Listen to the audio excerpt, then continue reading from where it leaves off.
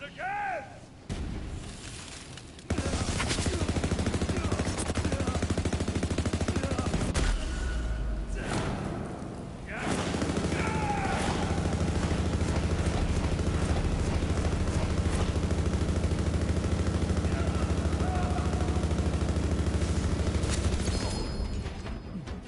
Thank you, guide. My armor opens its doors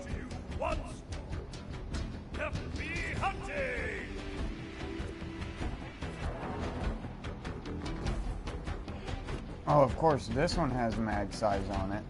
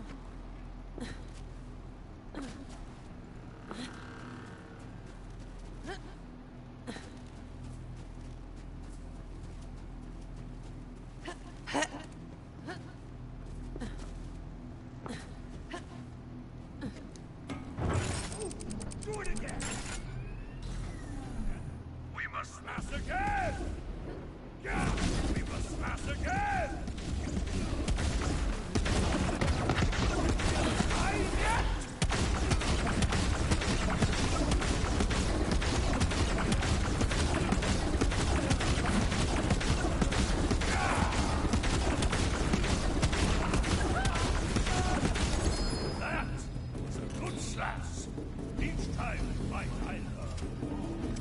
You clearly doesn't help yourself to my arm. For, as you recall, we are friends.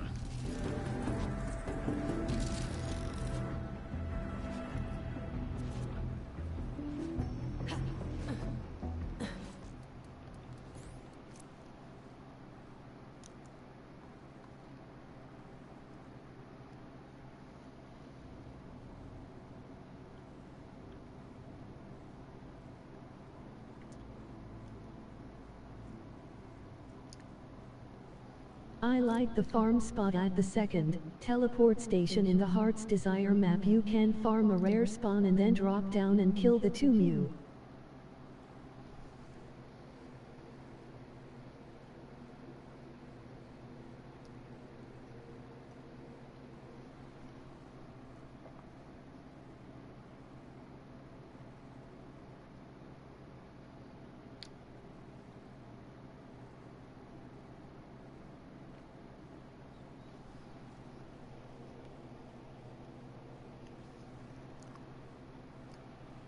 For class mods?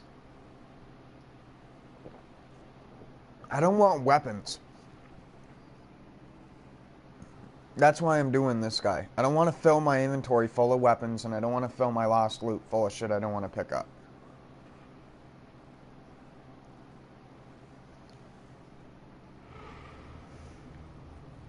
I don't care if this takes 15, 20 seconds longer. It's faster for me to kill Ista.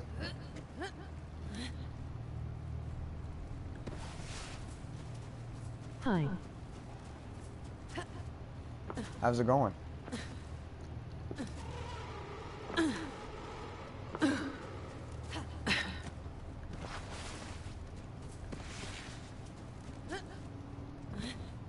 We slash!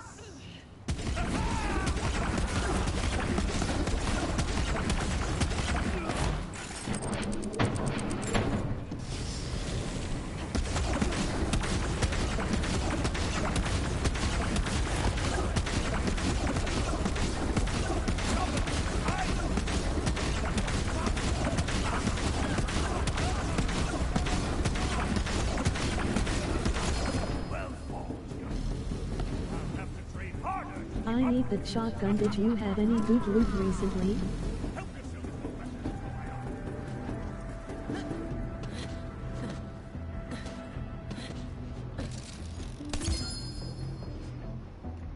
Alchemist.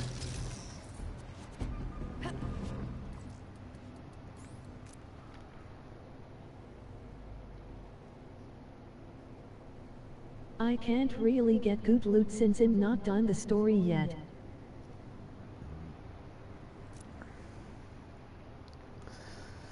Then do the story.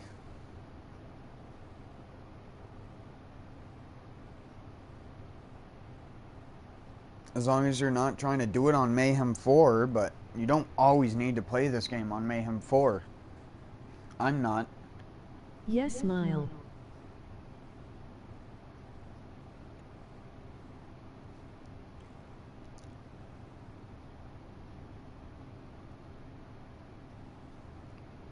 A lot of it you can just run by and go straight to the boss.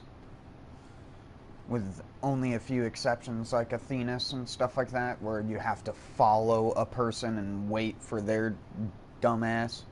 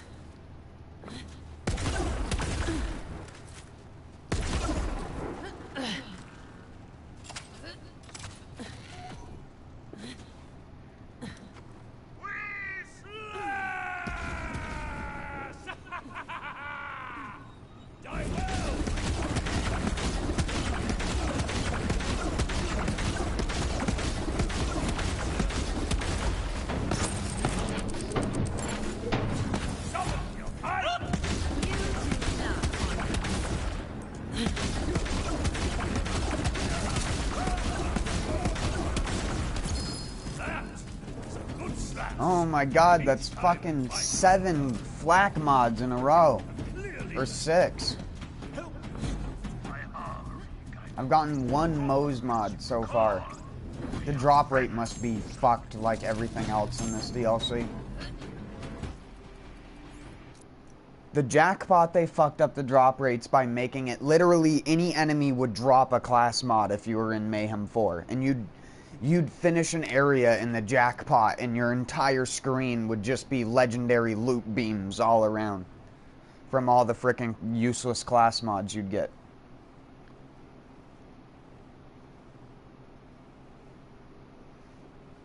It's not that the class mods are bad. It's that it's a 1 in 100 if the class mod actually has good stats on it or not.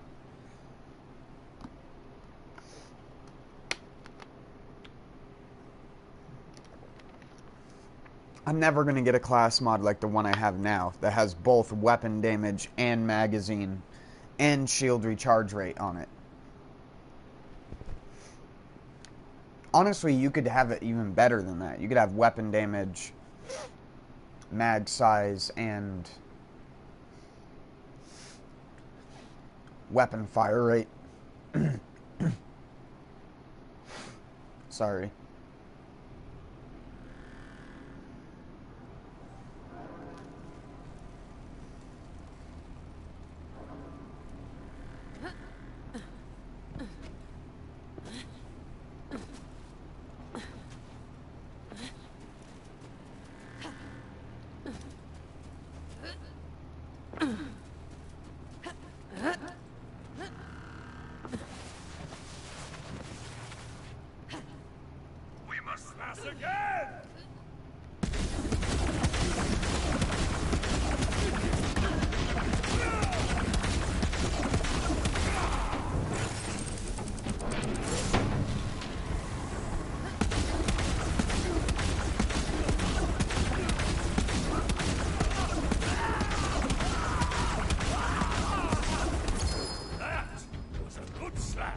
Another flak mod.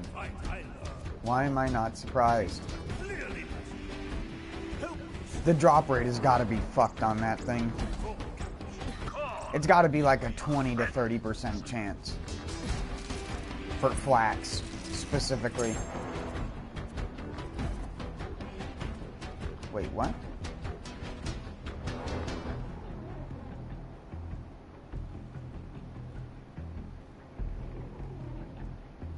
I've never seen that before. Has Vampire and Some for the Road on it? What the hell?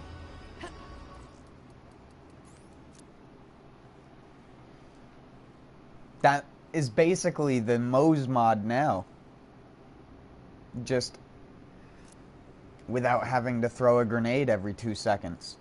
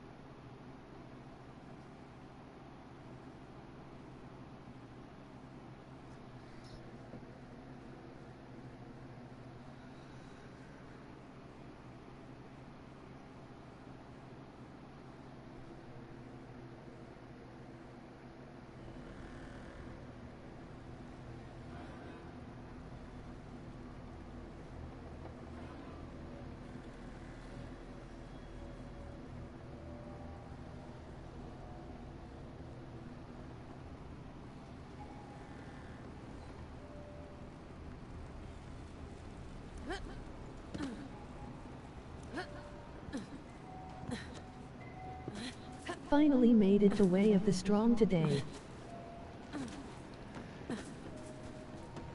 In Neo 2?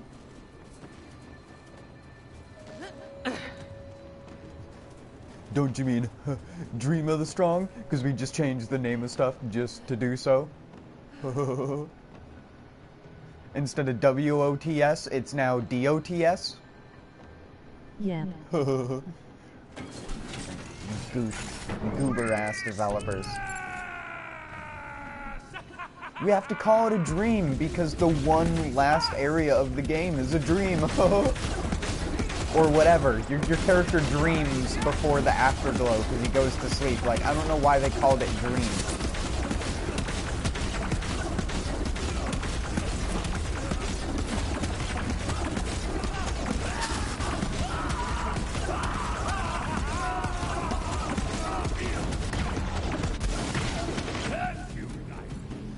My armor opens its doors to you once. Happy hunting!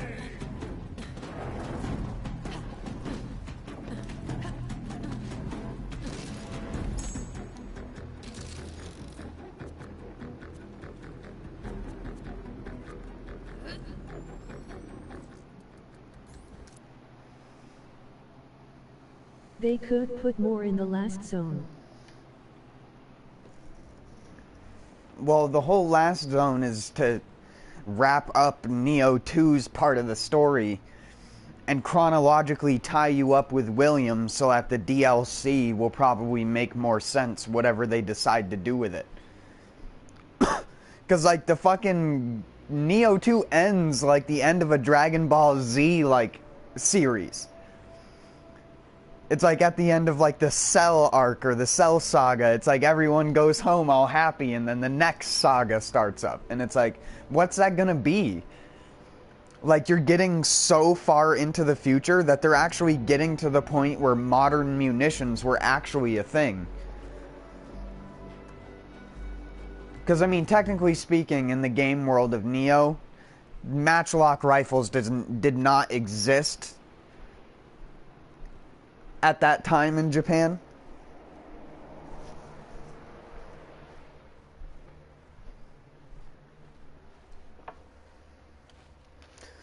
They were using more of a hand cannon style thing.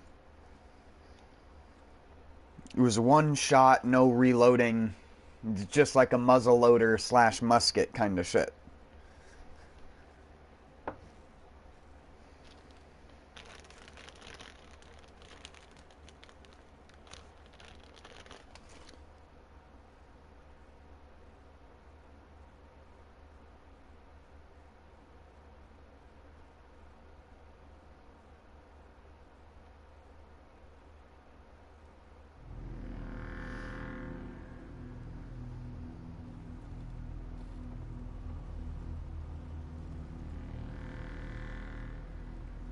But, I mean, they are telling a bullshit story anyways. Not that parts of the story didn't actually happen in real life. It's more so that the story of your character and their existence is bullshit. Your character that you play as is basically one of the gods by the end of the game. That's why your character has to go into that slumber for that so many years. Because you were sealing Otakimaru's soul. But then you beat Otakimaru internally with whatever spirit nonsense that they're going on. Technically, your character possesses the power of a god at the end of the game in Neo 2.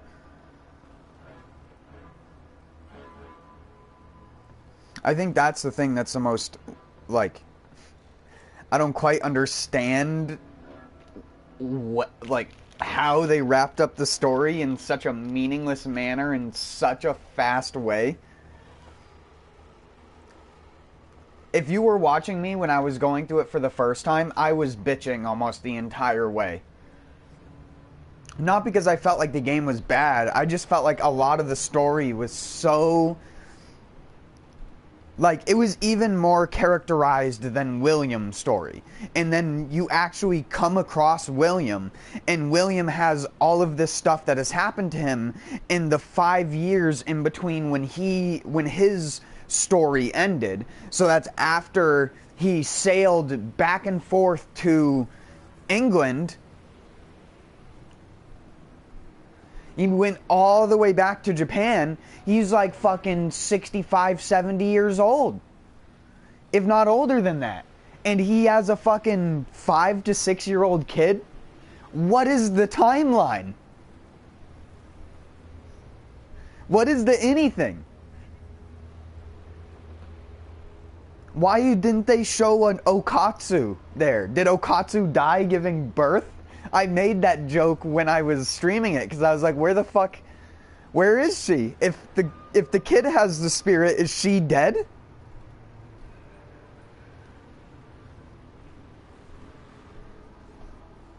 What happened to old Hanzo? Old Hanzo is alive in one region. Your character goes to sleep, and then he apparently goes to the Iga place, gets killed, and then the yokai form of his spirit, William, comes across when William goes to the Iga castle to try and get, I can't even remember what the purpose... I can't remember even the reason why William goes to the Iga castle in the first place. I think it was because it was a shortcut through a specific area that they were trying to go through in terms of the actual game world environment of Japan. This area was supposedly a shortcut that Hanzo knew. And his dad, original Hanzo that you meet in Neo 2, dies in between a span of 10 to 15 years.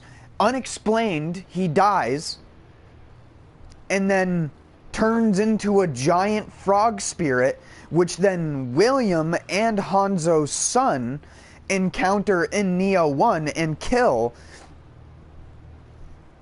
all while your character, Hideyoshi, is ducked down, stuck in the statue, because your character released the spirit of the nine-tailed fox that you fight in Neo 1. Because it was one of the 3 great yokai that were trapped in that thing. One of them is Otakimaru, the other one being the giant Shuden Doji, or however you're supposed to pronounce his name. And then there's, the nine-tailed fox. I can't remember what its actual spirit name is. It has, like most things, it has a Japanese name, but the English version, they just call it the nine-tailed fox.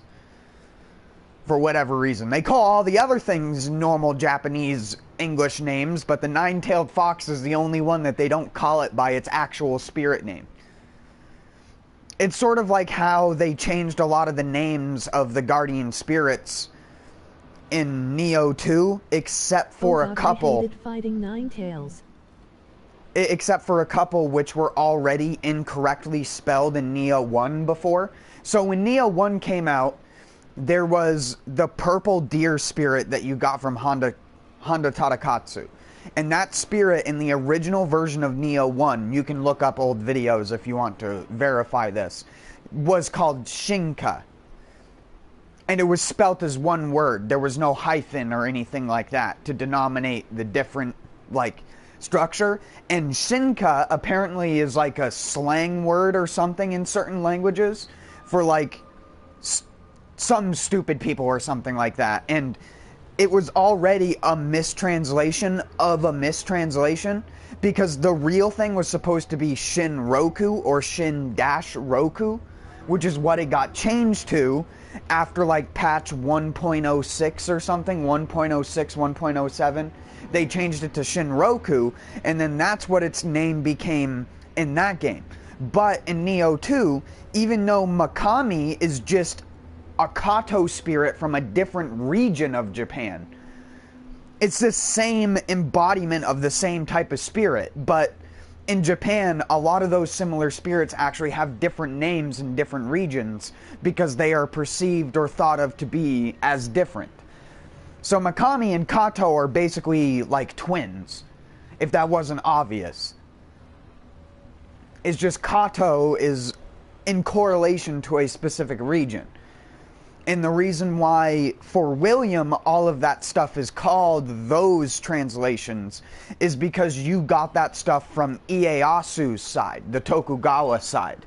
which has the Kato in it. That's where you get in the game, the flying Kato stuff is representative of the actual Kato type spirit, I guess you would say. But it's also depending on the context that you use it, like most Japanese language.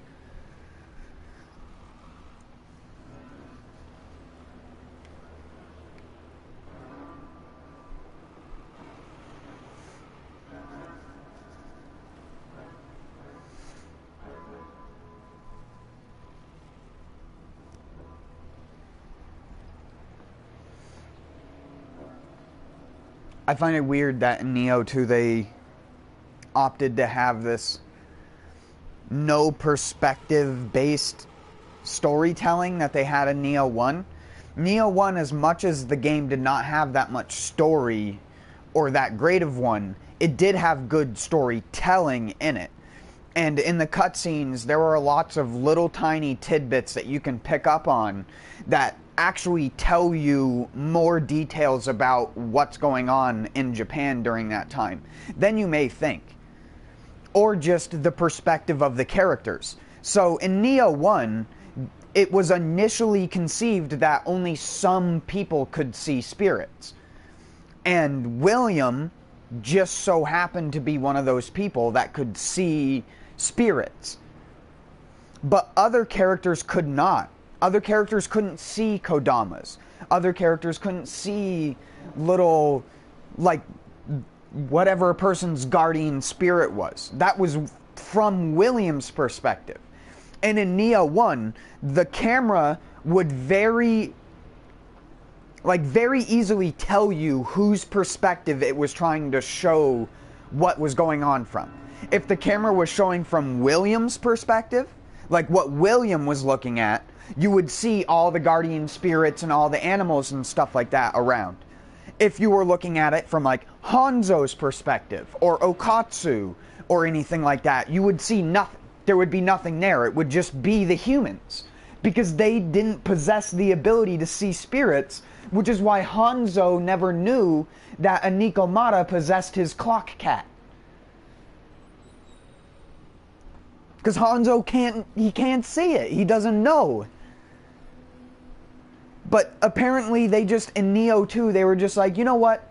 Throw that concept out the window. It doesn't fucking matter. And that, like, fucking irked the shit out of me, dude.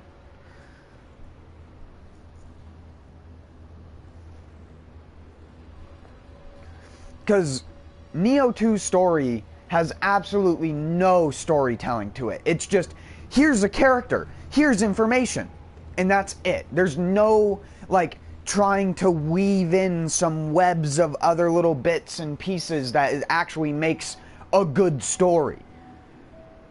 Outside of it just having good cutscenes or notable characters or likable and funny moments or something like that. No, it's just purely better storytelling.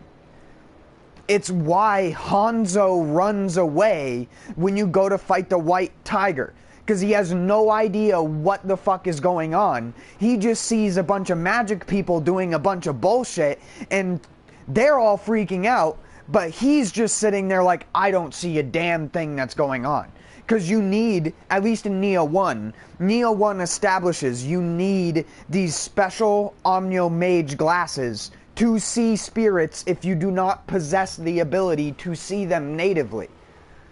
That is why Master Tenkai wears his little tiny set of nose glasses. This is why Fuku has a little tiny set of nose glasses. Almost all of the Omnio Mages in the first game wear glasses, because it is required in order to see the spirits if you cannot see them already. And there's even a cutscene at the end of the game for one of the last missions where it shows Okatsu looking through a little glass thing, which allows her to see the spirit stones on the castle. And the game very, like, adamantly describes the fact and shows the fact that not all characters can see that shit. And you need special tools and knowledge to do so if you do not possess the ability. In Neo 2, everyone can see spirits and everyone can interact with everything. It doesn't make any fucking sense. There's no, oh, only the strong people can see this stuff. So it makes sense why a human enemy would fight alongside a yokai. In Nioh 2, there are missions that you go into where the yokai are fighting humans that are just normal bog standard fucking humans, and it makes no sense why they are doing that. The people don't know that the yokai are there. It only affects the people who do.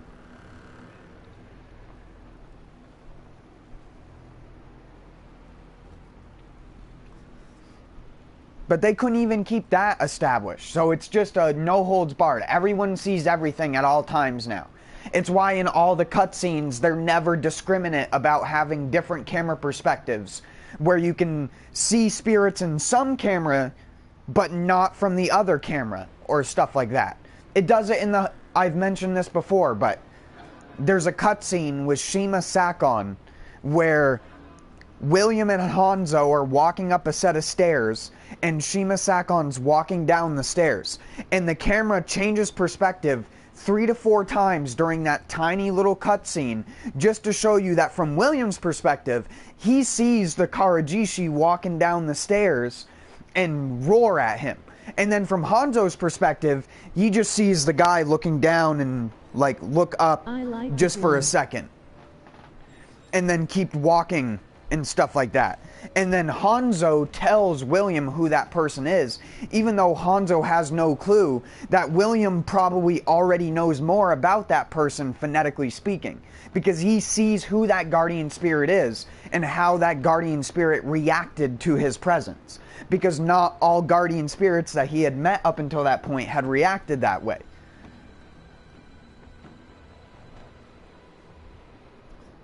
And there's a lot of different things in Nioh 1's, just again, in the shitty short cutscenes that you see in Nioh 1, people don't give enough credit to how much tiny little detail goes into explaining that element of the story, only for them to say, fuck it, it doesn't matter.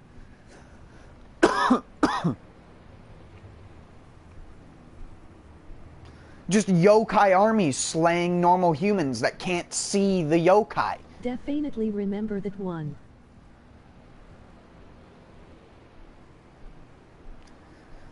There's so many different cutscenes where it does that. There's the cutscene with the fake Ieyasu, where Hanzo and William are sitting in the room, and William's like, this man has absolutely no power. Because he's watching the Kodama wave the little stick underneath his nose and stuff like that, and it's like fucking with him, and he's not acting like it doesn't exist there. And William, from William's perspective, you get to see the little chirpy bird that's on the one guy's spirit, and then you see the Mizuchi that's on the other guy's shoulder, or whatever it is. It's like a bird and then a water dragon. And the Ieyasu doesn't have a guardian spirit, the fake one. And William picks up on that immediately and goes, this man has absolutely no power. And Hanzo's like, shush, don't say that. And then the two other guys that are sitting in the room are like, what? How is this man going to talk about Ieyasu that way? And blah. And they get all mad at William for calling out the fact that the guy is bullshit. Because he knows. He can see the spirits. Hanzo and the other dipshits can't, so they have no idea what William is seeing. That's the whole fucking point of the story in Nioh 1. It's so stupid how that was all thrown out the fucking window. It really is. It's just like in Borderlands 3, where they threw out all the fucking Borderlands 2 lore except for a couple little tidbits.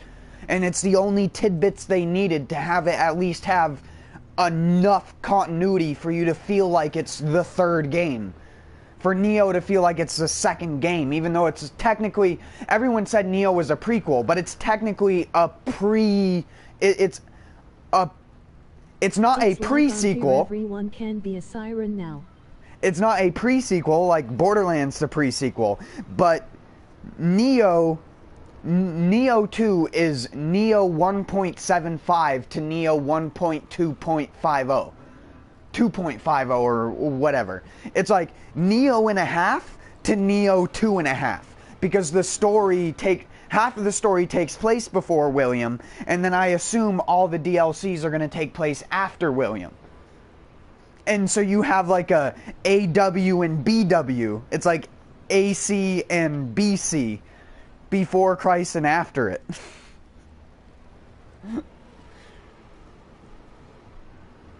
Except it's before William.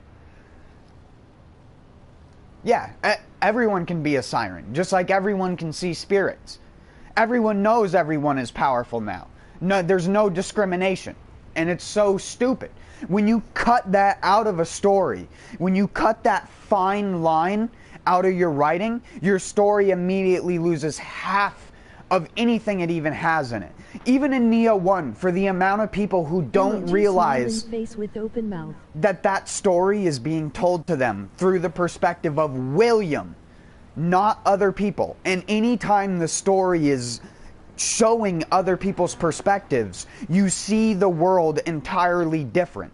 And that is good storytelling, as much as the story itself, like I said, is not that great. But the way that they tell it is great in Neo 1. The small amount of story it has, you can get invested in those characters. And that is at least the smallest amount of, like, for someone like me who's nitpicky about details, I can remember stuff about Neo's cutscenes because as much as they are short, nice, with enough detail in them to be able to have enough information to assess what's going on. You don't get shit in Neo 2. Jack fucking shit. It's just two characters yelling Japanese at each other about spirit stones. The entire story is just Tokichiro and a bunch of dumb fucking spirit stones. Oh, here's the perspective of a guy who was once nice and jolly, and he's just a monkey jumping all over the place.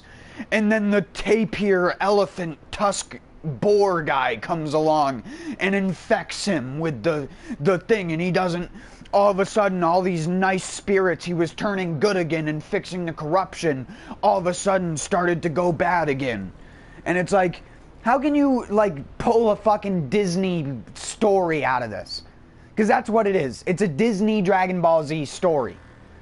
William gets the girl at the end of the day. It may not be his love life, but he gets the girl. And unlike in Neo 1, where Maria just fucking teleports away, of course, it does the Disney Borderlands thing, where she just sits there and, like, starstruck, like, all this Japanese stuff is happening around. What's going on? And then William just comes up behind her and grabs her, and it's like she's just gonna sit there and take it. It's just like, are you fucking for real? Like, really? That's the best you could do to tell a story.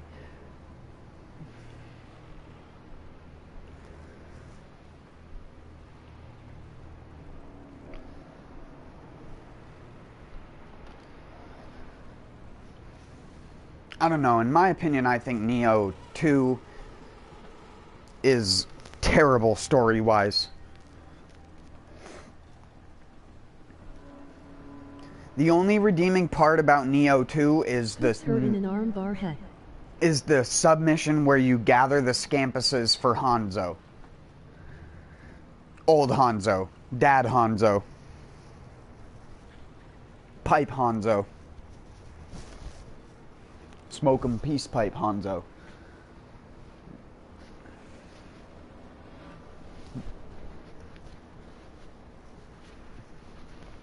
Useless set bonus Hanzo.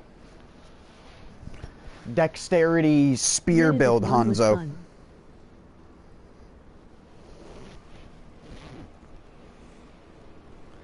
Even though spear doesn't have dexterity on it, even though it was a...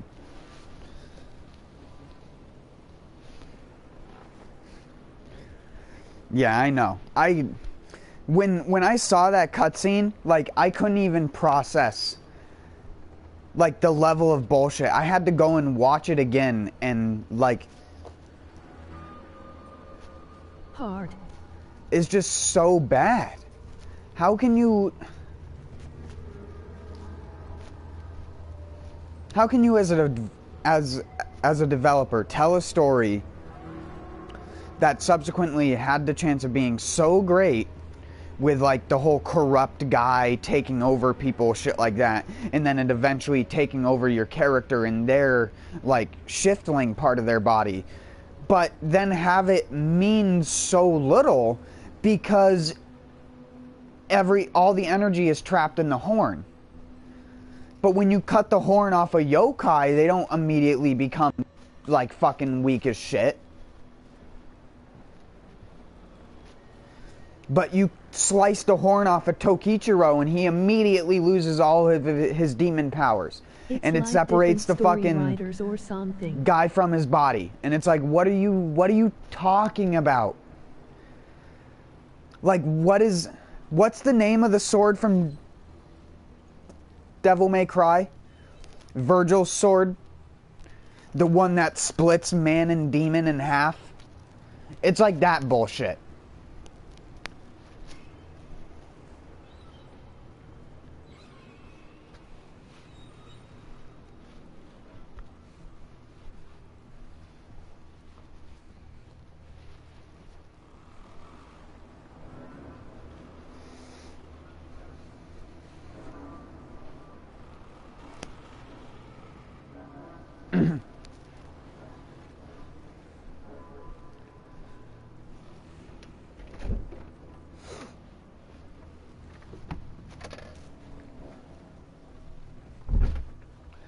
I don't know, I appreciate the fact that they tried.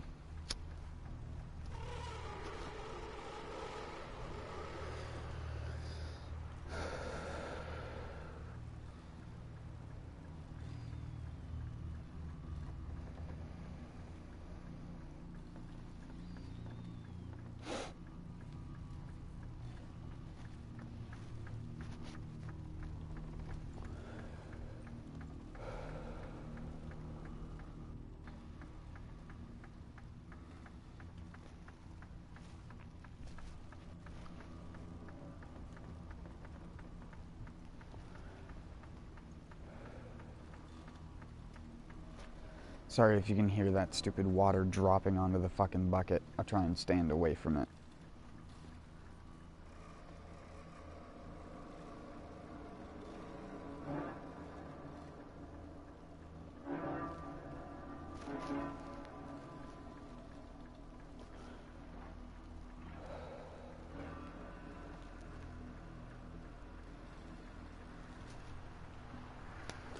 For me, mostly, I don't even care what the story is really going to turn out like anymore. I'm just wondering what the weapons and the new Abyss is going to be like. Are they going to increase the amount that special effects have on gear for higher level gear? And if not, does that mean that they are going to render certain old builds impossible to get unless you have very stupid means of obtaining them?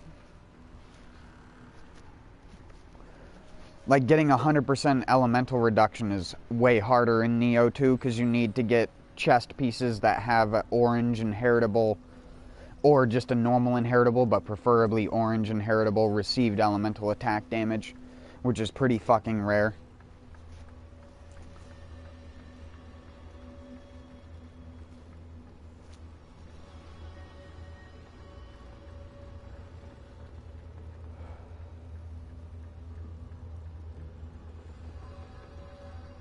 Honestly didn't pay too much attention to the story till latter missions. Now your only way to do it is via guarding.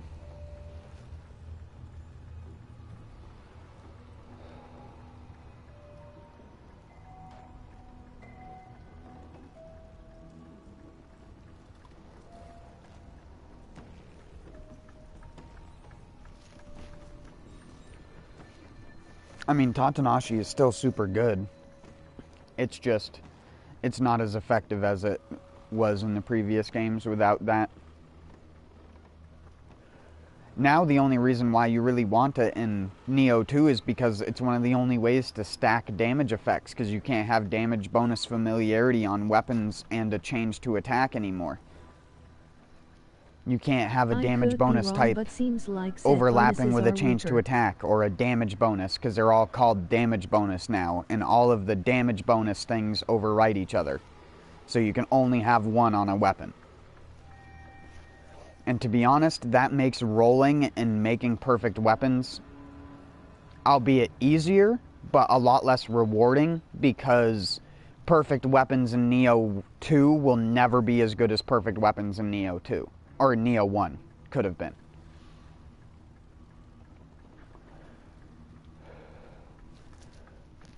Neo 1 weapons, like the ones I had late game, where it's like 30% sign of the cross damage, 20% skill damage, change to attack, stamina, or body, A or double A. I can't remember what my dual swords had on it.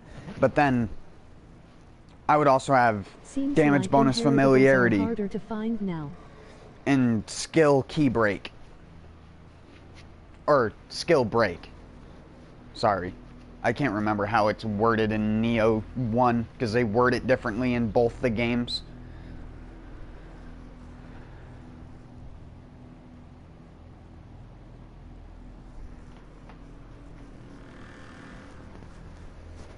Good inheritables, yeah, but that's mostly just because people who are Revenant trading do it for one person, and then that greedy person just farms them and doesn't add to the Revenant pool. Like with me on my stream, most of the time when I would come across a guy who was clearly Revenant trading and was dropping something good, if I got whatever they had to drop, I'd put it on, make my character nude, and just put on like 2 things plus that weapon, and just have that weapon and kill myself. I remember your guy on one, he was pretty invincible. Wait, you came across my Revenant?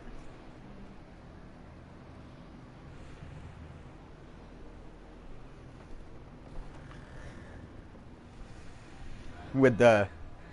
because it will show the giant red...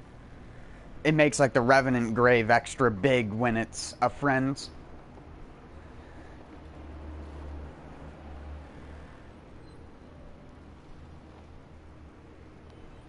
Oh no, just your build was solid.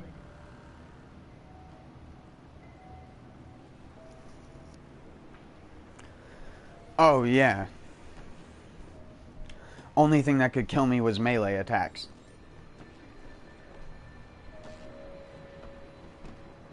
Neo 2 can't do that easily though. Sadly. Hopefully when DLC comes out, the stuff has higher percentages and it gets closer and closer to being possible with perfect stuff rolled. But I highly doubt that they'll do that. Because it's still possible in the game. It's not that it's impossible to do my build from the first game. It's just outlandishly much harder. So much harder to get. And it was already pretty hard to do in Neo 1. Because you couldn't re-roll accessories. But you can re-roll accessories in 2. But the amount that you get isn't what you get in Neo 1. So it doesn't add up to the same amount. Like currently, without having inheritables to put onto other gear with received elemental attack damage, the max you can get is around 78 to 80% if you have your titles and everything maxed out as well. But it's so hard to get the crushers currently because a lot of the bosses do tiny chip elemental damage, and any tiny little bit of elemental damage you take counts as taking damage. So Protection Talisman doesn't stop elements anymore. Daionjin Saki is not even remotely worth it, and it doesn't stop or help add anything to it.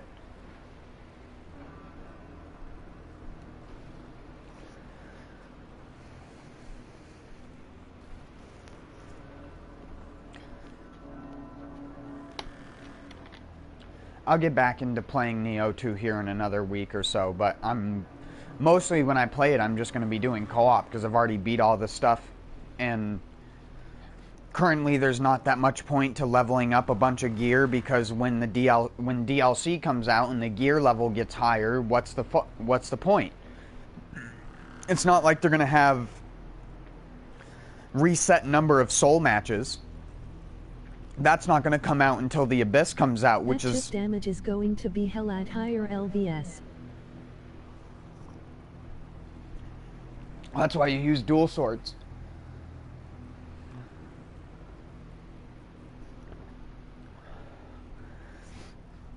Use dual swords with the stacking defense buff. That shit is so good. It's still one of the best builds that you can do in the game, is just dual swords, health regen, life leech, and all that shit. And it doesn't matter what an enemy does to you. They're not gonna kill you. They're not. Unless you get knocked out of key, discorded, reduced key regeneration and shit, you're not gonna die. Well, dual swords is meta because of its moveset, but also just because its mystic art is one of the best. Stacking defense on consecutive hits. On a weapon that stacks consecutive hits very easily.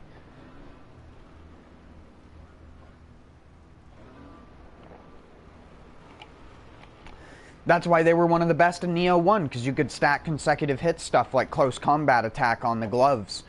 And you would combine that with frickin' Flying Sword Talisman with your on-hit effects, and you could get like the maximum effect from that effect in like less than a second of combat. I believe it was like 10 hits or 15 hits was the maximum amount you could build up. But now Flying Sword doesn't exist, and the only thing that exists that's similar to it is Fire Familiar, but Omnio Magic capacity is smaller than it used to be. It's 35 in this game versus the 40 it was in Neo 1.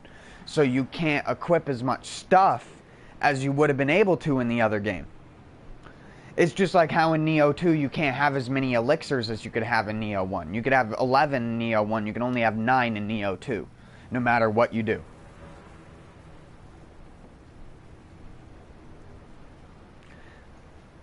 LOL, I seen a fisting build someone made that kills everything. Yeah, well, there's always been a build like that, because Talisman of the Fist is like 200 or something % increased fist damage.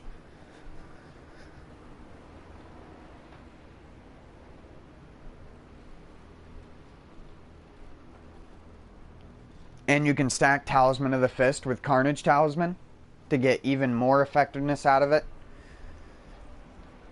You can well, Neo, there were a lot more bosses which were one-shot parryable with that. Hey. I've seen people do it to Tachibana like crazy. What's up? I need to use the bathroom real quick. Sorry, I'll be right back. It's so hard to get my weight down to green unless I craft the Yoki heavy set.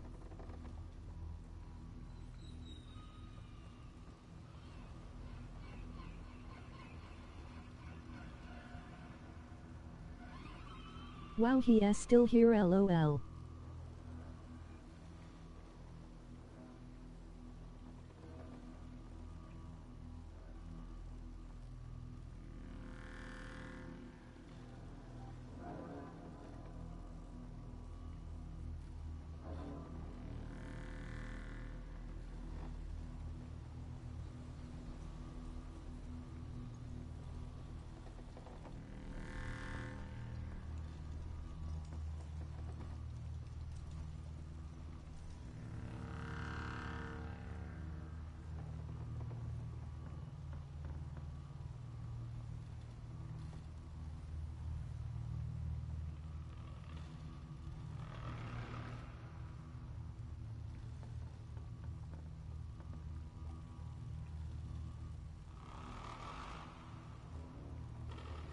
In at stand 6'5", and unless I make a crafted heavy set my at and see agility.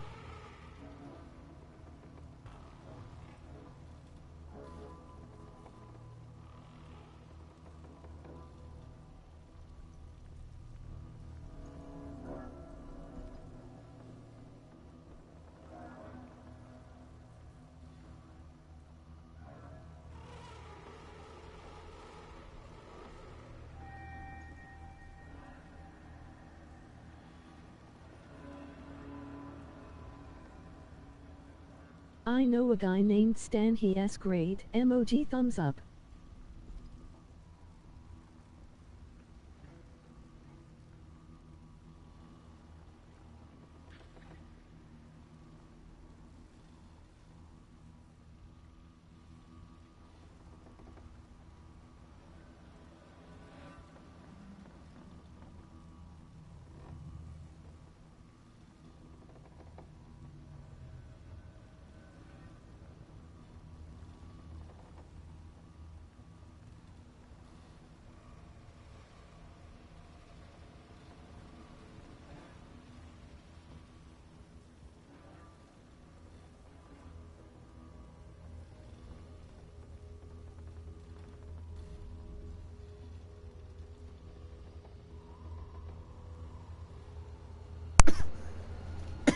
If you want to wear Tatanashi full set, you need 92 stamina and 20 strength. Or 99 stamina and 12 strength. But 12 strength is the bare minimum to wear Tatanashi. Either 12 or 13. So just go with 20 strength and 92. If you want to hit it right on the dot. If you want to hit it like 70.0, that's 92.20. But if you want to have a little bit of extra flexibility so you can remodel the gear to have more defense on it, then go with 99.20.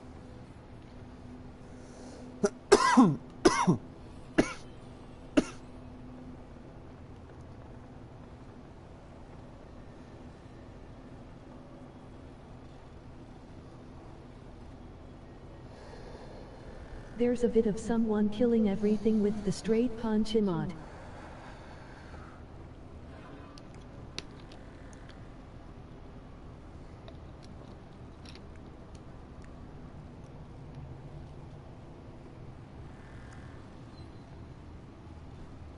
Yeah, because it scales with fist damage.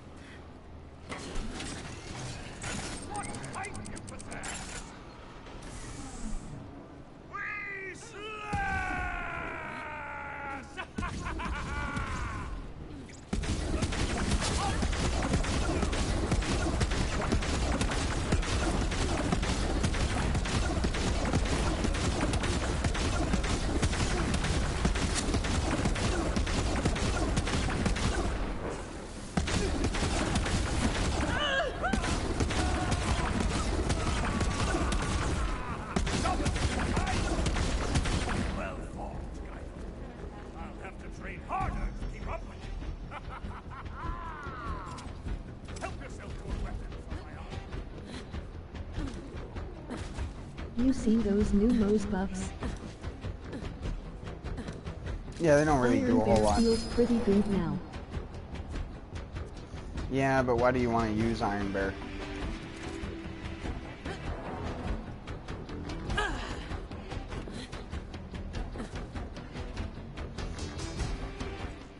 You can go full Iron Bear and do a lot though. And then when you don't, you have 0 gun damage skills. And are without your Iron Bear for a good 15 to 30 seconds, even with the cooldown reduction stuff. Of course.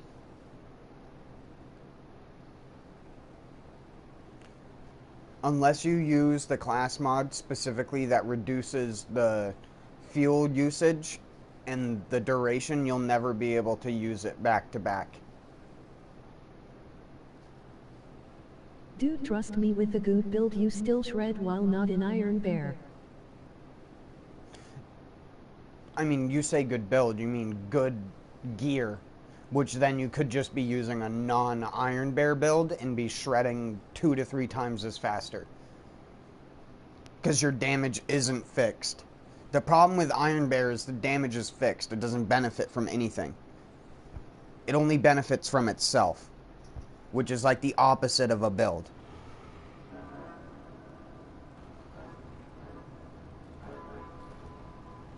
I'm fine with it being good, but it doesn't stop it from being like a very boring build. It's like playing Pet Wilhelm or Pet Jack in the pre-sequel. It's like, it's cool, it's great, but is it fun? I guess the only funner thing about Moze is you don't have to hear the fucking Jack line over and over That's again. true, but it is fun in my opinion. The whoa that he always does.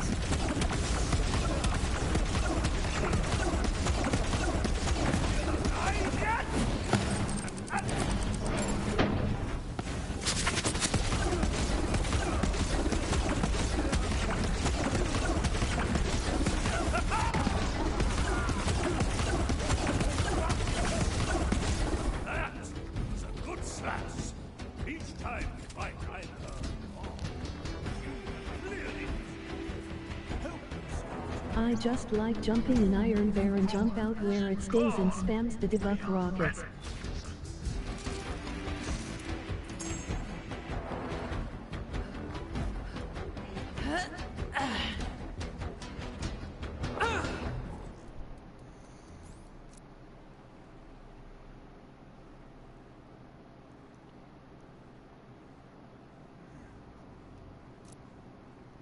Yeah, but then you have to go blue skill tree, and blue skill tree is filled with probably more useless skills than Aurelia in the pre-sequel.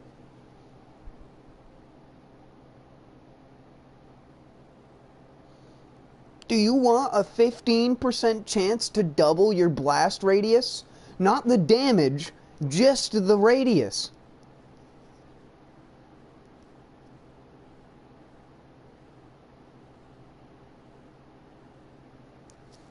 Honestly, her whole skill tree, I was talking about this the other day, needs a rework, because so many of the skills are just fucking boring.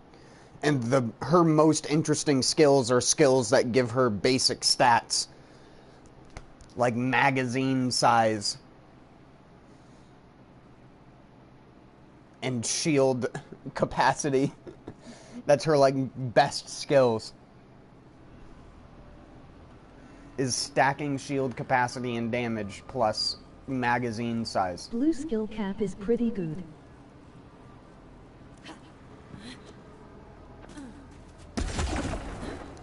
Yeah, but then you're sacrificing the red one. If you want to have infinite ammo anyways. It's the only reason to play Moze.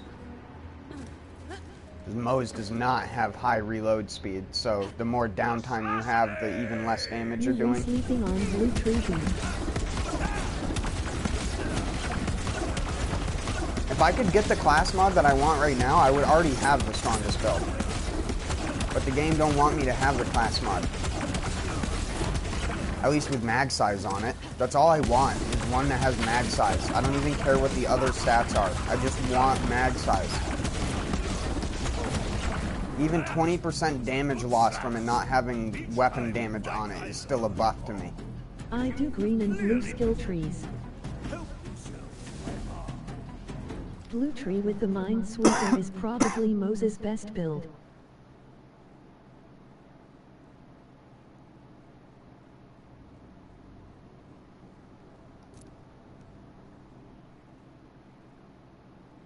A lot of people don't know how good Minesweeper Moze is. Probably because a lot of people fight bosses, and Minesweeper Moze is not a boss killer.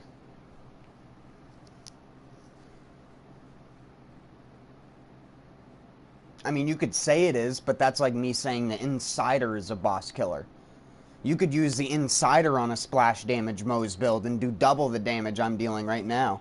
What they need to do is boost levels to 7-0 so people can make the builds they want, and none of this 3 levels every 2 months. No, they need to make more skills good. What?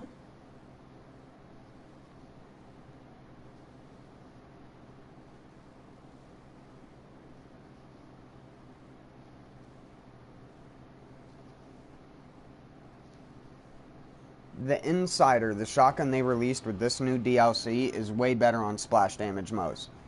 Way better. This shotgun right here, on splash damage Moze, is fucking insane.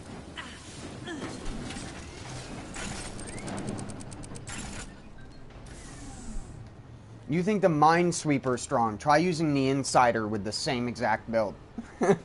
You'll have range and way more killing potential. But the grenades do stupid amounts of damage.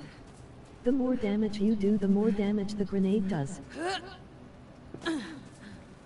You can only sustain grenades for so long ever since they nerfed the grenade skill. That's why I said it's great for mobbing, terrible for most bosses.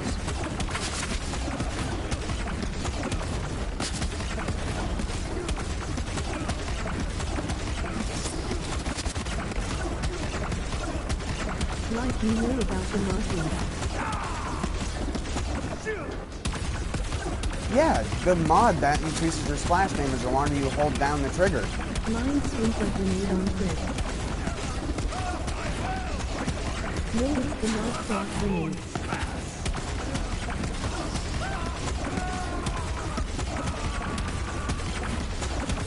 Yes, that was the mod I used No through... Dupidest Blast Master. Oh, blast... Wait, you're talking about the one that creates the mini grenade? The mini grenade one is shit. That one is dog shit. That one doesn't even work on most of the bosses. The best weapon for Moze, lol, just kidding. Dude, no, it is not lol. I literally, that was my first class mod, and I used it all the way up until 50, and the second I put a bloodletter on, I realized the mistake I was making all the way up until that point.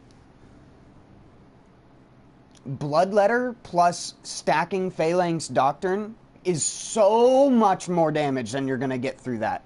So much. It's not even comparable. I regularly, when I'm mobbing, I get 120 to 150% damage. Again, it's garbage on bosses, but so is that. This build is just as good on bosses because I can just sit there with a Lyuda and just unload. I was killing Grave Ward in Mayhem 4 the other day with an annexed Lyuda in like a clip and a half. And that was with a bad Lyuda and no anoints on the Lyuda.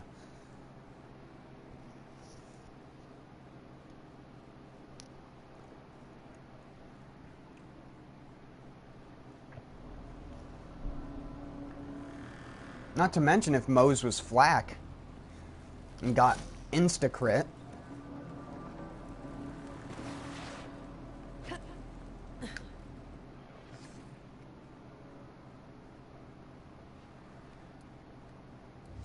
Sorry, but this right here, 16% gun damage per stack, vastly outweighs the micro grenades. There are a lot of enemies, the micro grenades, even with double blast radius, don't even hit. You can have varied builds that work, which is good thing. You can run a Minesweeper with Phalanx Doctrine and the damage but loss of fire rate, and it is godly. Having 3 more points in the Phalanx Doctrine is so much better. It's not better for this, what I'm doing right now.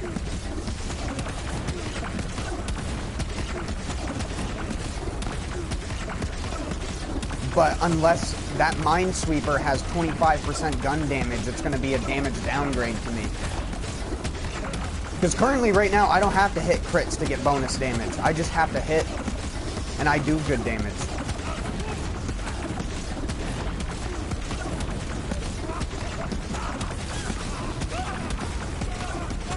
Again, imagine if you were doing this with a blast damage Moze. With the hold down the trigger increases your splash damage. It's going to deal at least 3 to 4 times the damage with whatever the Minesweeper is going to deal. That's what I thought you were talking about at first, and I even think the blast damage one... For them to be really good. I even think the continuous damage one is bad. I don't like the green monster, and I don't think the other one is good. Because in a lot of cases, sustaining fire is not a viable strategy. It's a viable strategy for mobbing. It's never a viable strategy for boss killing. Splash grenade and a weapon buff.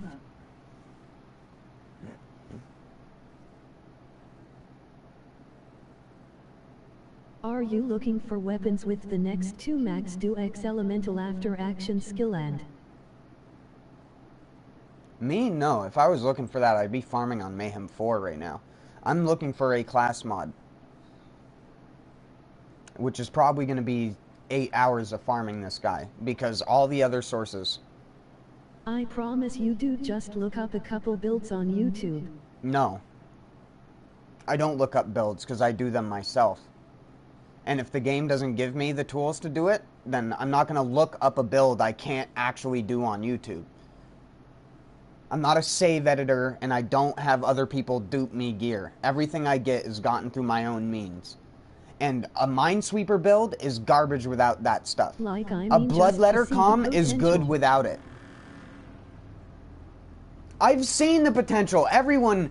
Moxie has all kinds of shitty fucking build videos where it shows off the potential of one weapon when you have it perfectly synergized with 4 other pieces of equipment that are perfect for it. That doesn't make it good. That only makes it good in that one specific instance where you have every fucking thing because you have 1,000 people feeding you equipment on a daily basis. That's not even comparable. Those people don't do what I'm doing right now because they don't fucking have to. I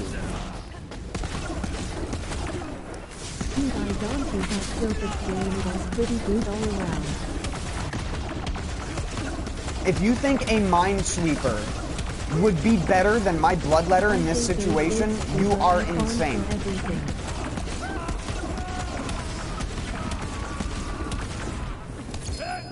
Where the fuck did...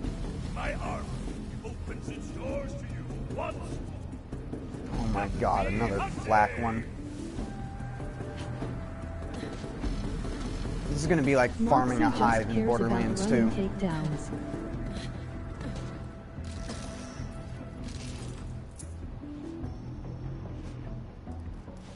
Moxie main sane LOL. Moxie plays all characters, just like all of those guys do.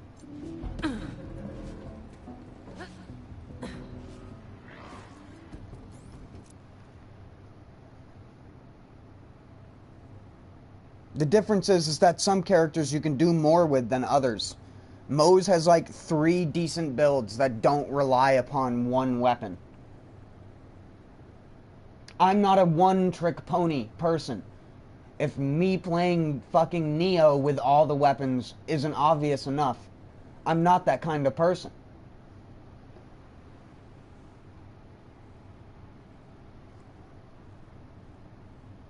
I don't have perfect gear either, but the thing I do have that is good is vastly better than putting on a Minesweeper for a 25% chance to drop a shitty micro grenade that does kinetic damage, which gets resisted by half of the stuff in the game because it's not flesh.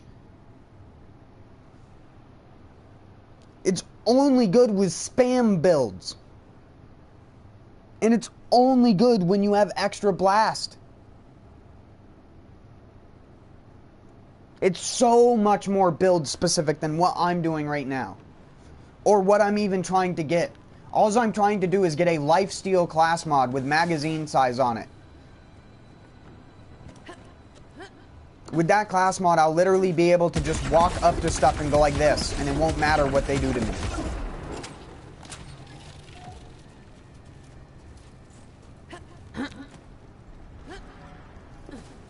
Infinitely better than having a chance to do extra damage, but no form of healing outside of chucking a grenade.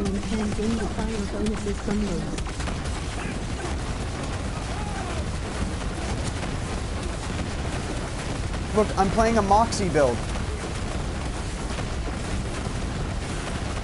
Like the micro grenade can crit.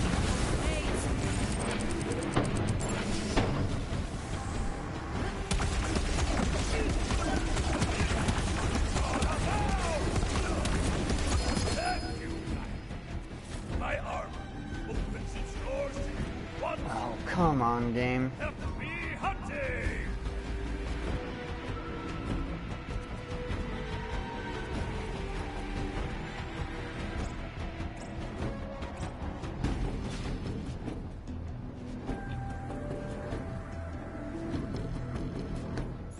Pistol damage, damage reduction. If only that top one was magazine size. Do I even...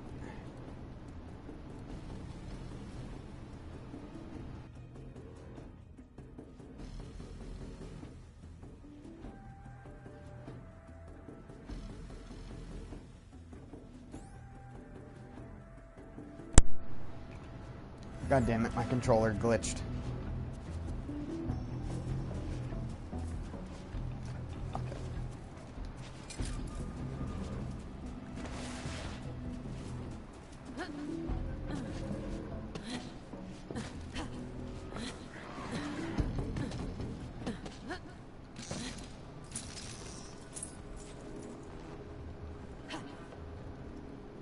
Look, you're telling this to a person who that was literally my first fucking type of build, was Minesweeper.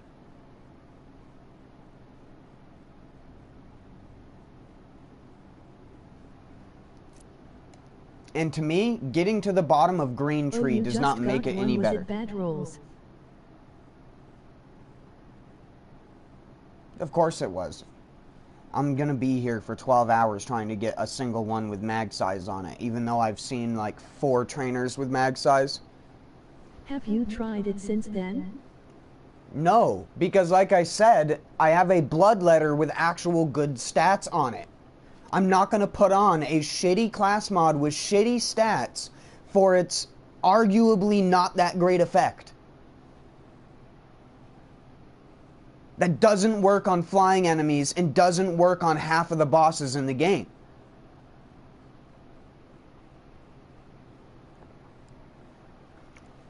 Fucking insane person.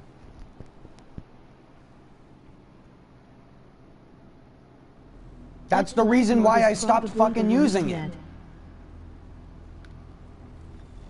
Just because it's not consistent on half of the shit in the game.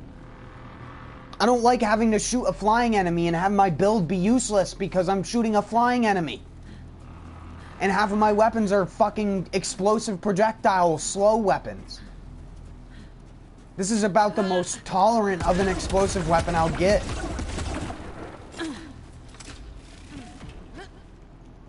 It's why I don't run an auto bear build. Because I don't care. I don't think the whole mech suit thing is very interesting, because your guns don't affect anything.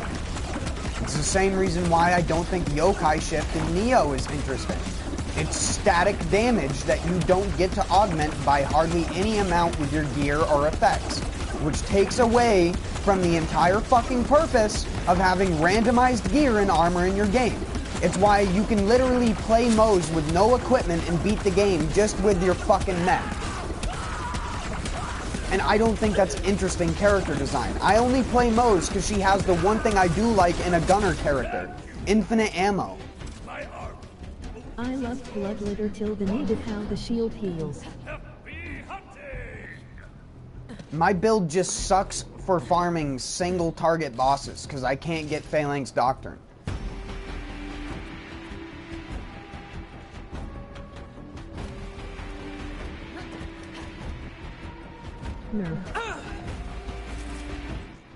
I can't do takedown with any of my builds currently because nothing I have is a healing build, and like I keep saying, I don't have shit to do that kind of build. And I don't like doing Vampire throwing grenades every 5 seconds while holding R2 hip firing.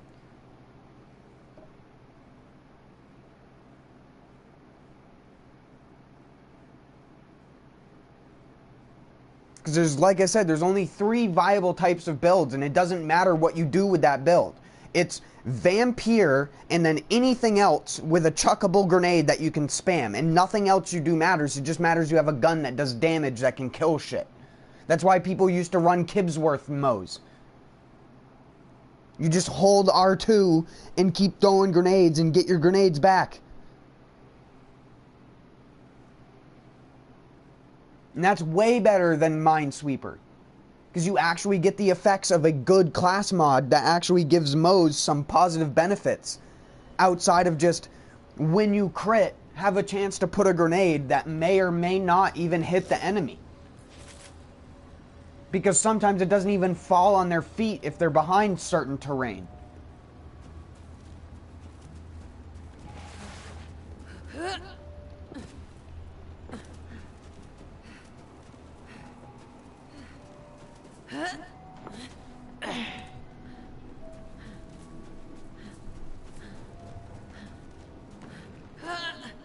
We must smash again!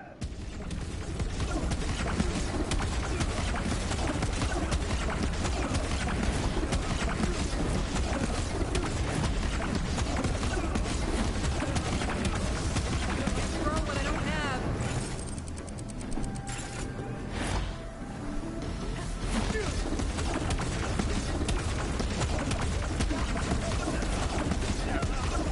I am just saying, dude, I run it in the takedown ISNT too bad.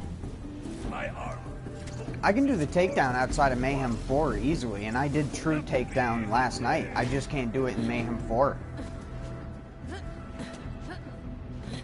And it's not even to do with the fact I can't kill Wotan, it's to do with the fact the sheer No projectile cloning spam tracker just needed. lags and overwhelms me.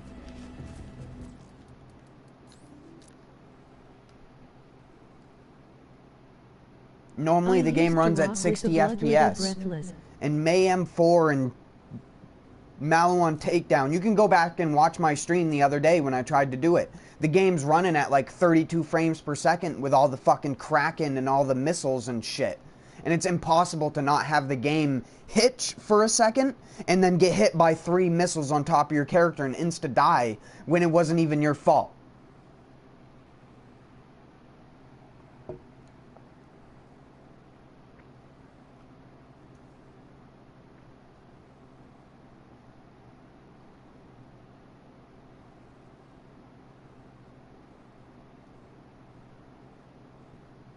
If you want to hit flying shit, you'll need a tracker.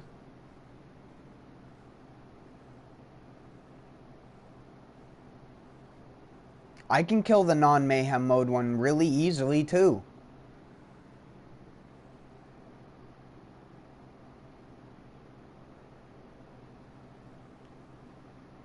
And the true takedown version. Like I said, I only struggle on Mayhem 4 because the game can't handle its own game.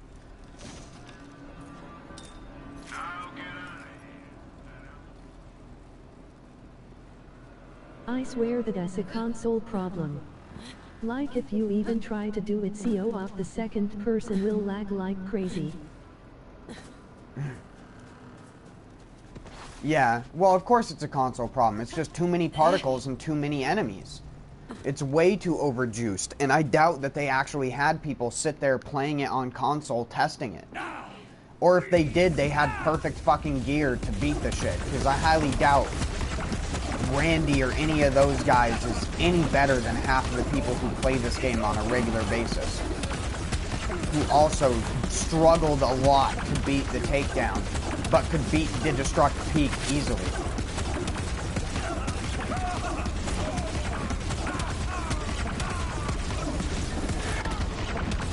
Because the takedown requires so much more perfect, specific garbage. Each time they Wow, I actually got the Zane mod.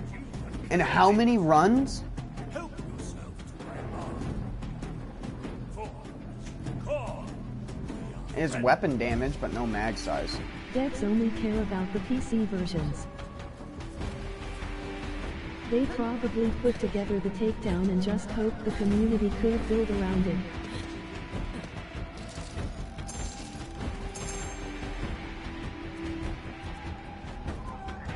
And by build, they mean save edit, because that's what half of the people did. It's what most people do.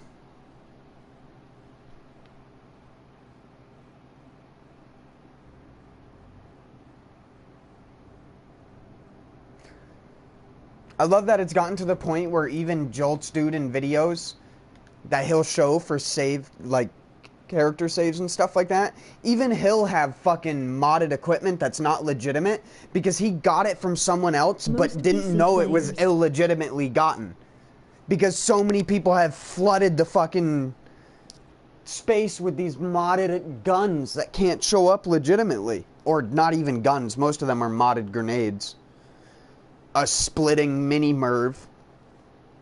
a Torg Atlas tracker mini-merv. Oh, here, let me just type in my own gear. Lol.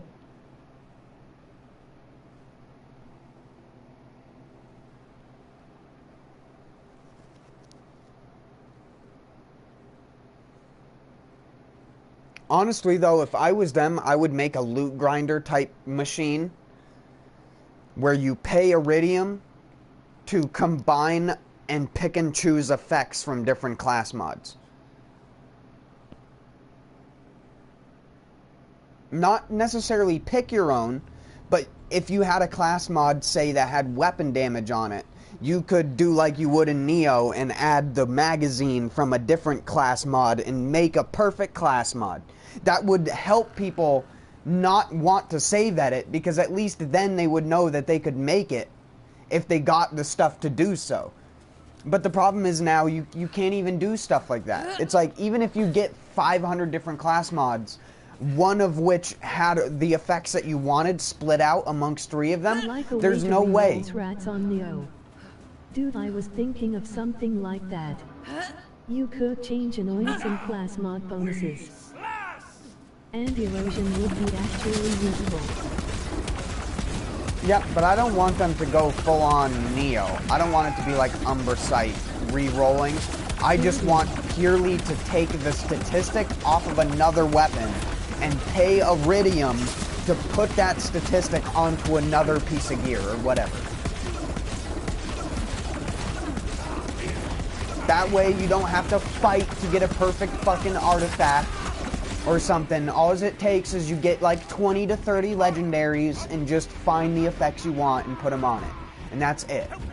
And then you can actually build the character that you want to build in a reasonable amount of time without having to do what I'm going to have to do to get a class mod that I want and farm for 12 to 24 hours of game time just to get one of a thing. And yes, I realize this isn't the most efficient farm, but anywhere else you go to farm for class mods in this DLC, you're also going to get a fuckload of weapons. At least this guy doesn't drop that much shit. So the most I ever have to worry about is just class mods. I don't want anything conflicting with my drops. Gets a lot of shit, but they were almost in the right direction with the grinder. Almost. That's still just RNG to RNG again.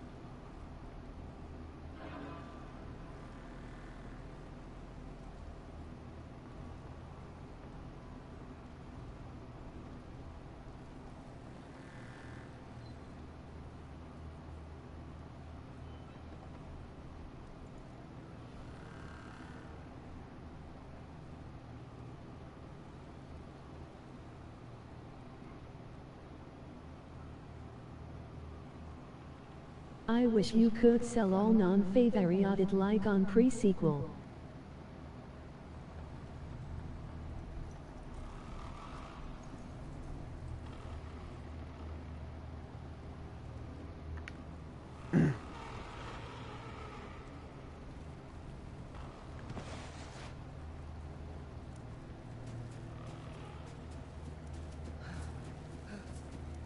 Yeah, that was way better than the whole mark something as trash. But what if I don't think it's trash, but I haven't seen it yet? Well then, remember what you're picking up off the ground, dipwad.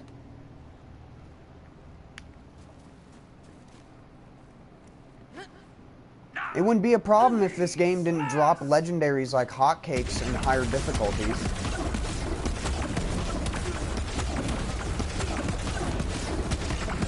It's like last night I was doing True Mallow on Takedown on just no mayhem or anything. I was just doing it normally. And it probably dropped like 25 to 30 legendaries in the entire run. And it was like, how am I ever going to have room for that in my backpack?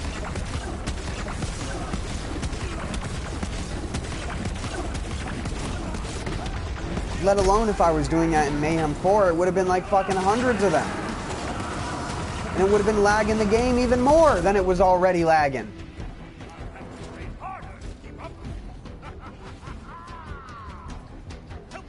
Like doing this, it runs at 60. It runs nice here. I go and do Takedown, it runs like dog shit though. That's why I just use the Lucky 7 and just cheese my way through it. Just fuck Especially it, dude. the bridge spot. Oh yeah, the bridge spot yesterday in true takedown mode, I think I hit like 20 frames a second at one point.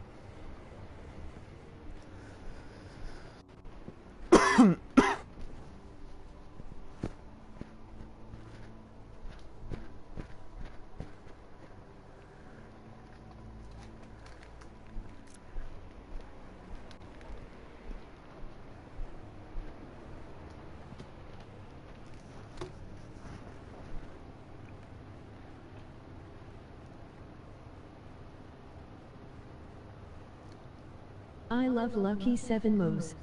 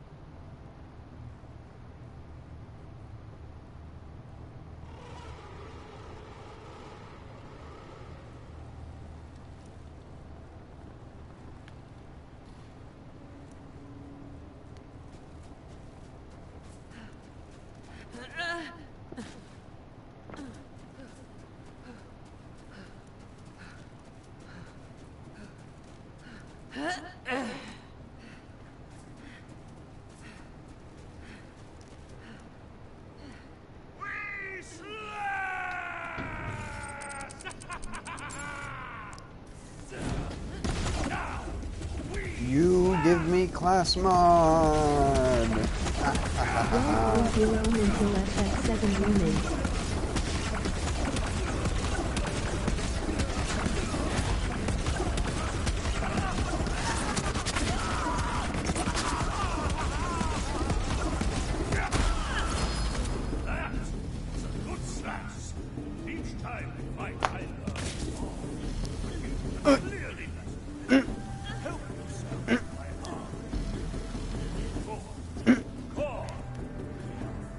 Heavy weapon damage.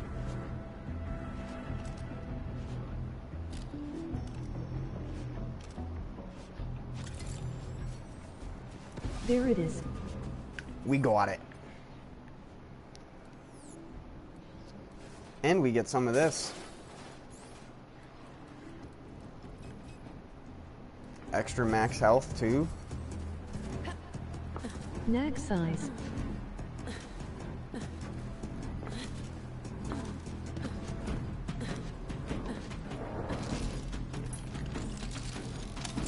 I wonder if I have an anointed... Alright, we need to go back to Sanctuary real quick.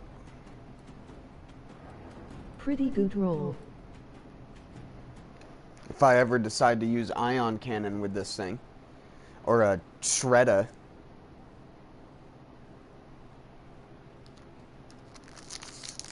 I wonder if I got an anointed Shredder, would it actually be able to kill bosses? With the 35% heavy weapon damage. Which just means any weapon that slows down your character when you have it equipped. Okay, Scourge damage.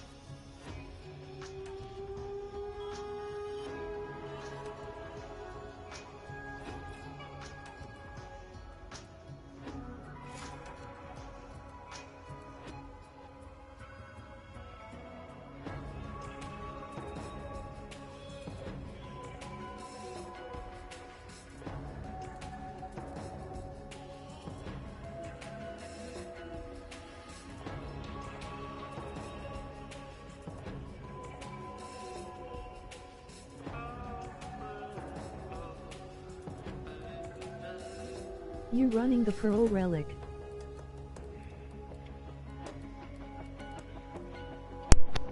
Yes.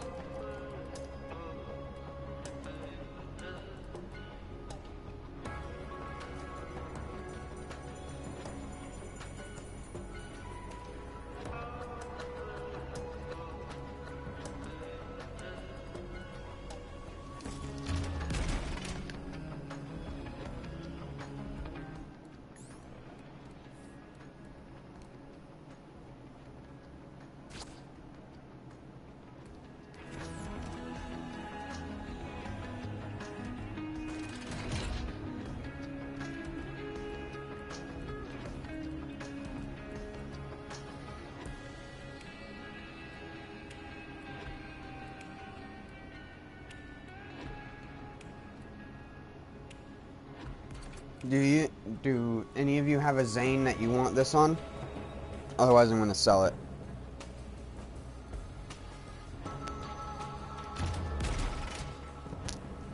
Or if you want that pistol damage sapper. I don't know about a foul, but Bailick's got specs for mad parts.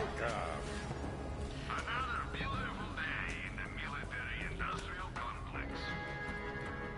In the military-industrial complex. Nah, I don't run Zane.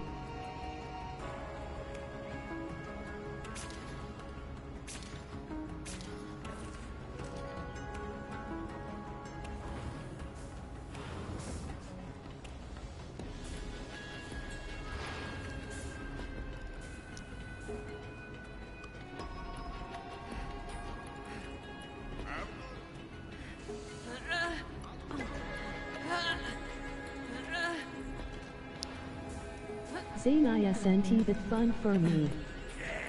Yes. Just as Maurice intended. Just Moze and Amara. Engine purring. All me.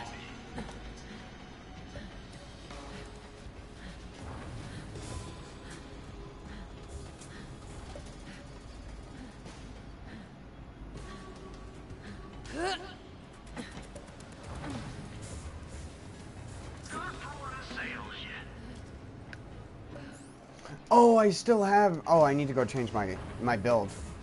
I was like, why am I not healing? Like, why is my health? I still have the fucking Thid Red line.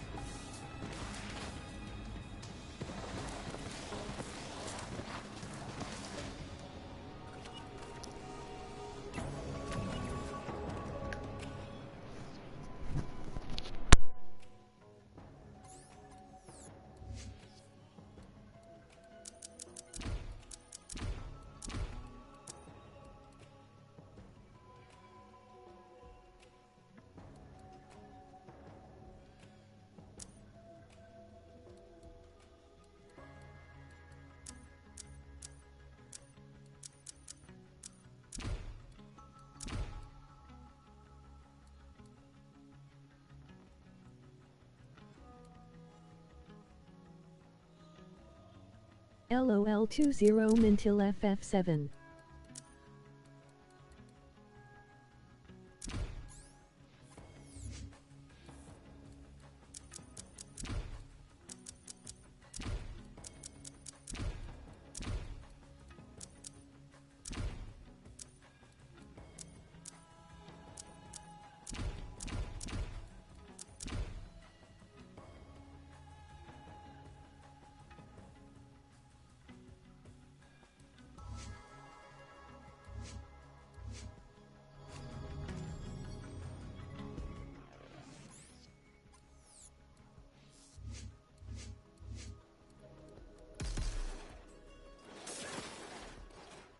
Solid build.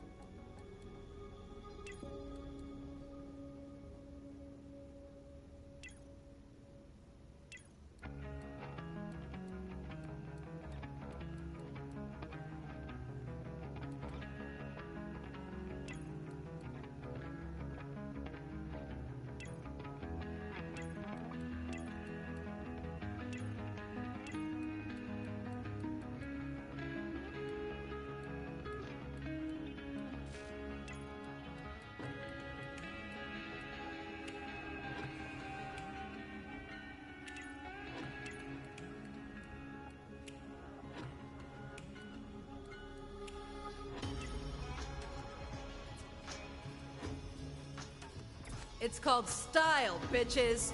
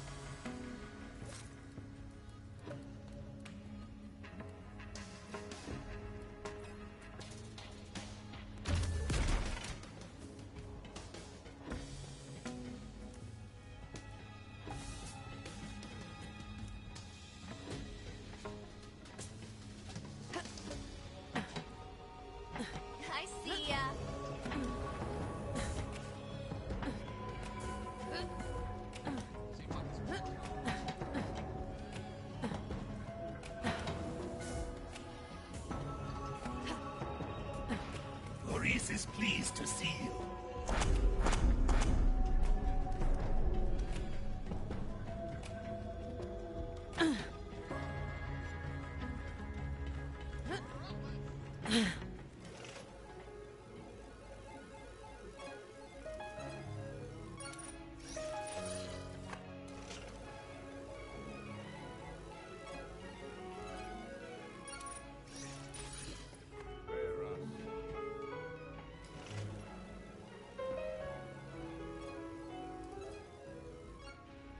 Come again.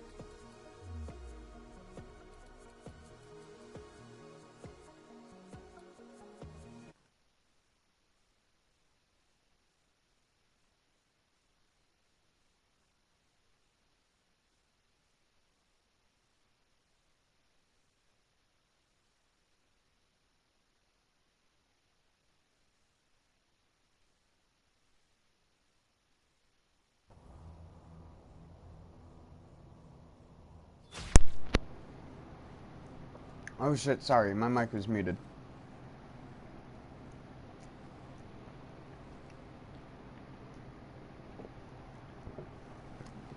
It's like Salvador. I'll get out of here. At first I thought it was gonna be bad. But then I was like, it's healing health through shield, which is weird in this game. I don't know why it is weird. You don't heal for the true amount when you're healing through your shield.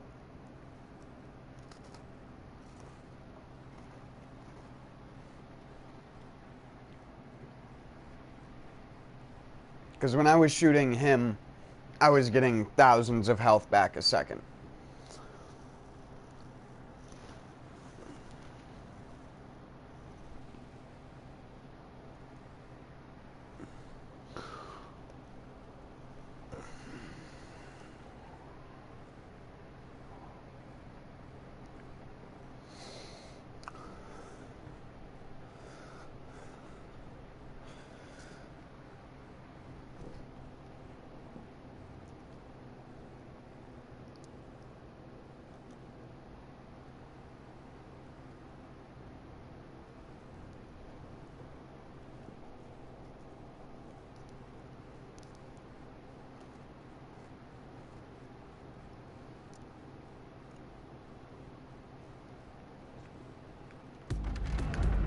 Oh wait, I didn't put...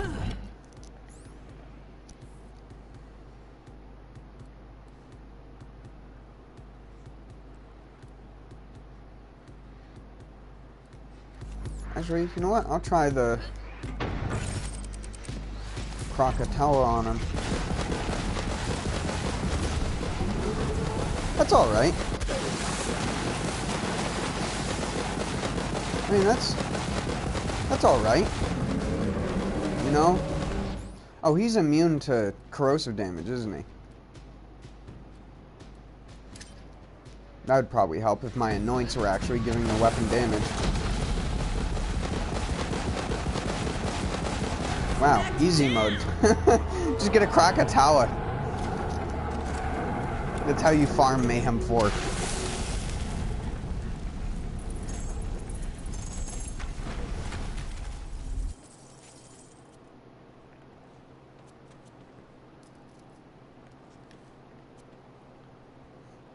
Didn't they buff this?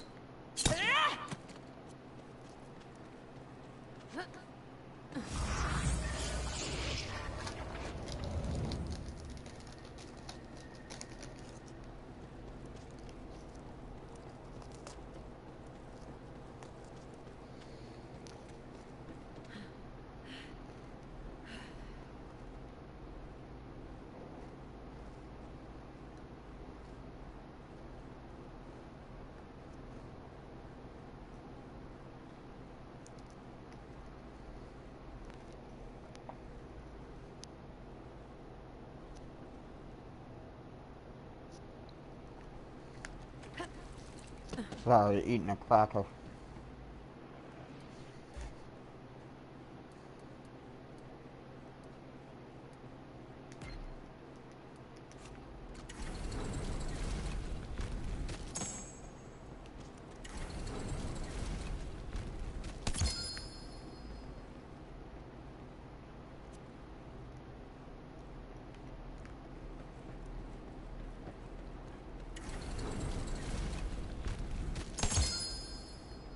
Devil's Foursome?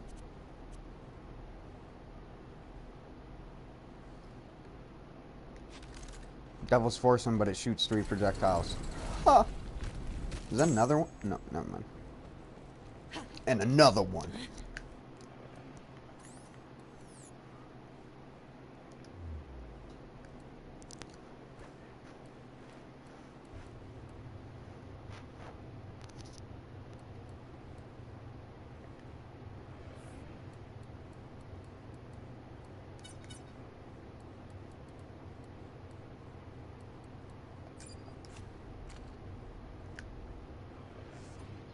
Tarantella.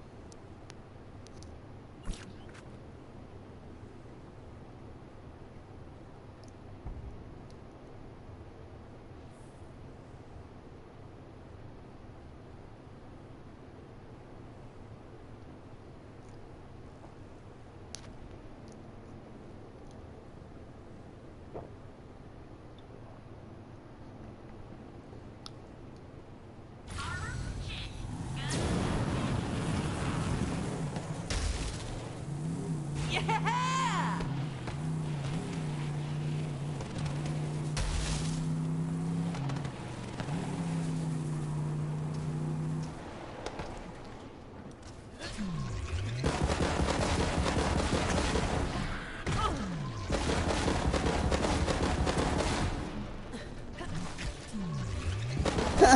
The vehicle goes off the ground.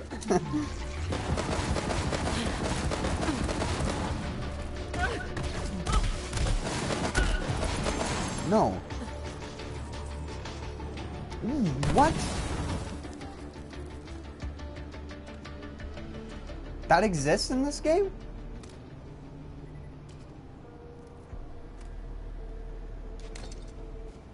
Does it?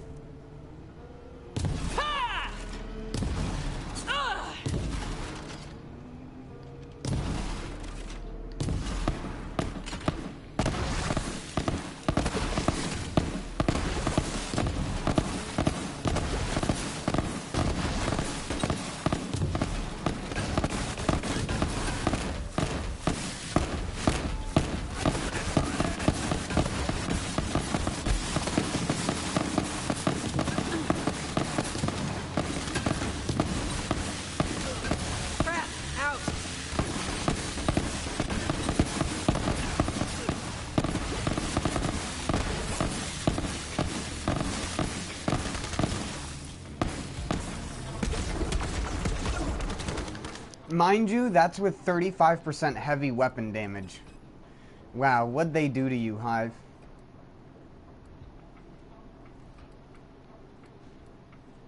I was excited for a second. But I should have figured. Just like all the other weapons in Borderlands 3, that's one they haven't buffed or updated yet, and probably won't.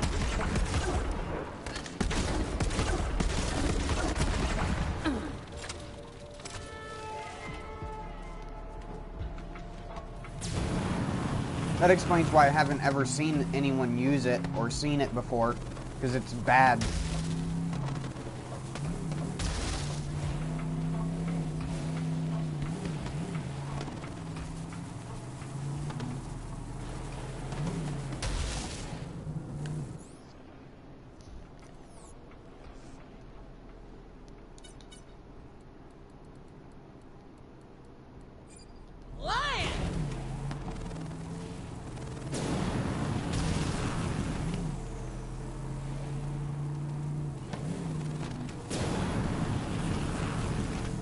Oh, there's a quest down there.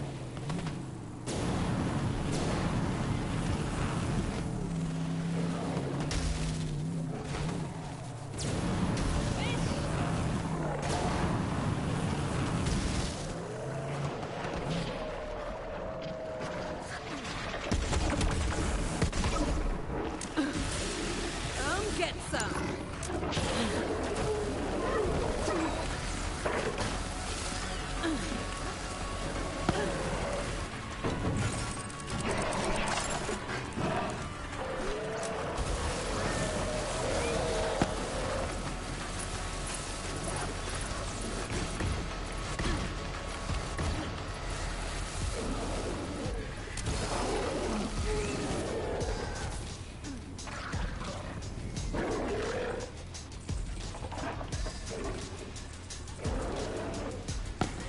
Ruby's Wrath.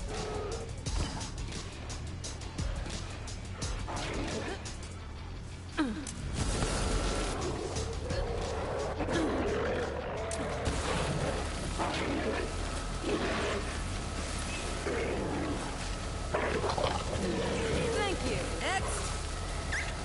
Just feeding the birds. No, I'm killing them. I'm killing the birds. Do birds exist on Pandora, or are they just rats? Are rats birds? Who knows?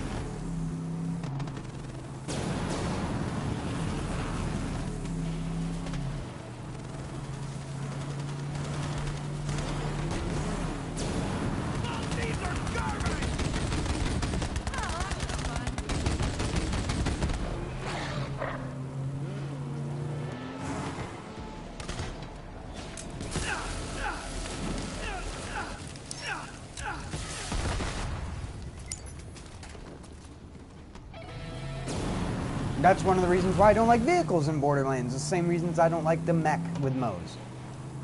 Vehicles do static garbage damage. At least the mech does a little bit more than static garbage damage, but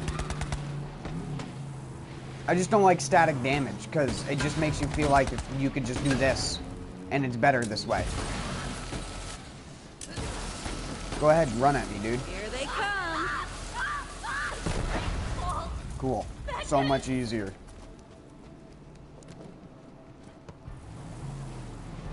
Just take the gun off the front of this thing and just put my SMG on the front of it and it would be better. Not even my ion cannon, just the shitty SMG I have in my inventory is better than this fucking crap.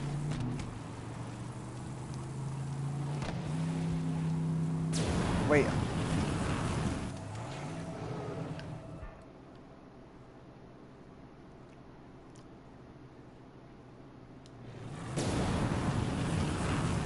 That other quest.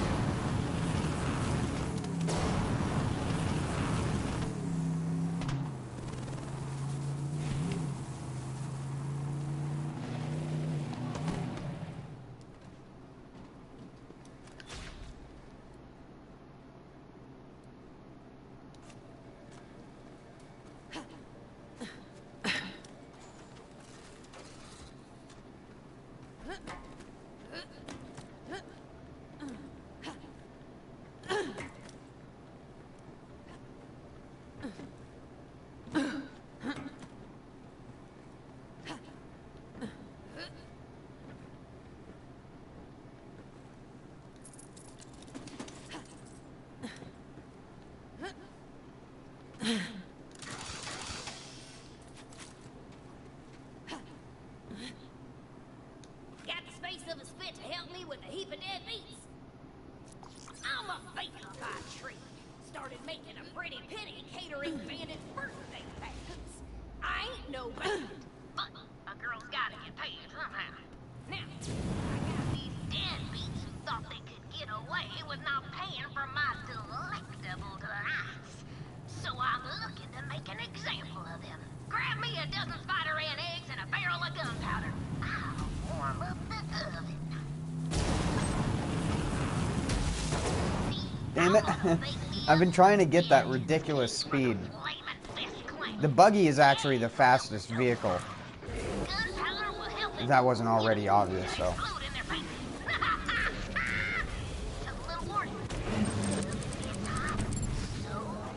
Oh, I fucked up the hand positions.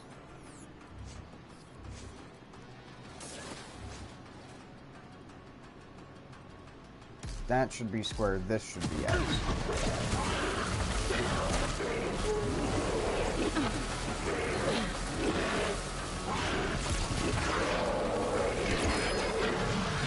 Pick the wrong fight. Yeah, I'm thinking of that.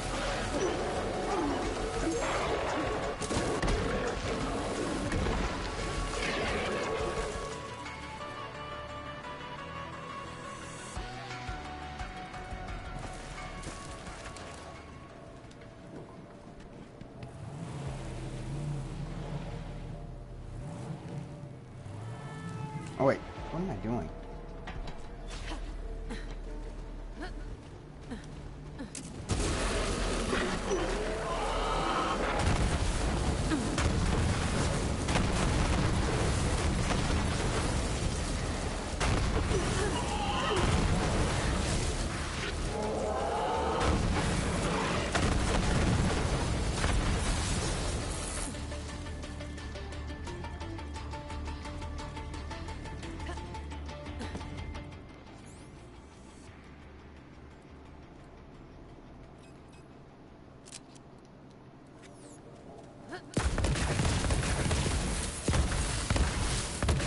Oh yeah, that weapon.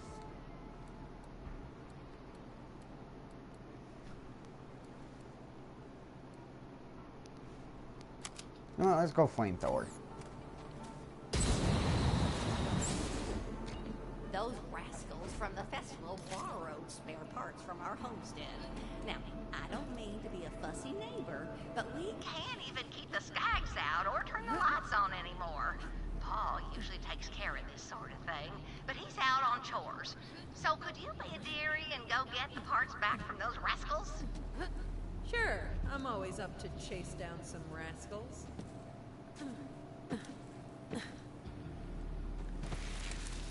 Pa and I are simple folk. We settled out here on account of the isolation.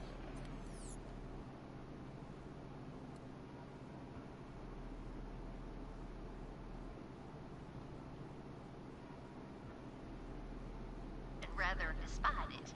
Just honest people, working the honest land, building honest superconductors out in the shed.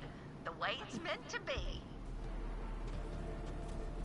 When you have to say honest that many times, suspicion level rising. Rising.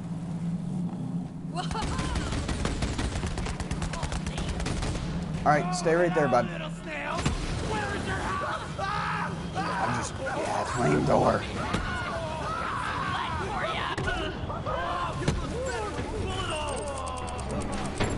think I need to put shock back on this anyway. And yet, I'm still sitting. Stop. Let's go.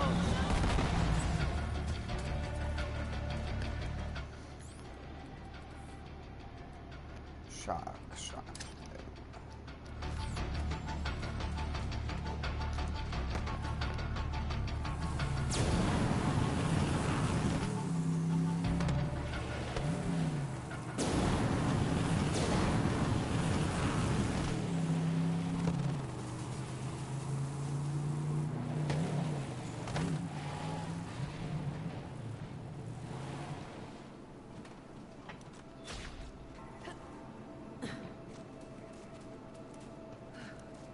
Oh, those rascals are using our fuse to power their nasty little radio tower.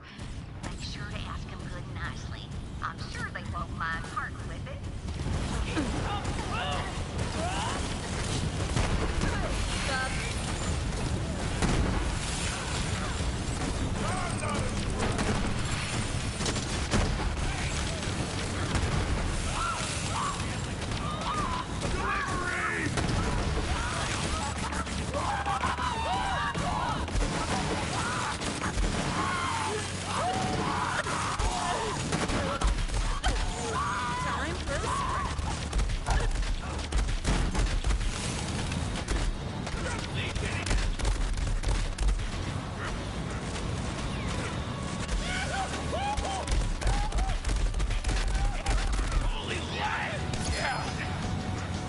You can't kill me. 4 badasses standing in a circle around me.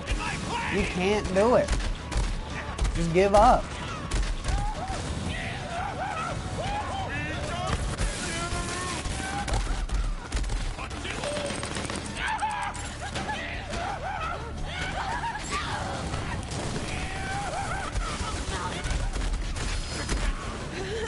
Oh no, I'm out of range.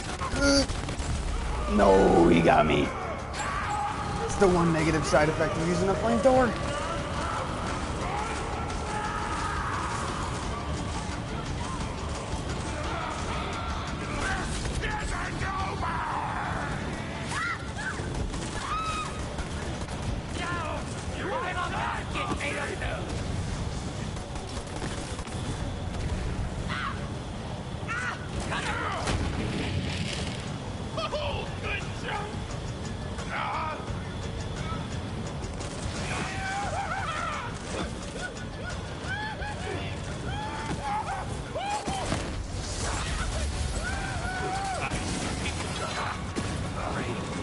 Oh god, here's the real test.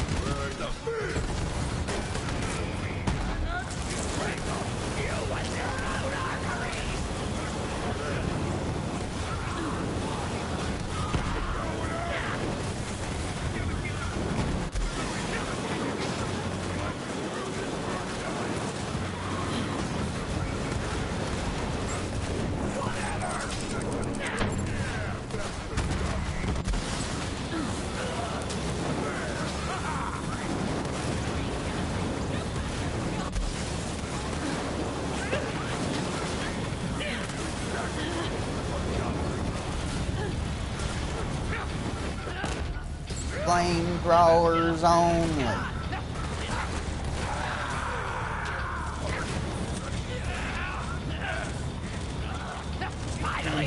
Yep. Dead on the outside, too!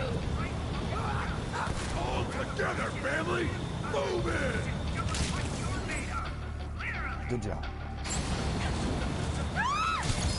Good job.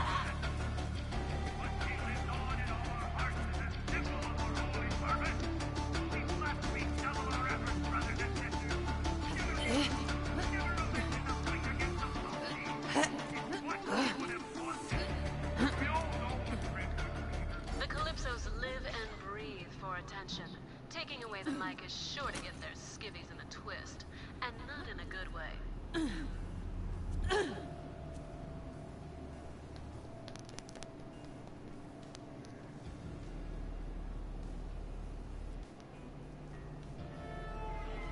That's pretty good. I just wish I had better stats.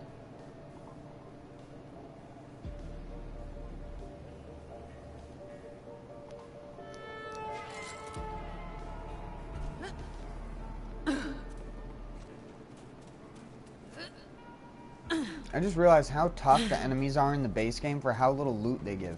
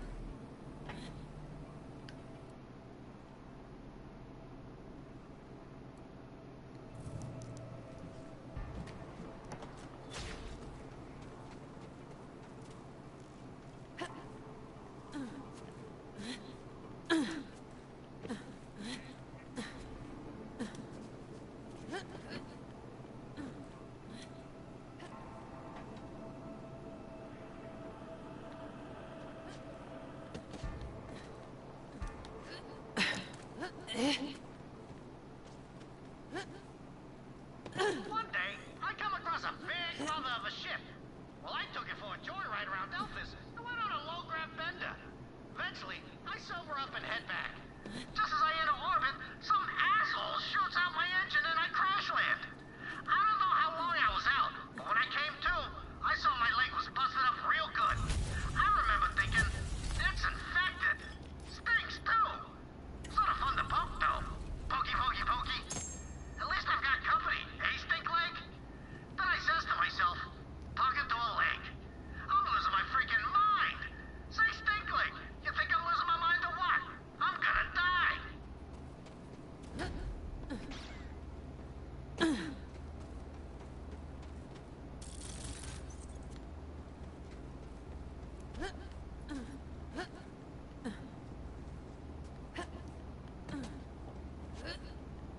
Man, they really don't want you going specific places.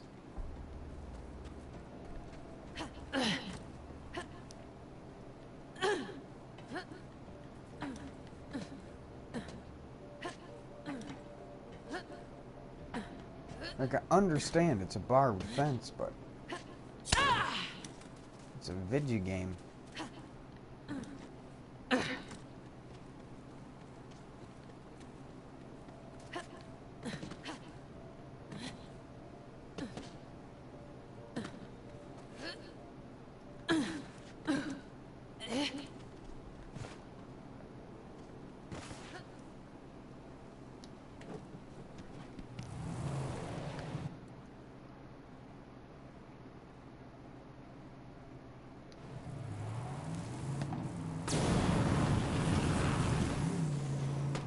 What's over here?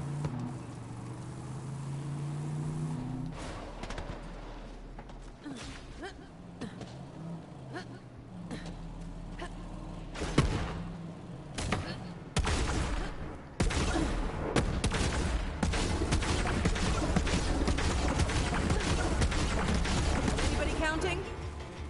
You're done.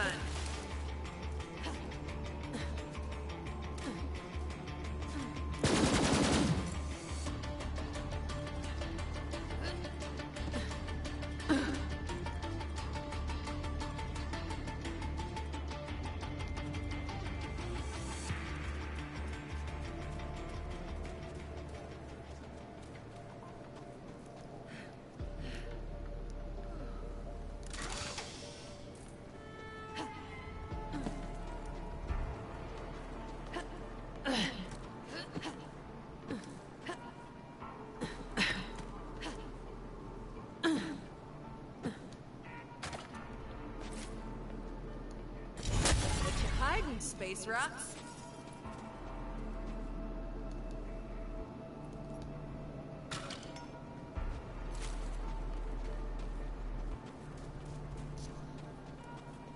Oh, isn't that where you get the legendary from? Known as the Phoenix.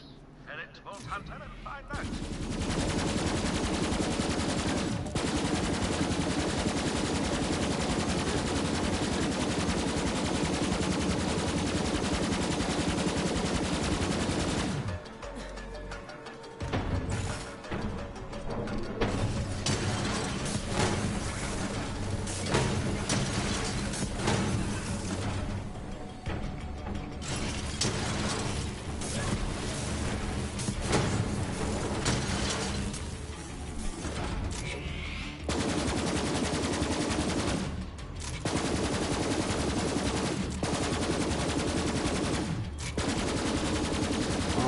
God, I hate how they fly in this game. Fucking just fly straight.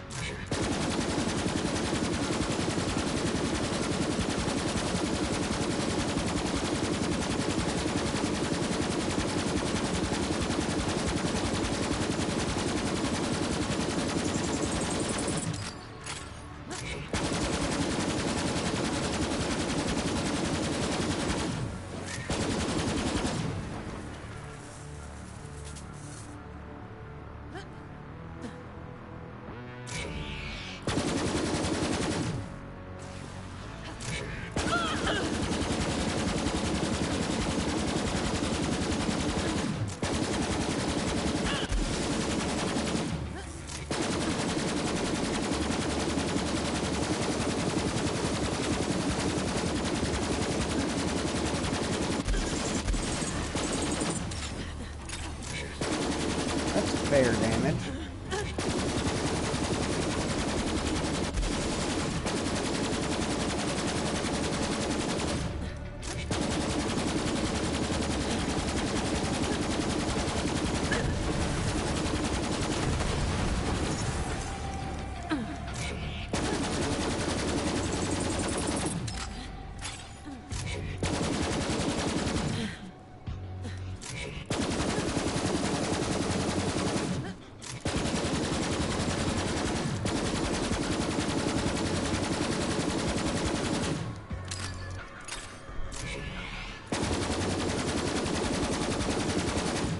I can't be the only one who gets so fucking annoyed at racks in this game.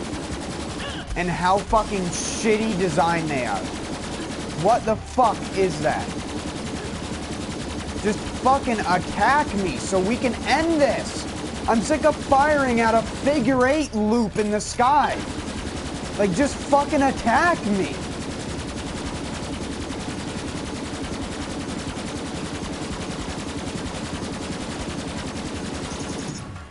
Please don't tell me there's a third one. Oh my fucking god. Go fuck yourself, guy who decided that this was gonna be fun.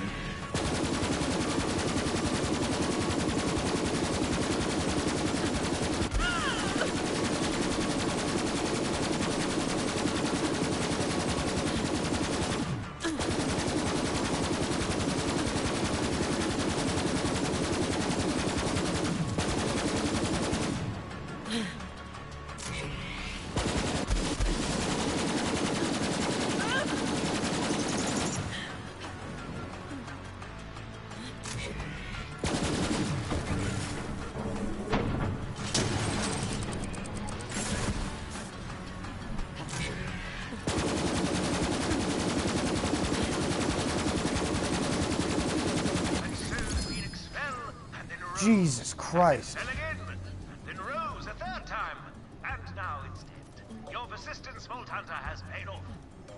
Another Jericho. Great.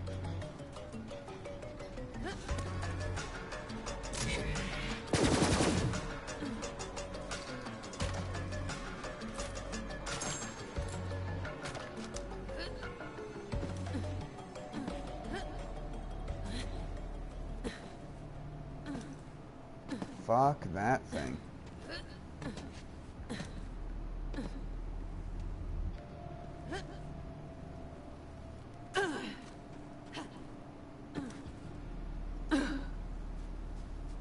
Nice terrain color meshing. What is this, the end of a Minecraft biome?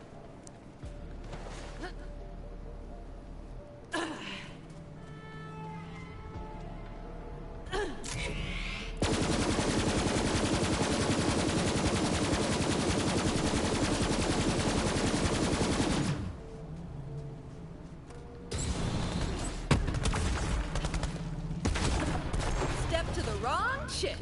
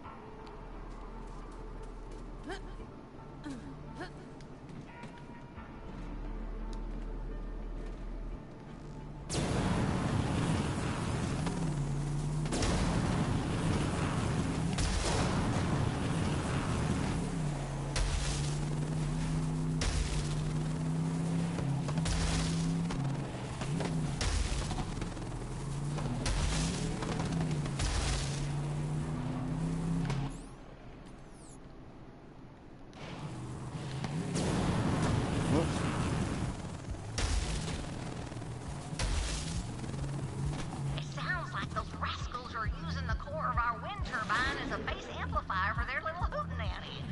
They won't mind if you take it back. I'm sure they can use a break from all their hooting and hollering anyhow. Take it down, coffee! Hell yeah! John!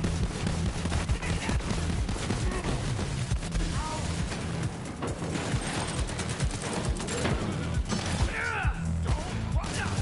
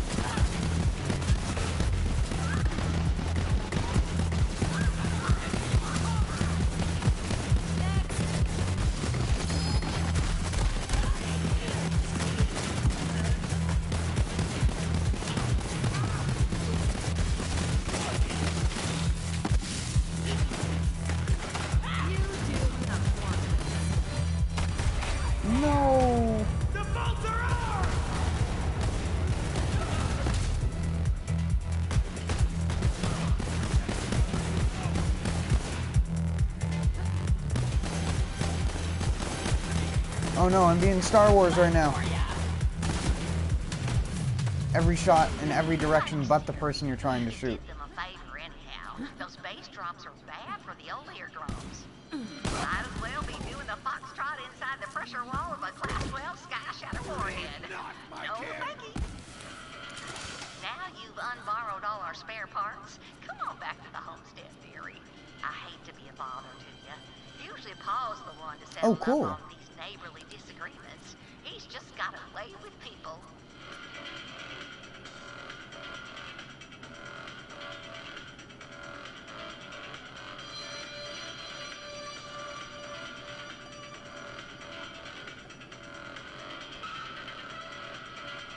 See, why does Zane get cool, like, drastically impactful mods, and Moze gets 12% lifesteal?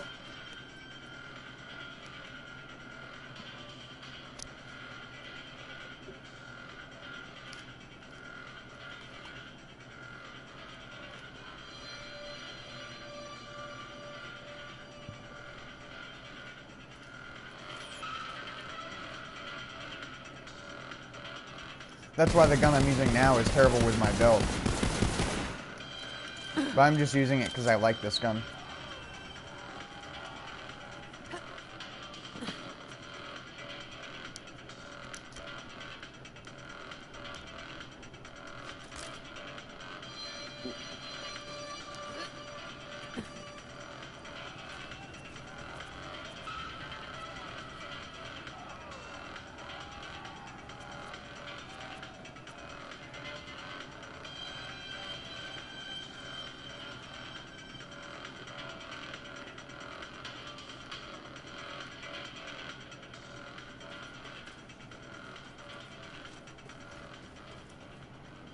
All about that treble, no bass, no bass.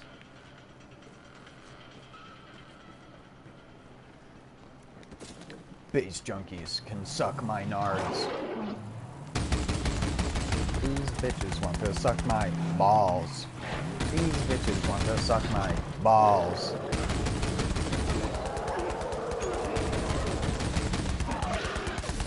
The pink guy reference, if you aren't aware.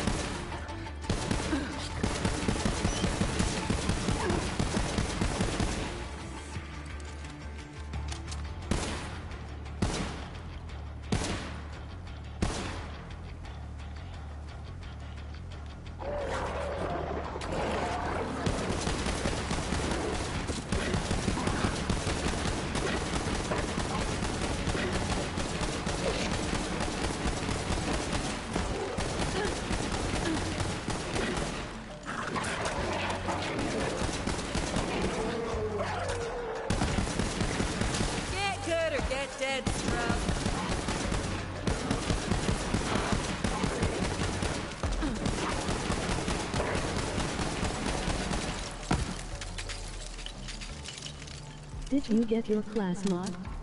Yep. You are too kind, dearie, returning those. Not a great one, but it has weapon mag on it. That's all I care. Mind reinstalling them? As weapon mag and max health, which helps me a little bit. Hauling that reactor core up a flight of stairs.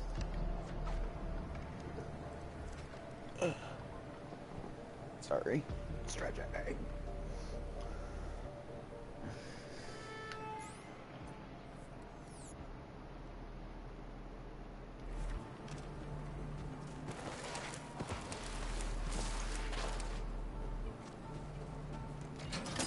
Good fences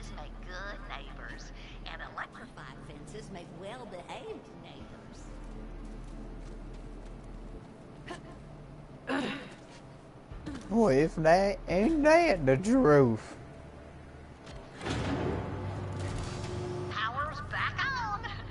I was worried my custard would go bad right there in the icebox. And now the specimens won't come out of cryo sleep. Anyway. Sure is nice to have some help around here. I am astonished by the kindness of strangers. I must insist on some payment. Come on over. Homestead's seen better days. But if you can't take care of your home and your antimatter containment chamber and your family, what can you take care of? Thanks, dearie. Why are all the characters' lips like weirdly pursed and they're like doing the like kind of face? They're doing like the face you make to your friend after you farted, but they haven't figured it out yet.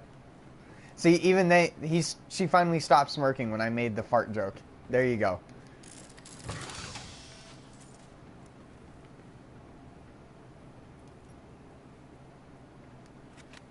The creek's been dry nearly a week now. And let me tell you, the fuel rods need a cooling and the bark root needs a watering. Paul ran off into the canyon to get them waters flowing again, but I ain't seen hide or hair of him. Go get the water running, will you, dearie? I'm not too worried about Paul. He's always getting himself into trouble. I like that about him. He's like the firewater in my iced tea or the proton bombardment on my bismuth. Is that a good thing? Well, sure it is, dearie. How the heck else you gonna get polonium-209? Take care of yourself out there, dearie. Stay hydrated and watch your step for loose rocks. Don't want to twist anything. Oh, and beware vermilingua, thick of quill and ravenous of maw.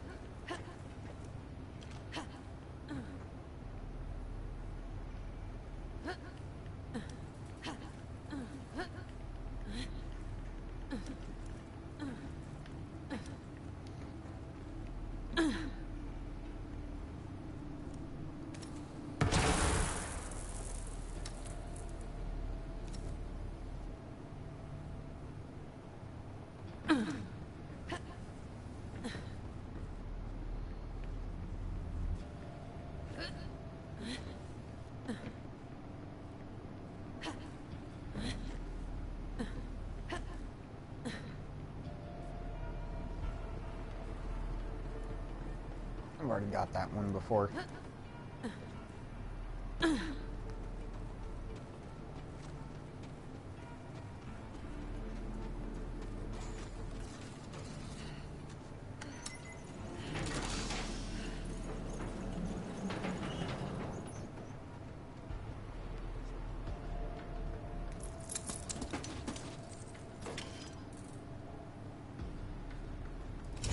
Time to open you up.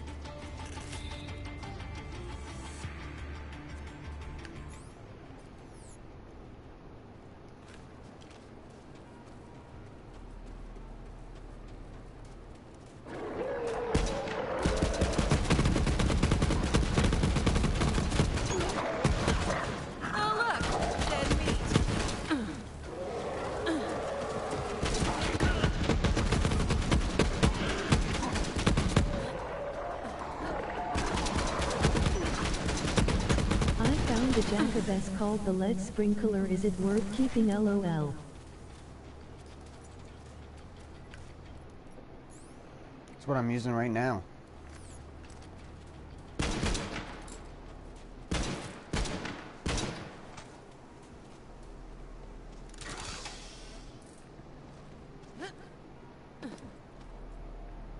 Aslan de Vega shot my ship down. Well, I went and hid in a big old pile of turds. That night, I remember looking up at the stars and wondering, why would the Iridians come to Pandora anyway? They're supposed to be the smartest in the universe. They built the vaults. It don't make no sense. If I make it out of this turd pile alive, I tell myself, I'm gonna find those Iridians and I'm gonna get some answers. It was so loud for a second there.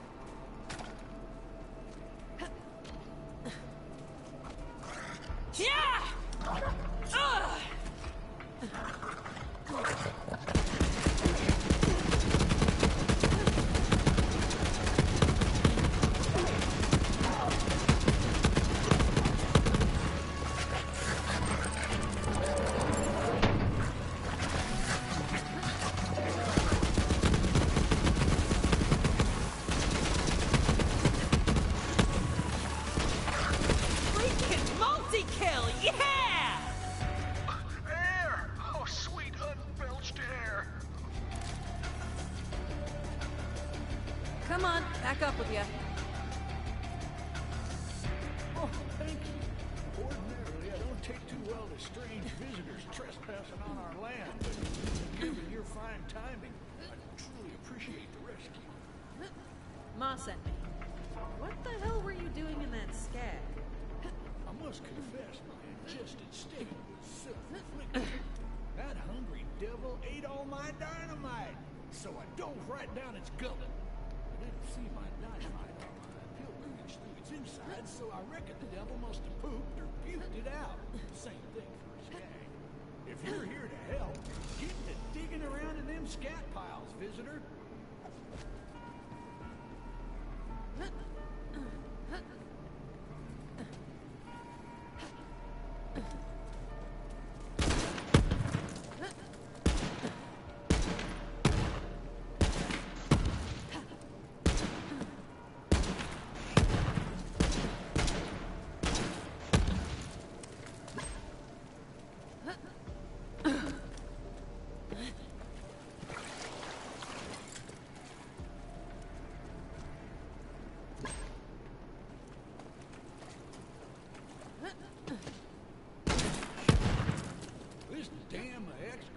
Been keeping the crop waters from reaching our humble homestead.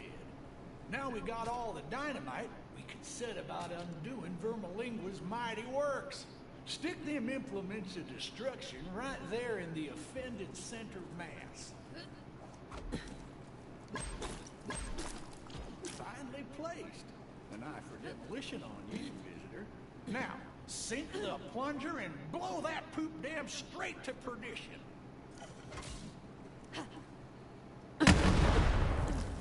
Another day, another atomized cloud of crap. From the fires of destruction flow the waters of life. A fine job, visitor. Now, I seem to have lost my watch while on my intestinal pilgrimage. Go and let Ma know I'm intact, though I reckon the stench of our victory may have already wafted her way. Wafted. Waft. Paul got himself ate by a skag again, didn't he?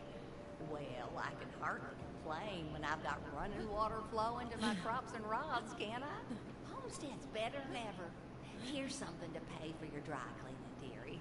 Oh, and I think Paul's got one more job for you when you got the time.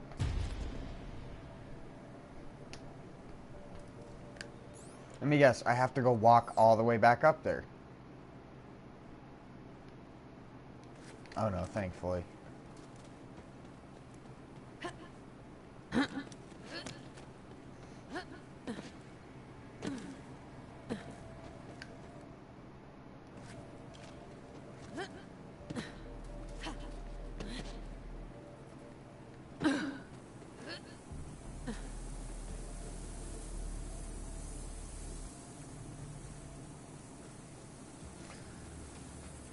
Funny thing I find about an irrigation system like this is it's actually horribly ineffective at watering plants. And I mean that because it over-soaks the ground in specific areas, and unless your ground has good cation exchange, the water's just going to pool up and then sink down. It's not going to spread out like capillary effect. You need organic matter to cause a capillary effect. Visitor. Them pilfering devils out in the spring Not lands rocks. won't be happy that you so kindly returned what they stole. They'll be back to take more than spare parts next time. Now I'm quick with the knife. We need a little more hellfire for what I believe's coming our way. I think it's time to wake Bessie. Also, Bessie? Our child. in rocky soils like this, you would actually want to give less water. Our virtues, as well as our safety. You'd want to water them every day, but you'd only want to water them in the morning, because you'd want the humidity to keep the roots going. Plants, what a waste of water. It is. A lot of the time when they have setups like that in real life, it is also a waste, a huge waste of fucking water. Especially groundwater being pumped above the surface and then mixed with chemicals and then pumped out onto plants. And then half of it gets fucking evaporated. And they always claim that it's for foliar feeding, but that's bullshit. And I can tell you why it's bullshit. Because plants can only foliar feed on the underside of their leaves. They can't do it on the top side of their leaves. So vertical spraying doesn't... If it was spraying upwards, like from the bottom of the plant up, it would be okay, but you'd only be covering a couple plants with that, maybe.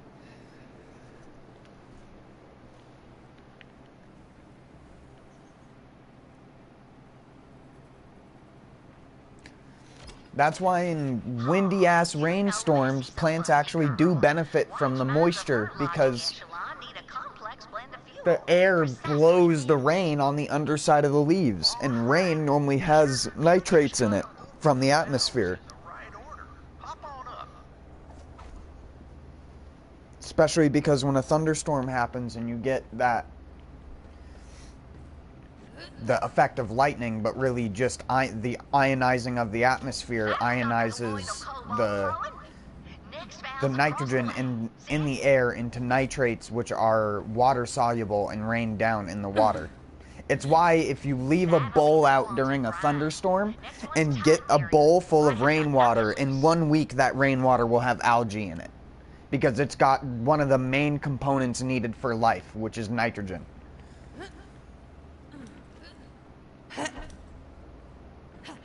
And all it takes is one little algae spore from somewhere in order for that to inoculate, and then all of a sudden you have a jug of green water in less than a week.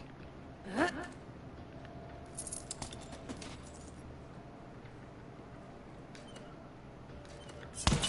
fortunes! You didn't set off the night fire oil. Last valve's up top, visitor.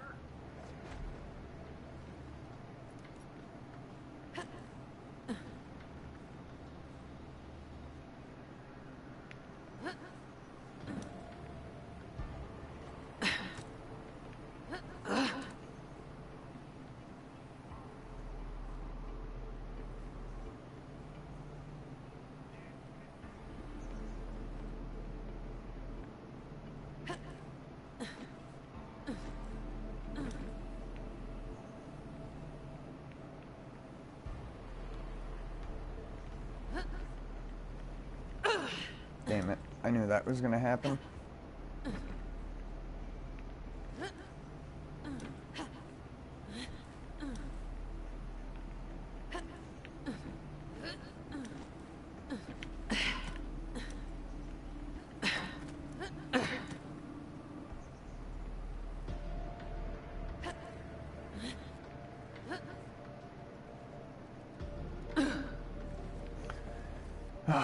Fucking Borderlands 3 terrain.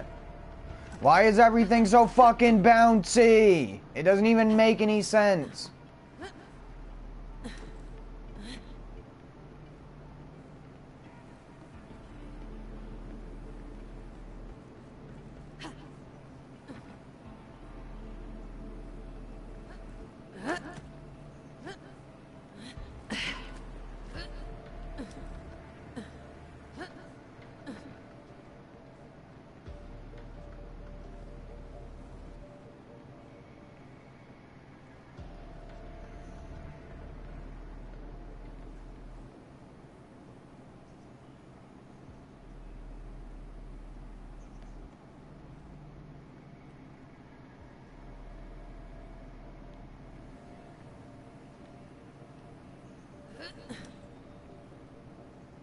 Honestly, like, I have no idea where the fuck to go past this point.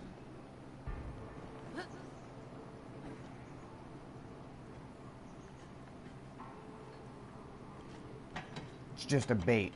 Great. Is that even the way you're supposed to do it? I don't fucking know.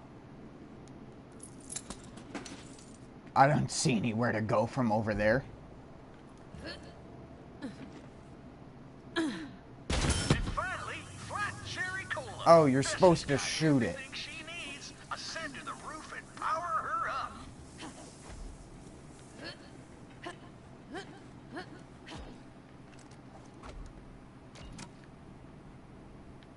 Time to wake up, Bessie dear. The guy in charge of the lodge is the creepiest dude I've ever seen. What do you mean? The Mancubus is the best character in the DLC. Would you?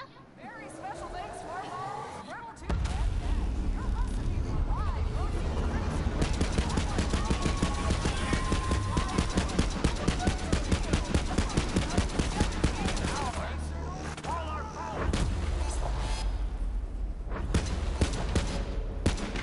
What the fuck? Am I playing War Thunder? Has bullet ballistics? He is creepy. That's not creepy.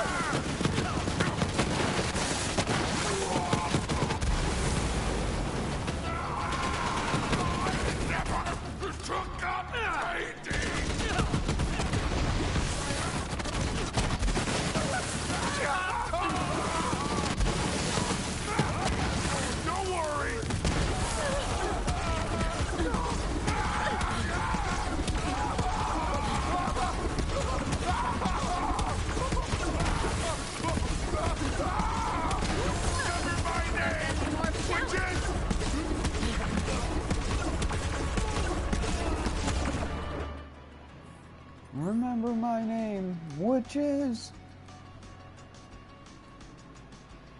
the Diarrhea Gremlin.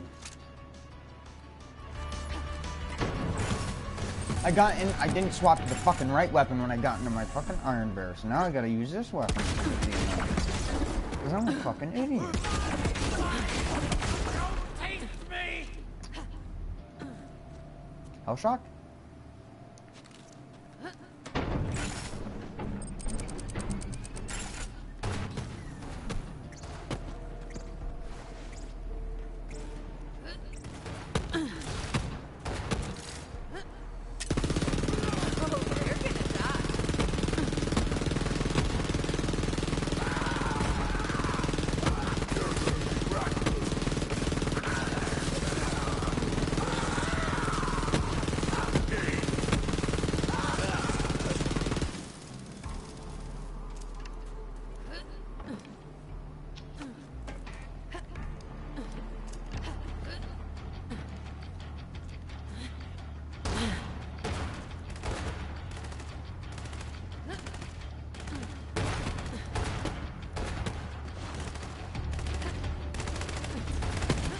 No!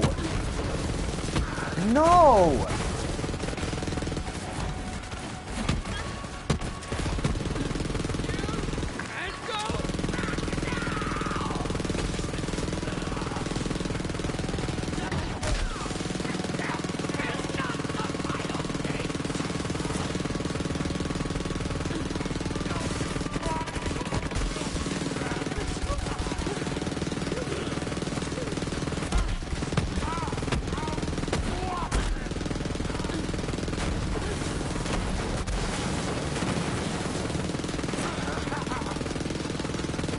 Do I have a shock anoint on?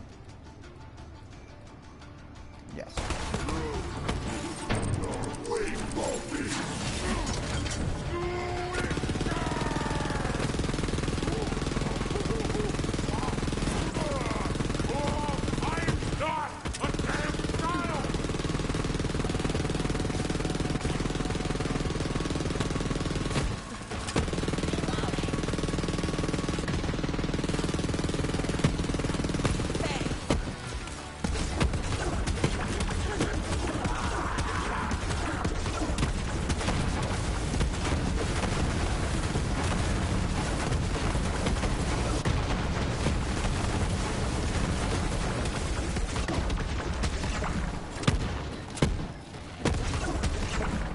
cool, that dumb skill.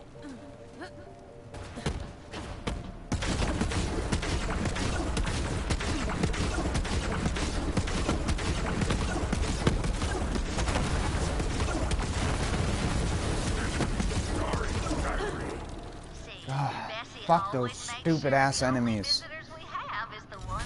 The DLCs are better just because they don't have those in them. That was their biggest fucking mistake when making this DLC. Or making the DLC, was not adding purple guys for difficulty.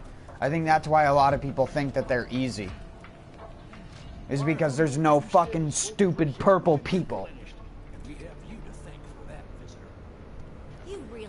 You take out the purple guys of the normal combat in Mayhem 4, and Mayhem 4 wouldn't even be that hard. It's all those fuckers' faults. Especially those ones. Those ones that have 2 different immunity phases. I can be immune with a shield, but I can also just go red and be immune.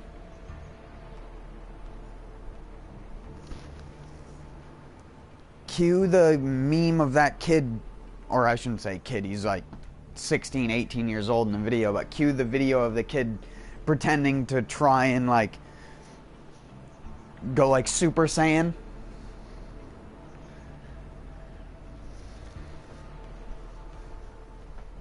And just put that to one of those purple guys doing the red skill.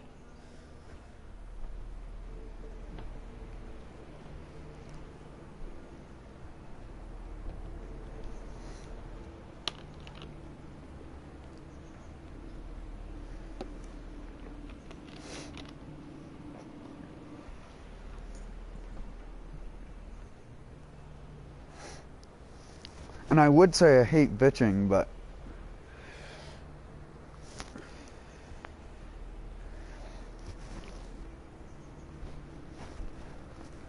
I am not familiar with this video, LOL. I wish the developers would change a lot of the weapons. They've done a good portion of them and changed them to be good, but there's still a subset of a huge selection of weapons which are just garbage.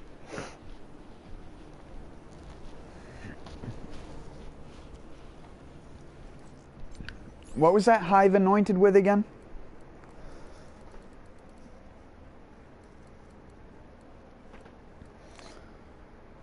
Oh. I mean, that's not bad with the hive, technically speaking, because you can shoot it and slide and just be sliding while the bullets are hitting, if that applies. Unless the damage only applies when you shoot while sliding, like shoot the projectile, and then the projectiles that come out will do 40% extra damage regardless.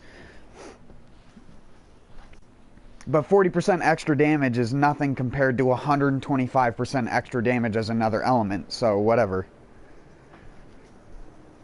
I'm acting like that's a huge deal, but it's not. It's actually so much worse than every other option.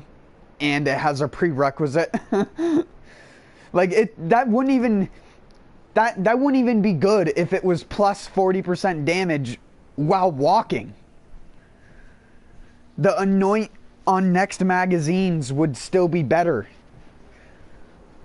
Only on Zane would that be good.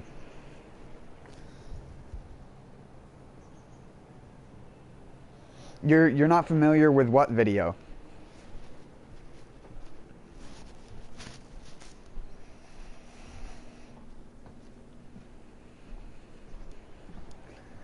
The potion seller? Or something? What did I say earlier?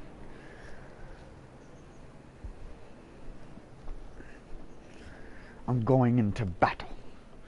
And I need your strongest potions. And you gotta... Sorry. I do like the... I like lean forward in my own chair.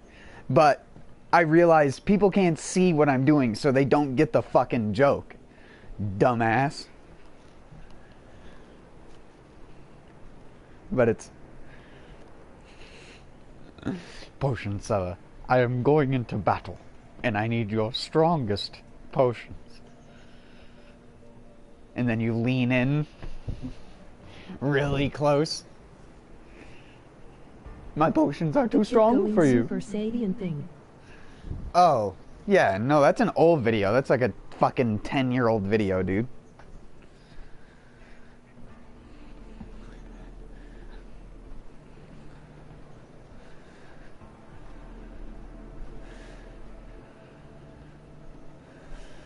He's just going like, "Ah!" And he tries to do that for as long as he can, and I think he does it for like, I want to say like 35 to 45 seconds straight.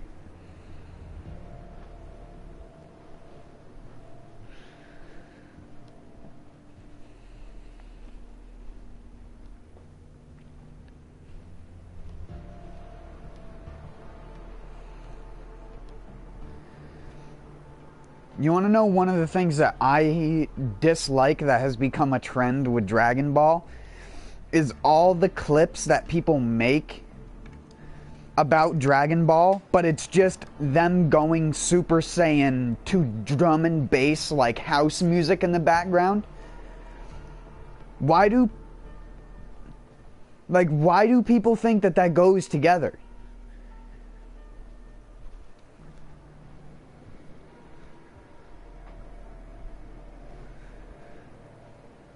Like, to me, it's just so fucking weird having, like, this. It's kind of like the people I think who... the actual voice actor for Goku passed out during one of those scenes. Who, the Japanese one or the American one? Because I'm pretty sure the Japanese one didn't. I'm pretty sure it was the American Funimation dubber that passed out.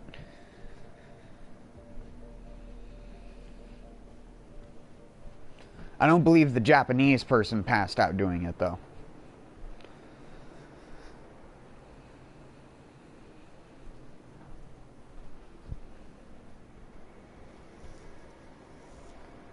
It should always be heavy metal melt your face off music, lol. It shouldn't be any music. Why do people put it to music? That's the part that I don't get.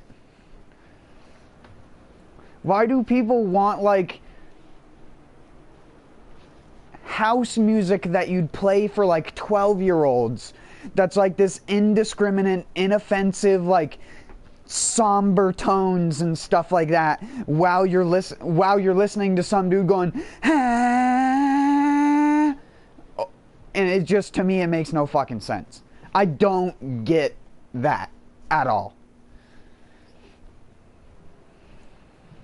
Dun dun dun dun dun dun dun dun dun dun dun dun dun dun dun dun dun dun, and it's just like to that music in the background, and you're just like, what is wrong with these like people who are so confused about everything that they actually make that? That's like the people on YouTube who are taking advantage of kids, like sexually confused teenagers that are being like weird, and they use the Japanese one. Have you? I thought the music was from an 1980s infomercial, lol.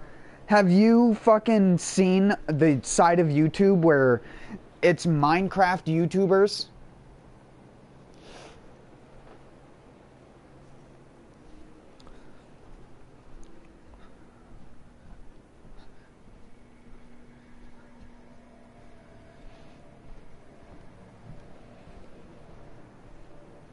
There are these Minecraft weird style of YouTubers which do these video intros where their intro is a Minecraft character like getting head from another Minecraft character. Minecraft, bro, it's okay if you are. I want to judge. Oh, I don't watch Minecraft videos. At least I haven't in years. I think the last Minecraft thing that I can remember watching was one of Captain Sparkle's music videos. And I don't think that technically counts as watching Minecraft because it's just the sprites. It's not actually the game. They use like a movie maker kind of thing for it. So it's not technically even Minecraft. It's like Minecraft themed, but not actually in Minecraft. It's like if you were gonna do a Borderlands music video, but it was done in like Source Filmmaker.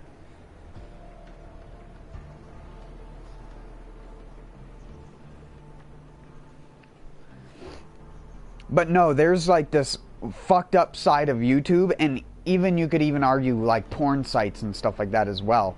I know I shouldn't be saying that, but it's true. Like, it's fucking weird.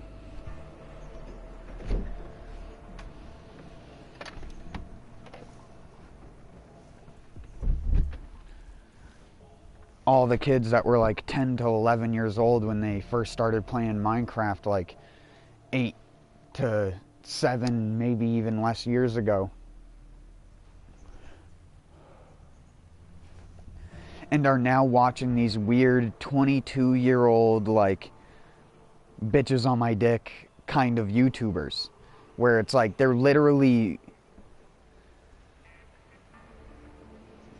It's just arrogance confined in Minecraft YouTuber. But the person actually takes their content and what they do. Well, I can't imagine they take it actually seriously. But they're just doing it, like... It's one thing to do an intro to a Minecraft video that's weird. It's another thing to have your intro regularly be different sexual positions with Minecraft characters, but it doesn't matter because they don't actually have dicks or anything. 420 Quickscopes plays it smoke weed every day 1908784.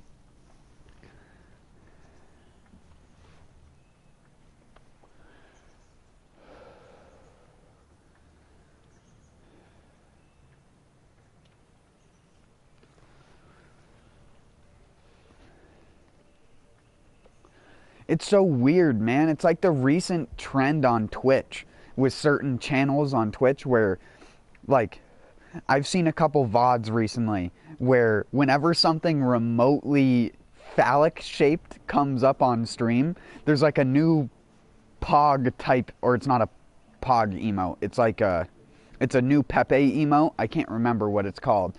But it's just like one where it's like staring and smiling really intently. And so many people will put that and then cock after it. And I'm just like, how many 14 to 20-year-old kids right now are typing this face plus cock as a joke to the fact that they saw something like a cock on screen and are implying the fact that they like it, but are implying the fact that they like it as a joke, but not entirely as a joke? Like, it's so weird. And it'd be one thing if one person is doing it, like, fucking 500 people will spam the same thing at once. What kind of shit do you It's watch, just like, man? what's wrong with you? LOL, just kidding.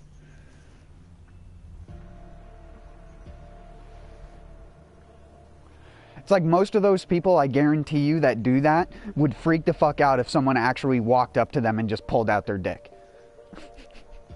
They wouldn't go, Pog you, cock, or whatever the fucking emote is on Twitch. Whatever that thing is.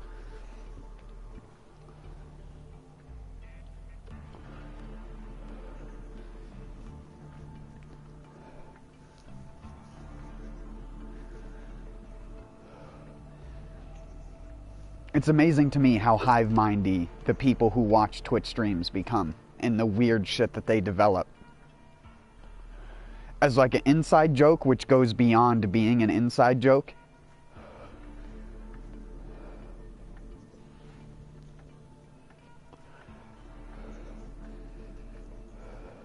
It's just like how it's a theme on Twitch chats nowadays. If there is a girl that even has any remotely exposed skin, someone is going to say, I lost Craigasm.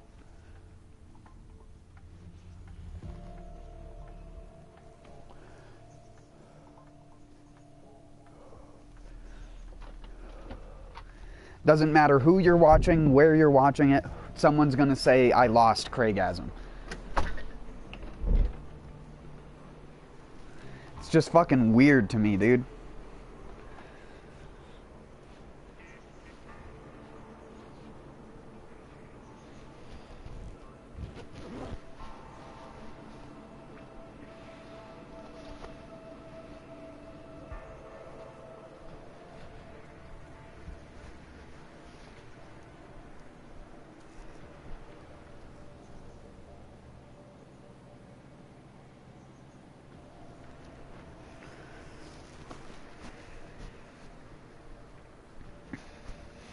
I don't watch that stuff myself. I see it through other people's content who put that kind of content on blast as being like fucked up shit.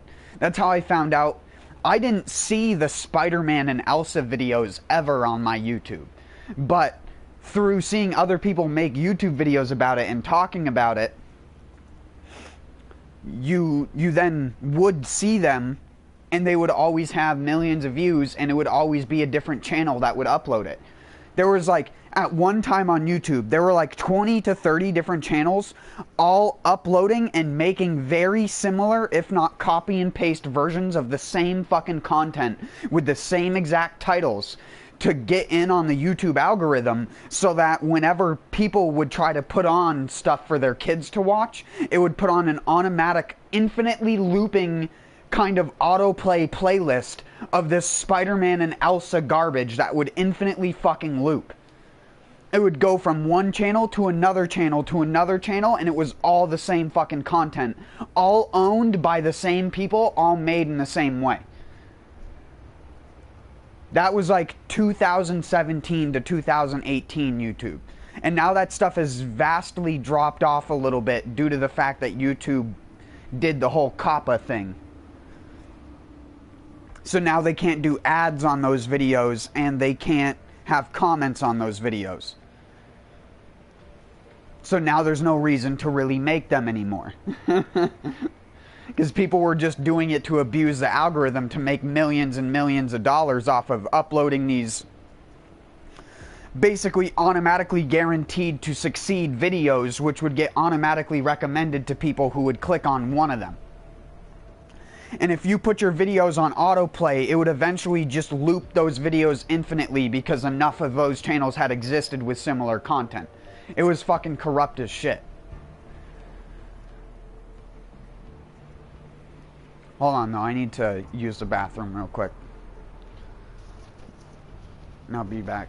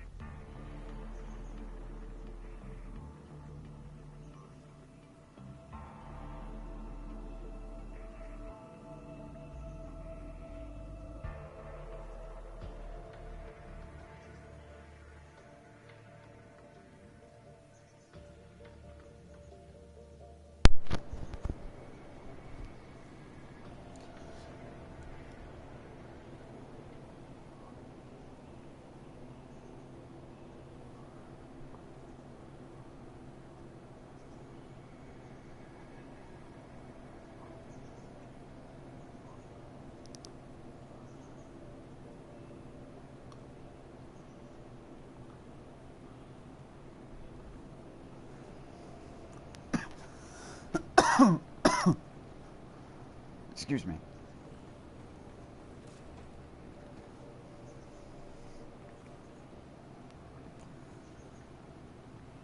How do you see out of those?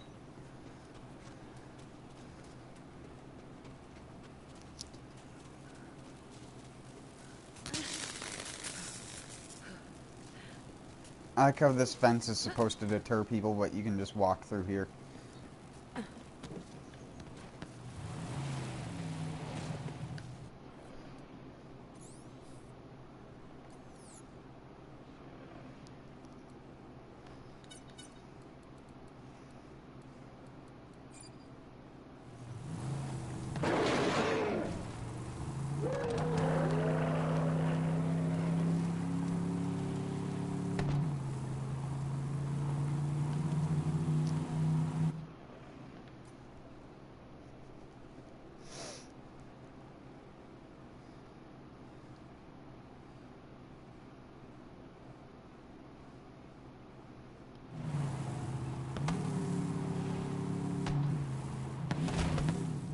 Yeah!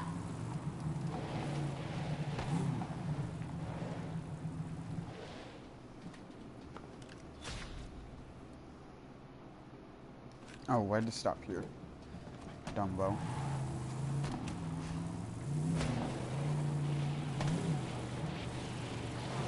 Damn it, I'm still kinda bad at. We over there rigged up this crazy game called the Shooting Blow that spits out barrels of gunpowder. Grab me one.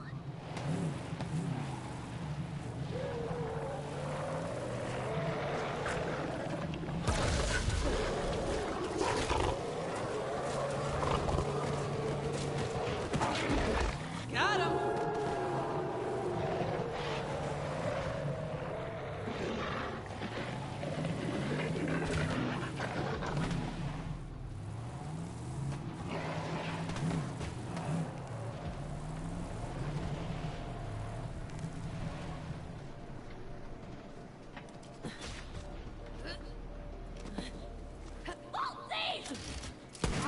I will summon your mountainous and claim them mine! Get over here, dickweeds!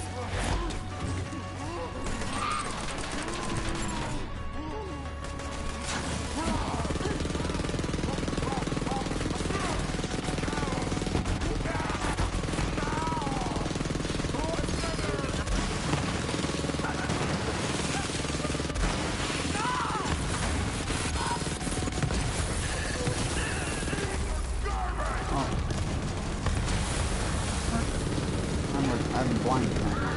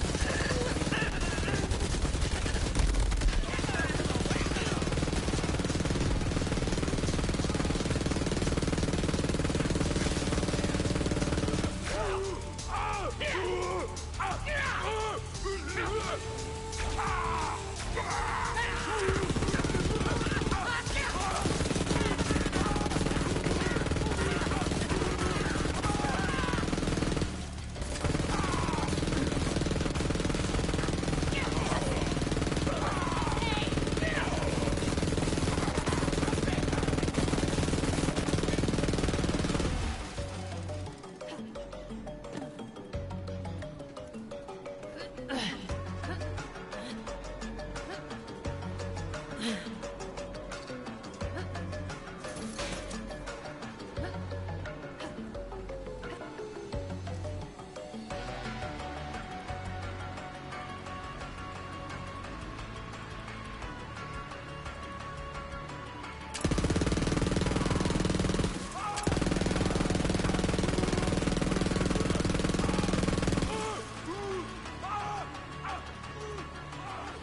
know them COV boys may be nuttier than an all-male dairy farm, but they sure know how to party.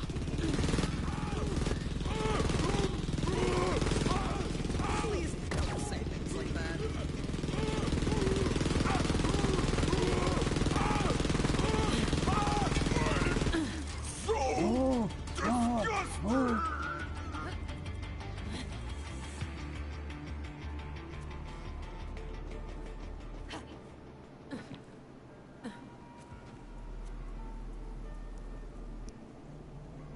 A life steal, Maggie.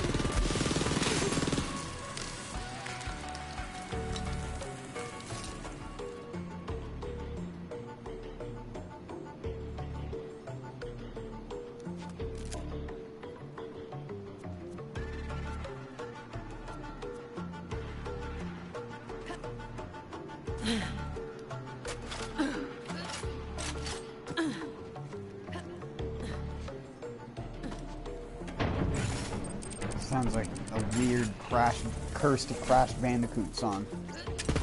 Bring it, Surround.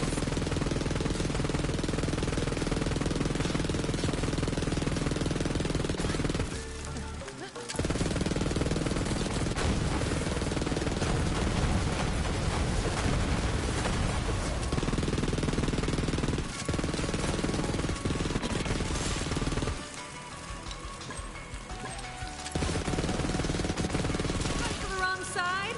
Get dead.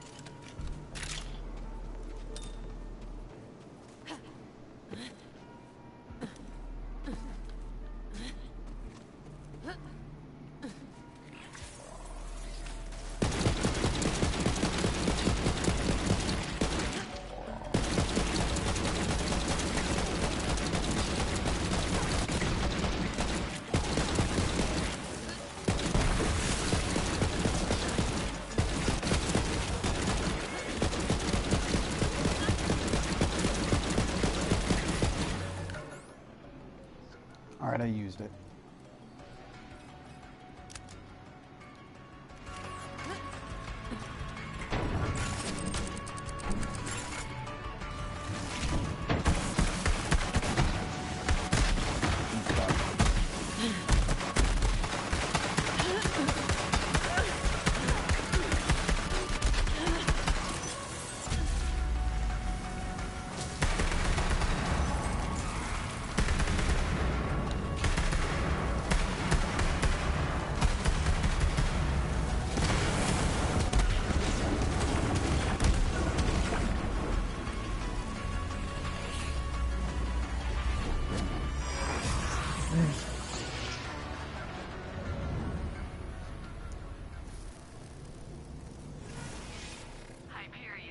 When people say the Maggie's good in this game, I just go, huh.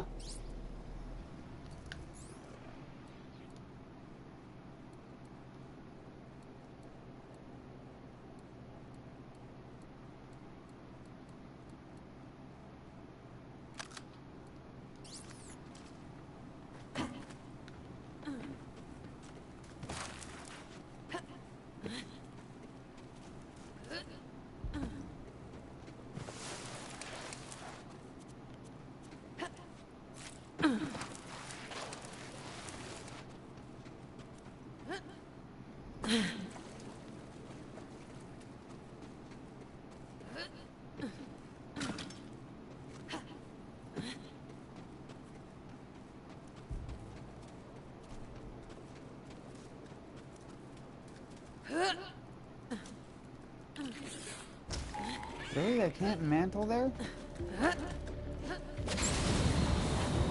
Here we go.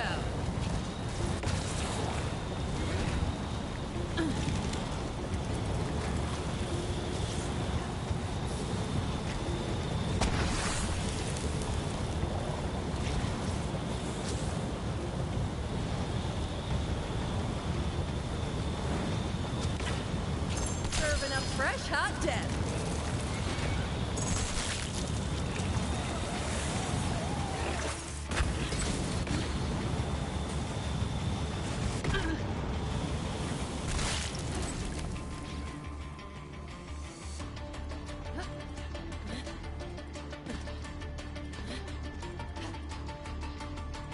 No, I have to get the eggs. I'm such a dumbass.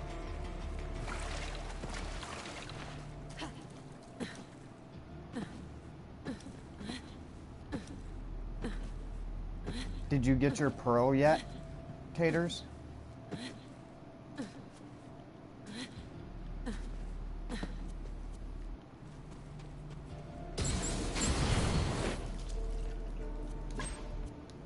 Fried eggs. That should be everything I need for the cake. Bring 'em on back. That's enough of them eggs. I know it sounds like a weird ingredient, but trust me. Old family secret.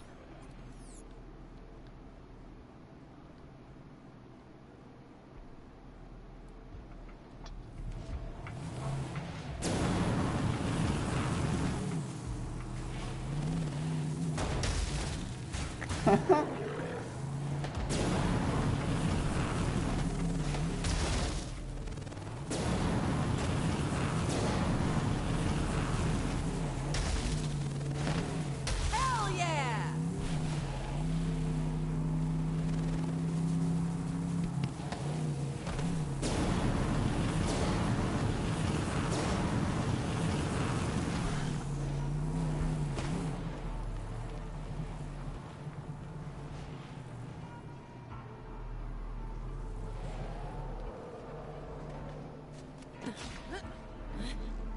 This'll only take a tick. And while I finish up the cake, why don't you go around back and fetch me some candles? And by candles, I mean sticks of dynamite.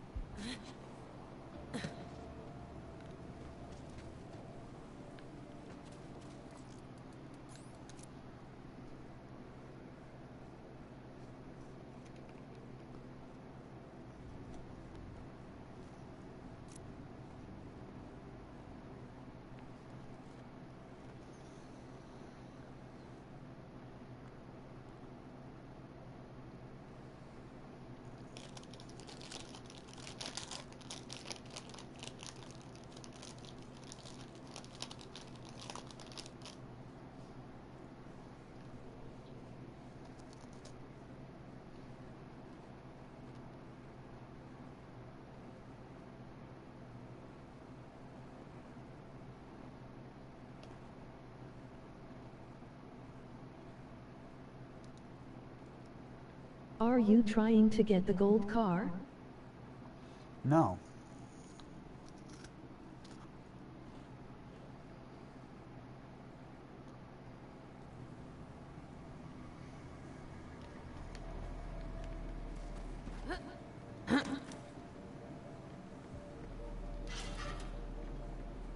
Oh. But the door was red.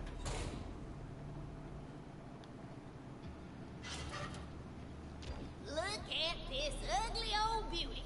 Now pick up them cake layers and we'll get this vengeful show on the road. Now, take it on over to the Flaming Fist compound. I will tell you how they got their name, but let's just say a swab of arm goes a long way. Anyway, tell him the cake is for the Fist King's birthday. Catch a ride, amigo!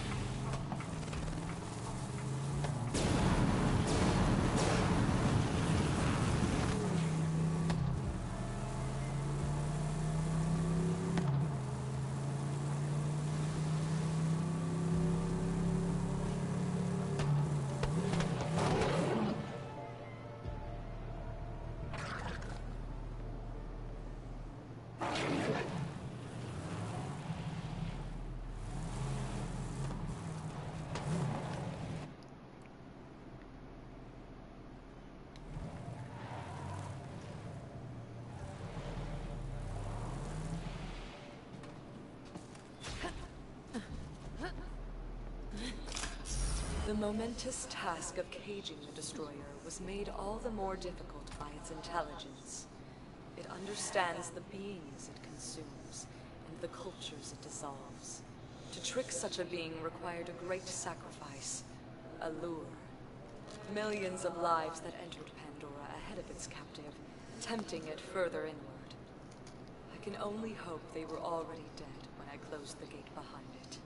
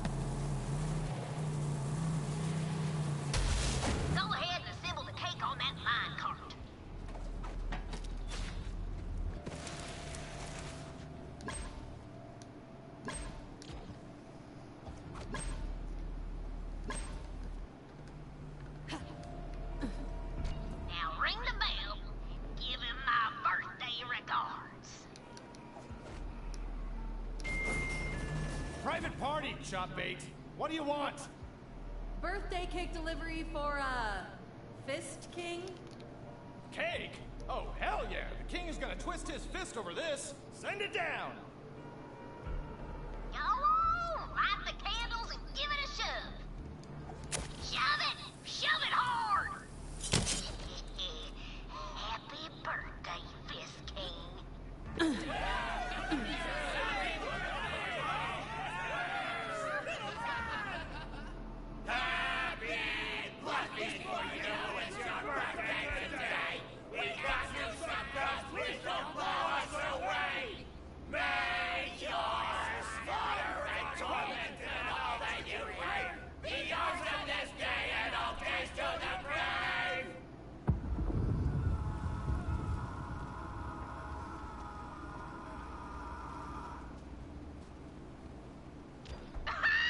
LOL. That's what you bastards get! Nobody crosses old Beatrice! Ah, thank you kindly, dear. Come on back for a well-earned reward. It does me good to hear the wailing cries of my enemies as they burn alive to death.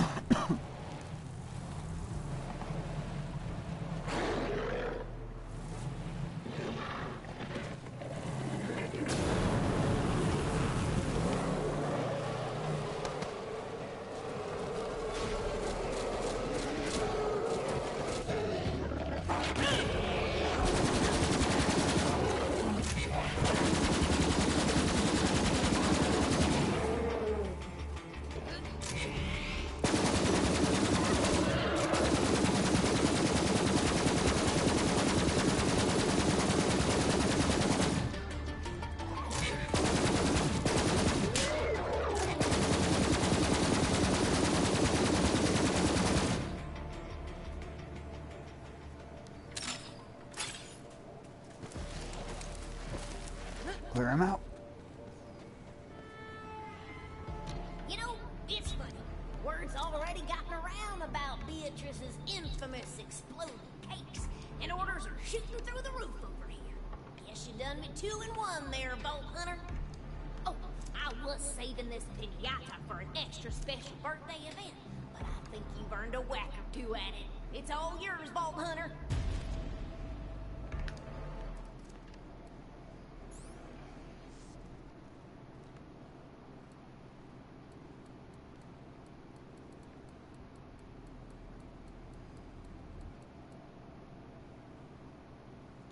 Chocolate thunder. Chocolate rain.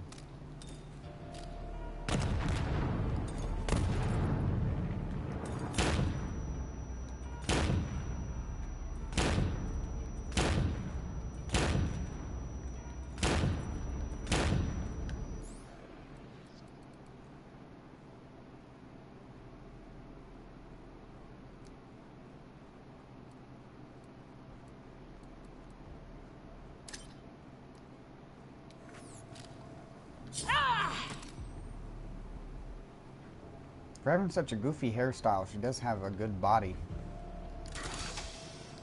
But then again, I think if you looked at any female character's body, it'd probably be the same way, because they probably just have one stock body style that they use.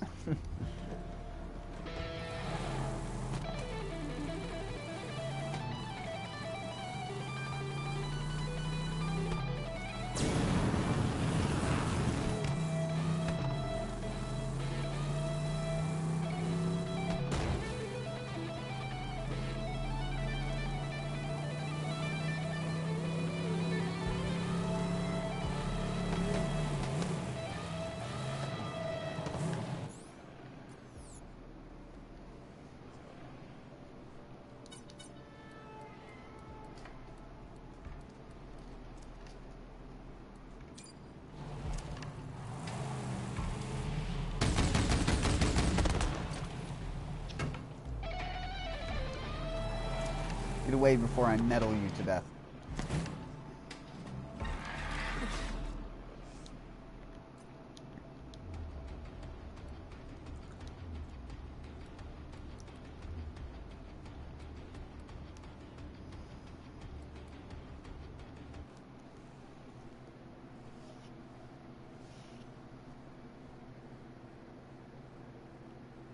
Oh god, this is gonna be full of fucking anointed enemies.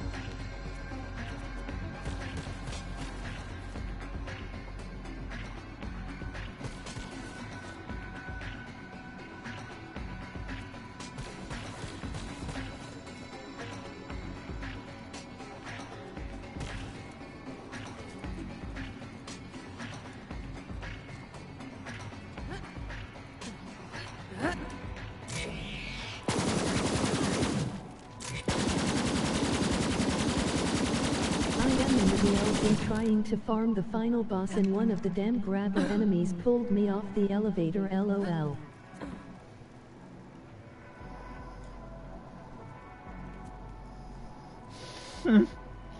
Yeah, you gotta be careful about those. And this game doesn't even just have one of them. There's like several different enemies which can pull and grab you.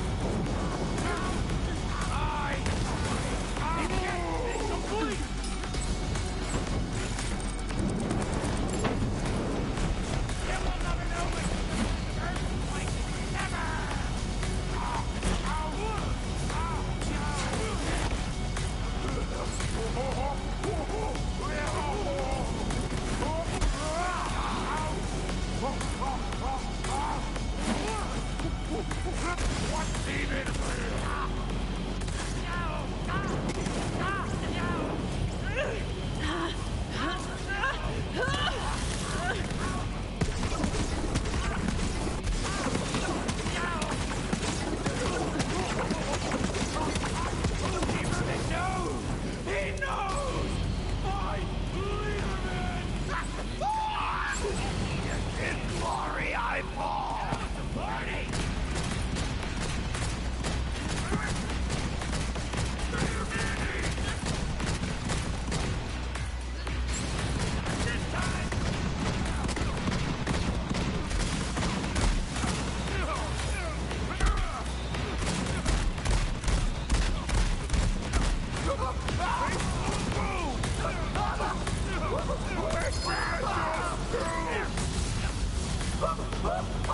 I'll take that!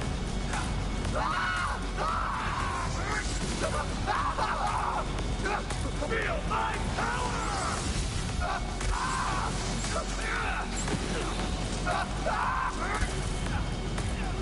Can't stop!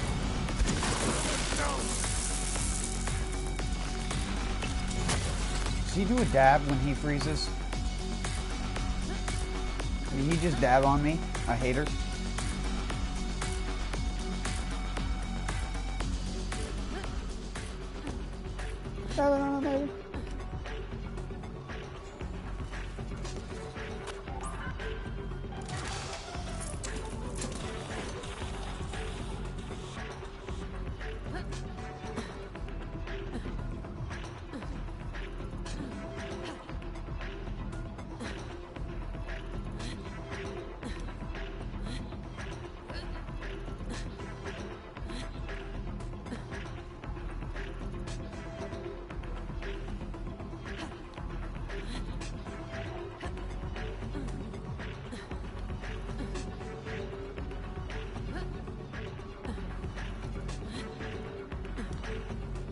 Okay.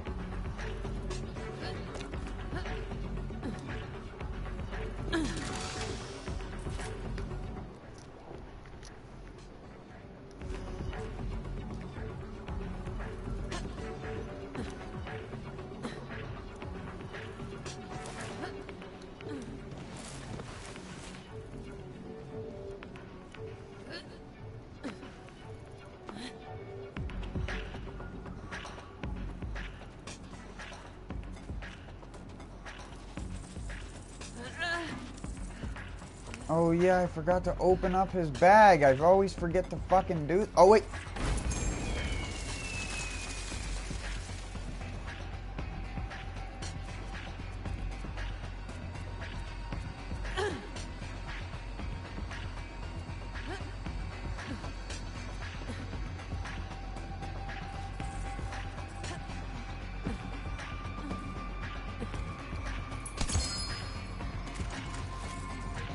Another Hellwalker.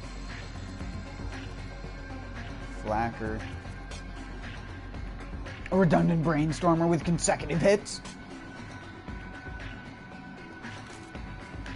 Bro. Mike. Bro. Wait.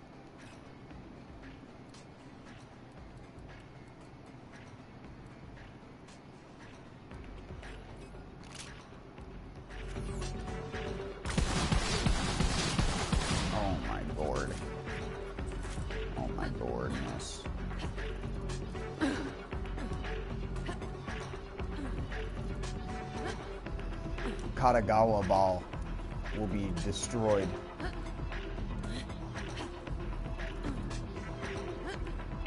I win. Why do... Dumb brain. Hold on, I need my zoomer gear.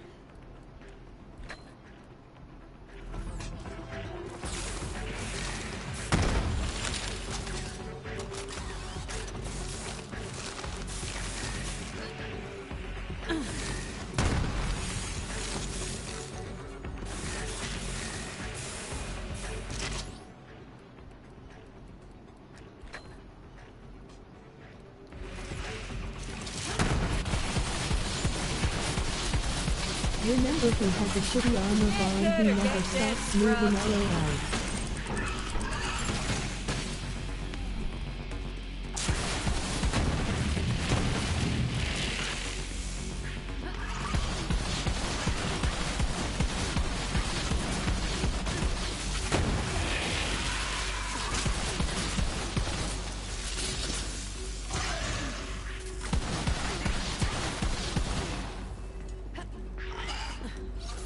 Here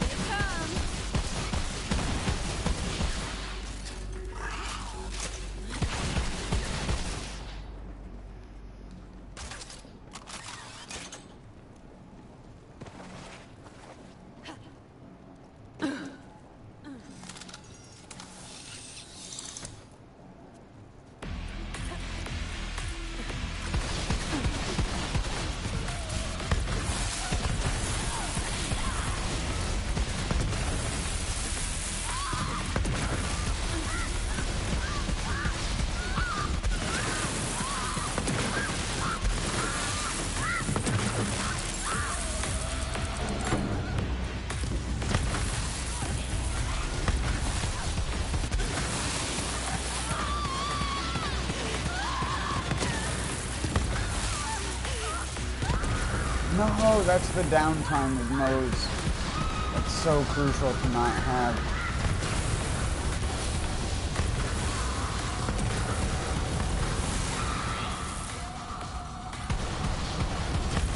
No.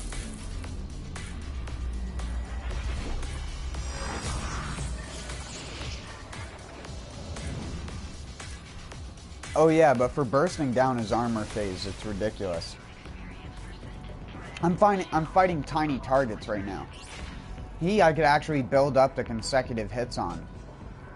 I can't build up the consecutive hits on this. Plus, it's not even that great of a weapon choice for doing this.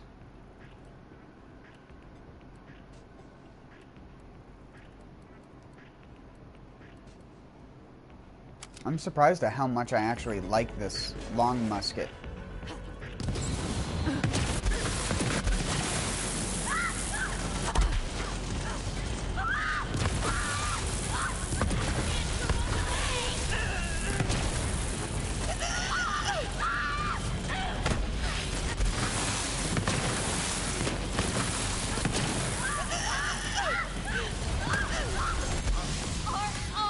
So good.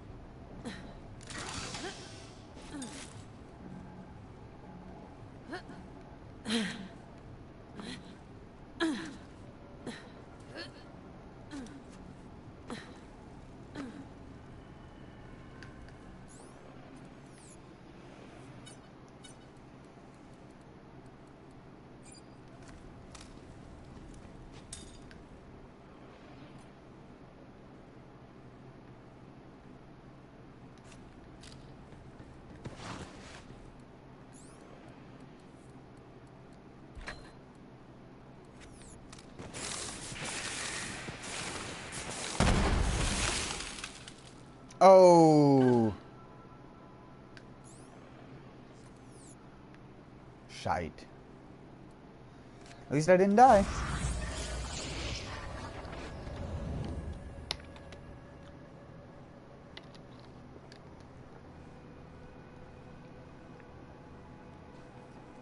Shite awful.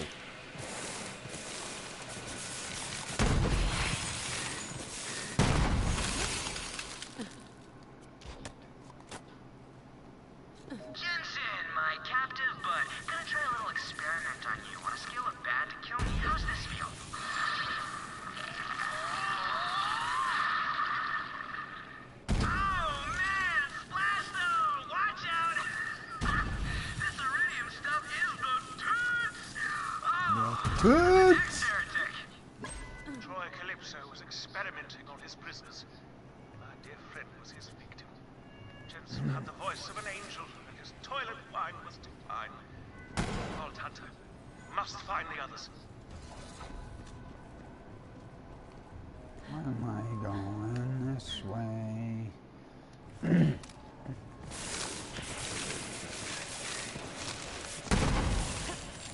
Watch out, Vault Hunter! Oh yeah, these fucks.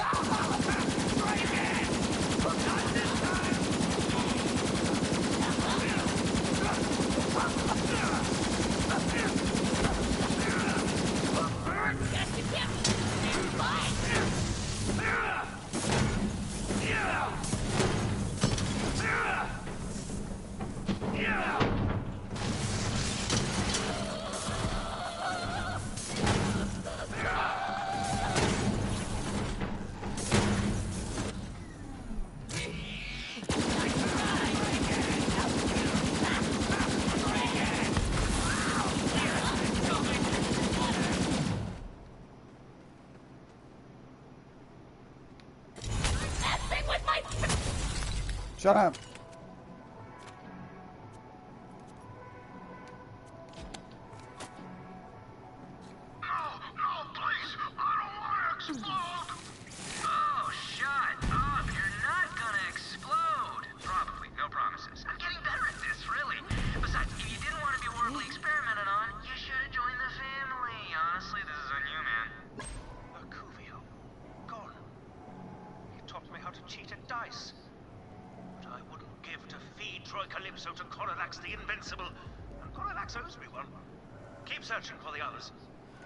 Oh god, is that like a hint on a future raid boss?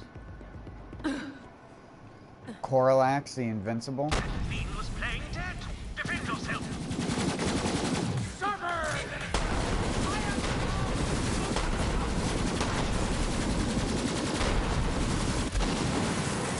Can you not?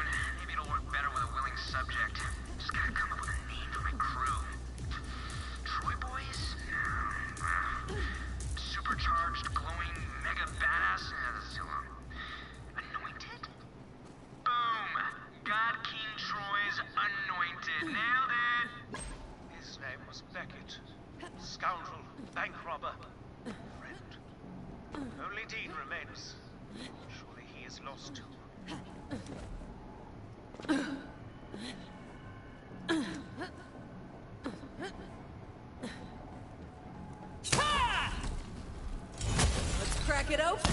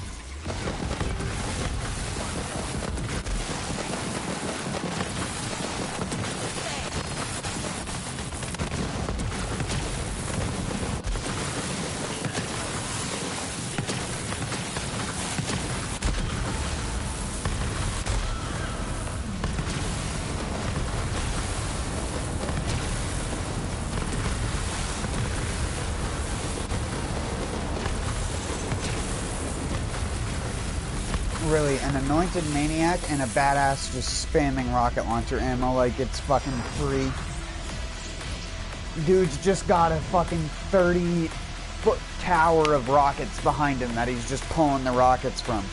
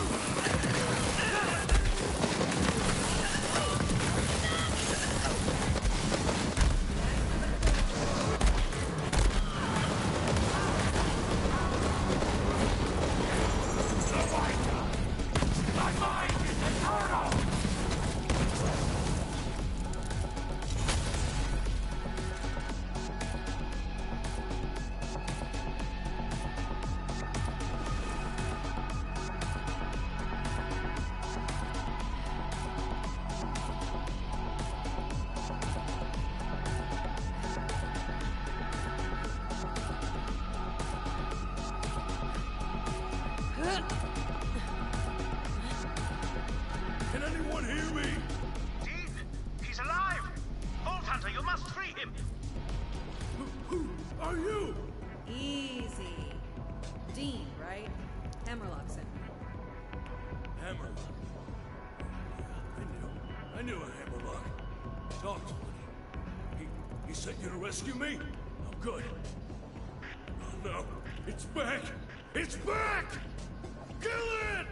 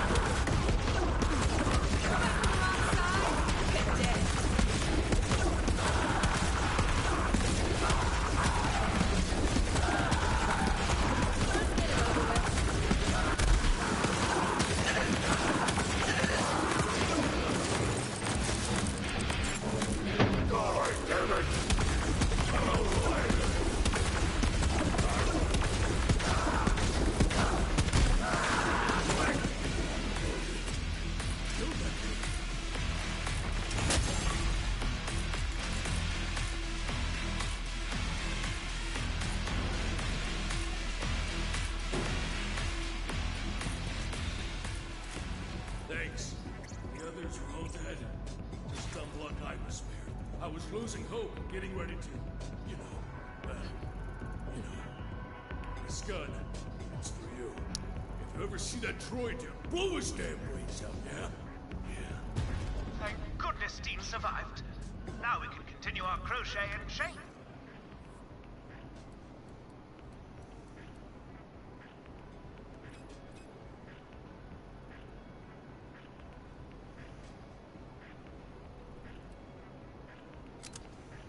Making lessons. Remarkably similar skill sets, you know.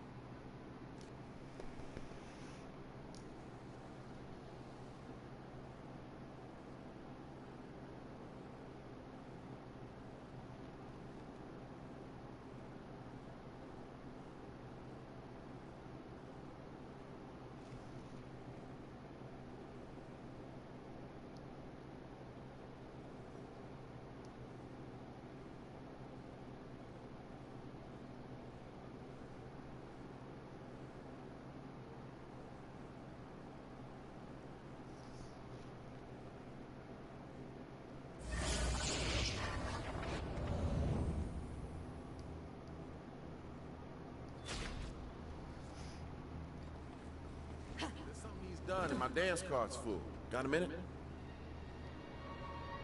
Got a need for a gunslinger. Looks like those echo-casting idiots are having a little family spat. Splitting their followers into teams and making them kill each other for sport.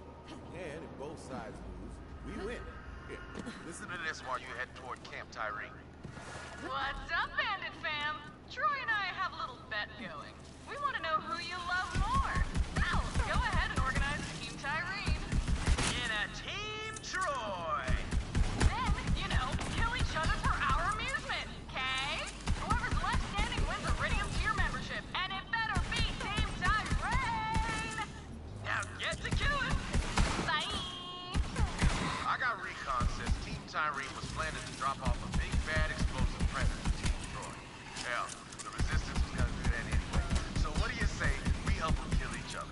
Clear out that camp and take the bomb for Team Jacobs. COV killing COV. Sounds like a party. I'll kill for money, and I'll kill for loot. But killing for two brats who don't care if you live or die, that don't make a lick of sense to me.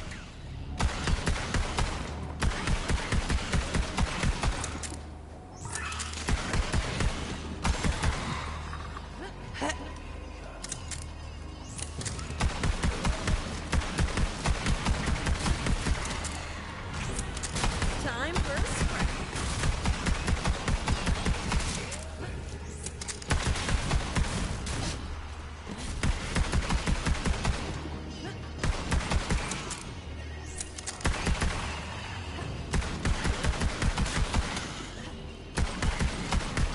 Opening up a finely aged cask of whoop-ass.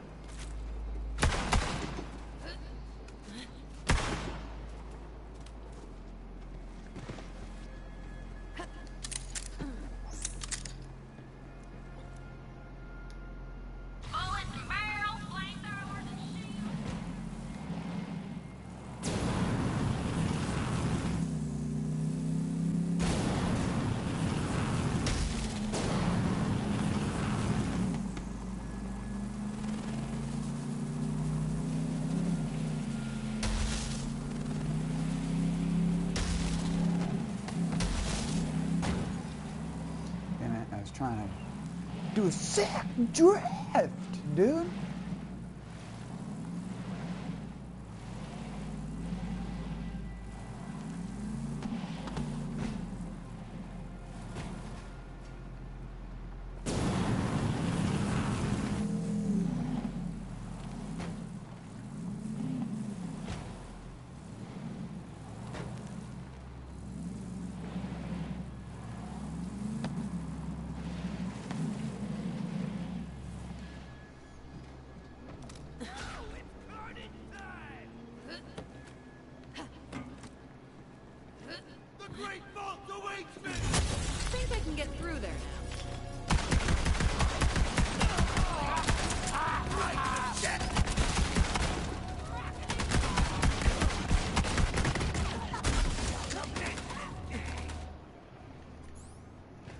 Yeah, that might have worked on little grogs, but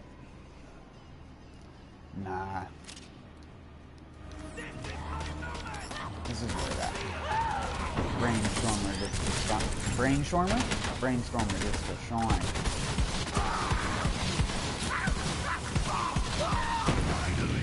My reward!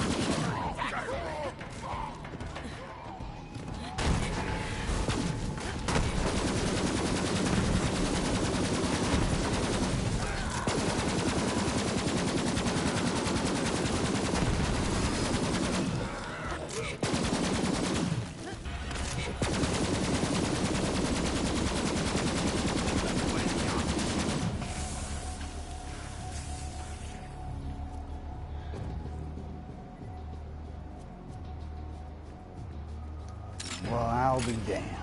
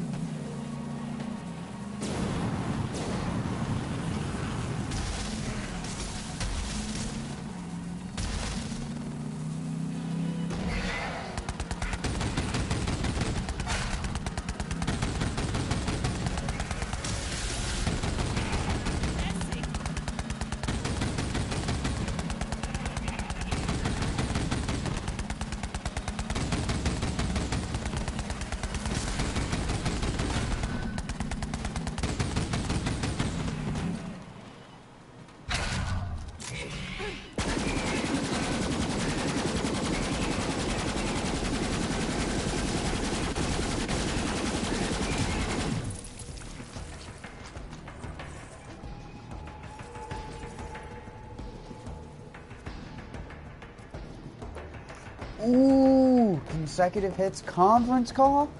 Too bad it's got so many pellets. I don't know if you can even build up the consecutive hits. How do you even consecutively hit with a conference call?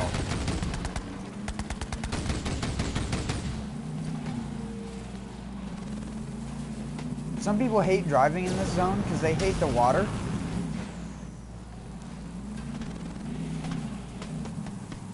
But if I can get it right, you can actually go the fastest on the water that you can anywhere else. But it's just hard to get that going. Because once you start sliding, it just doesn't want to stop.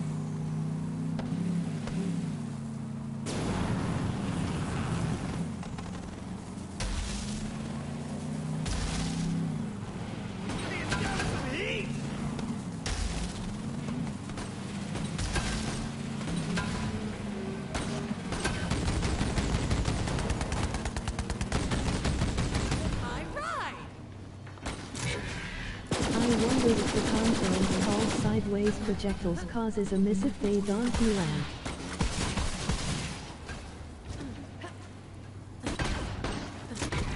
Yes, they do.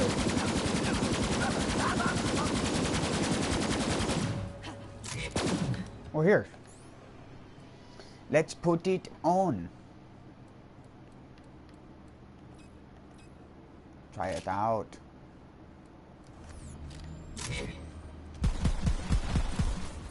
Okay.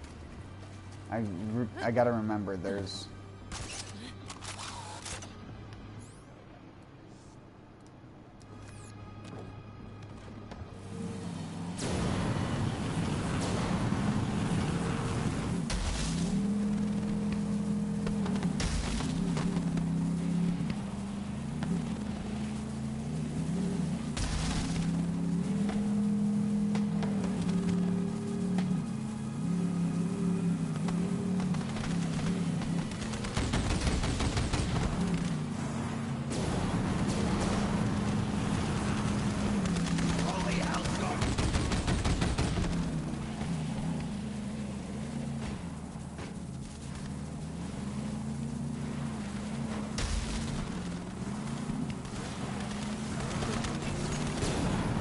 Jesus fucking Christ, how fast can you go, motherfucker?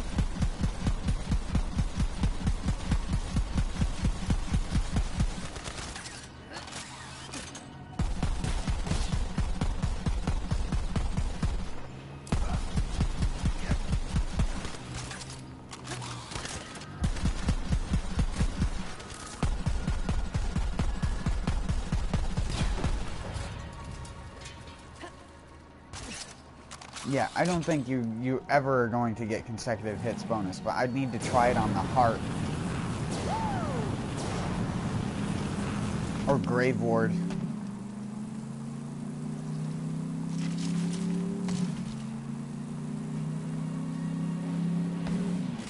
Why are your tires so fiery? What do you mean? Like that? Because I have a different set of tires that allow you to get boost for drifting.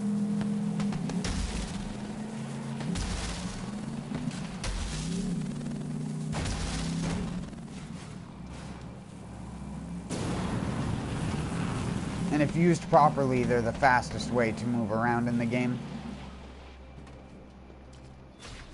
Because it doesn't, it uses it separately of your normal boost. Did you hire the vault thief to help you?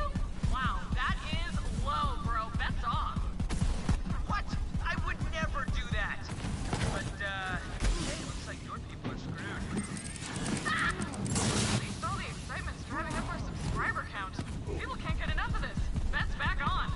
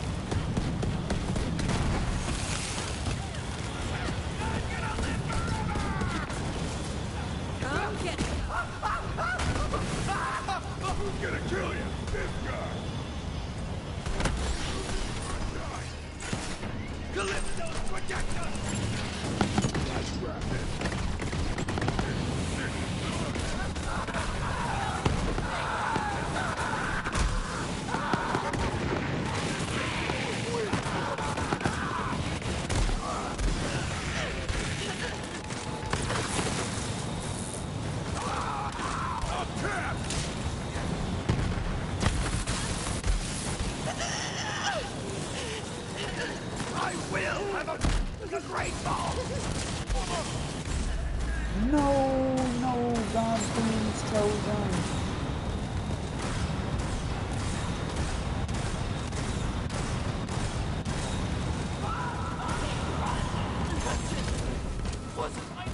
So good for killing human enemies, dude.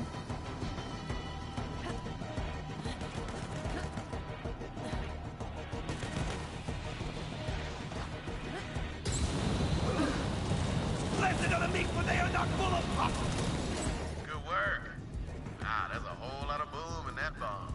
I think it's about time to send it on down the line to Camp Troy.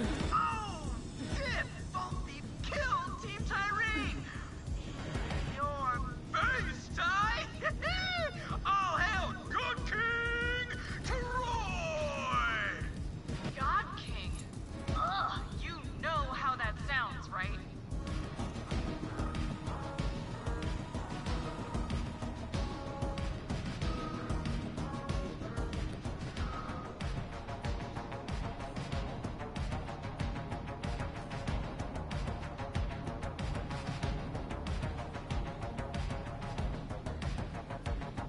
What the fuck?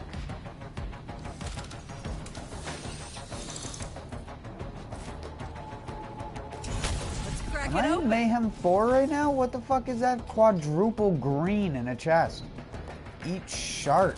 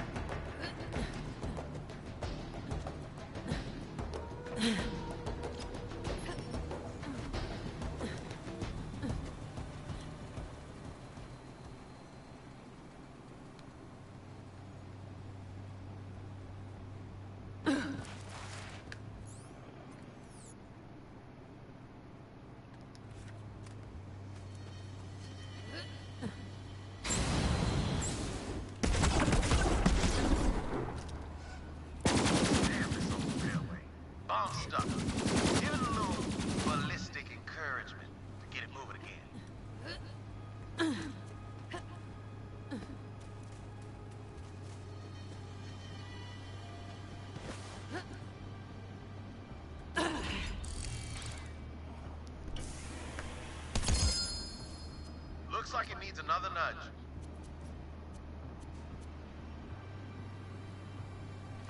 Damn it! I want an anointed epicenter with some kind of elemental anoint.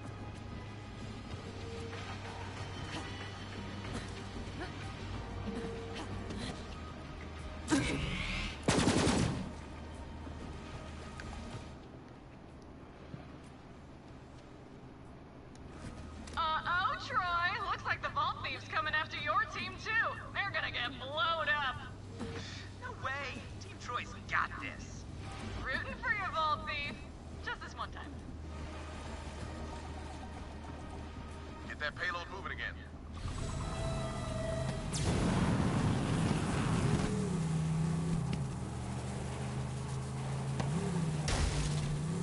Whoa! Troy! Your team's gonna get totally roasted. Ah, damn it.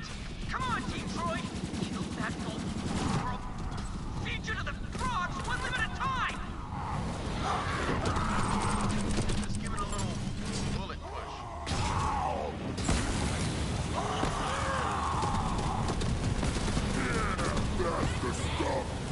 Yeah, that's the stuff.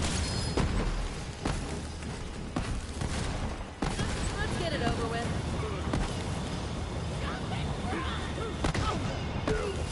Nice high kick, dude. Even you ain't been skipping leg day. I live for this.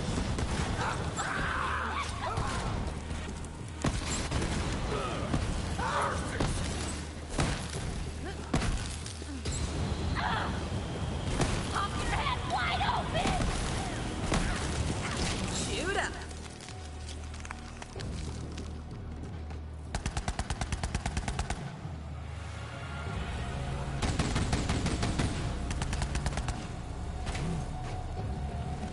These whiny brats are just self-obsessed.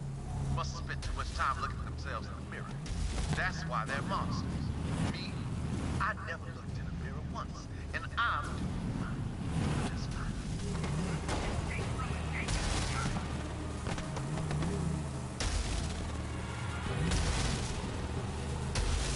Get that payload moving again with a quick shot.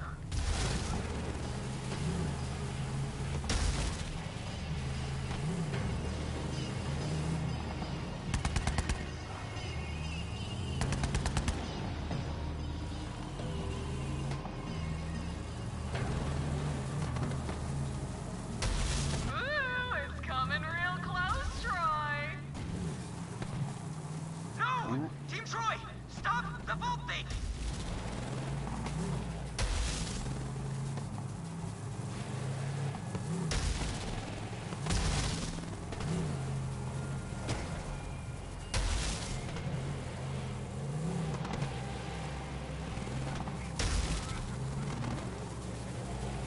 Wait, what's that? Oh, the radio tower thing.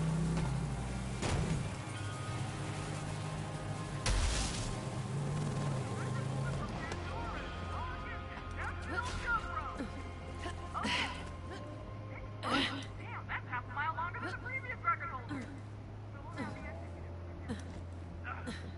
The God Queen is dead. I owe you one, sugar. If I had to listen to that COB trash for one more minute, I was gonna jam cocktail onions in my ears. Yeah!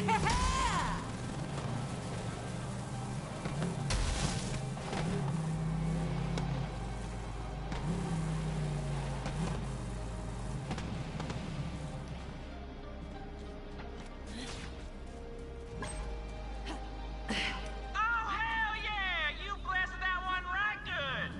One more to go. Take him out. Now clear out that camp and drop the bomb. Can't you imbeciles do anything right? You barely scraped together a team for this bet, and now they're all gonna die. You suck. Yeah, well, your team's already a bucket of guts, so...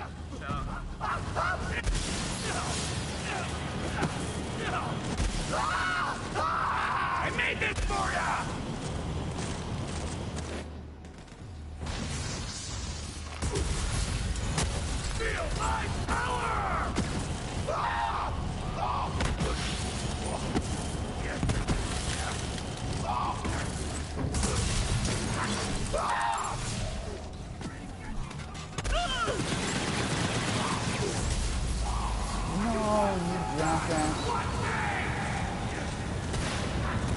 Teleport, don't teleport, don't teleport, don't teleport, don't teleport.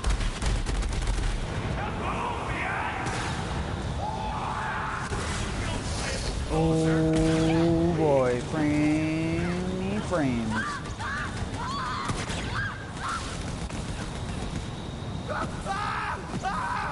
I live for this!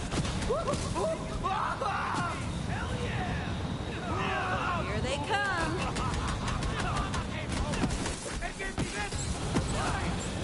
Laying down some heat! Free easy payment!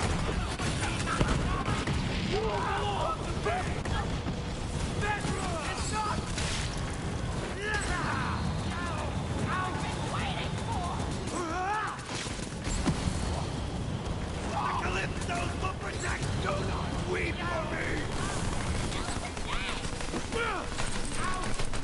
We're gonna need to put shotgun light back on.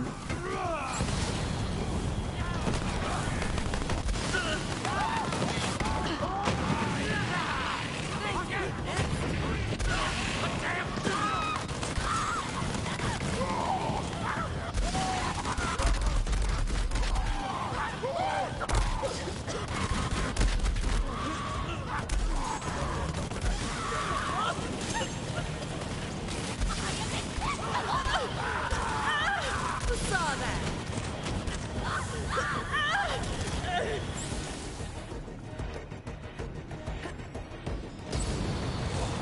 I see it! Free!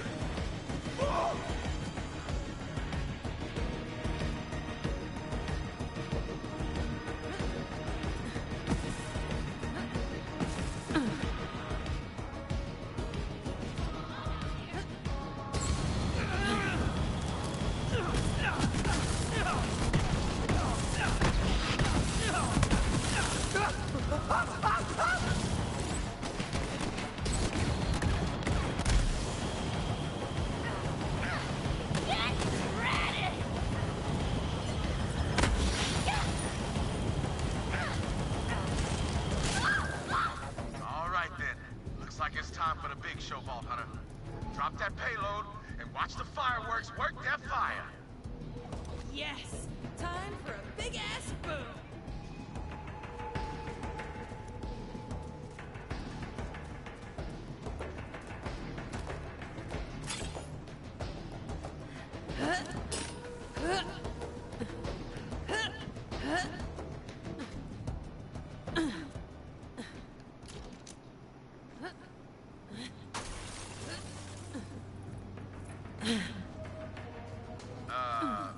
Well, didn't quite explode, but I guess that'll do. Can't even trust the COB to make a bomb, right? But in any case, both teams are dead, so I'd call it a win. Score one for Team Jacobs. Come on back when you're ready. Hey Troy. All your followers are like super duper dead. Just a little FYI. Ty, the Vault Thief killed both of our teams. Oh, butthurt alert!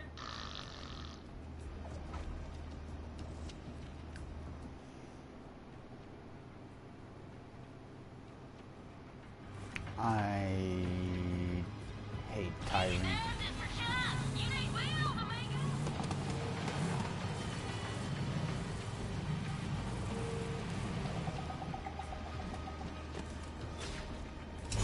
Time to open you up.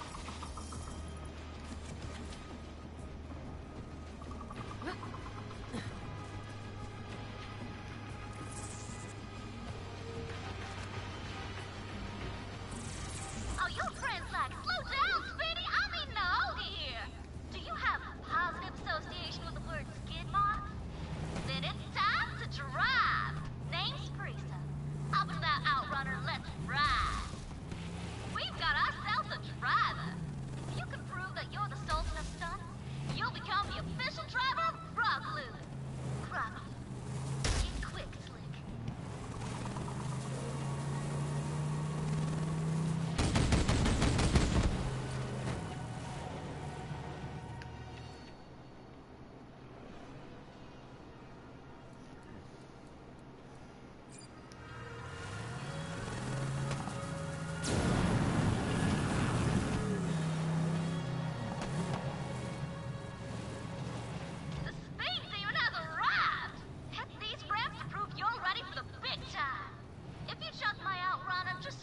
Nice head, lol. I got a few spares.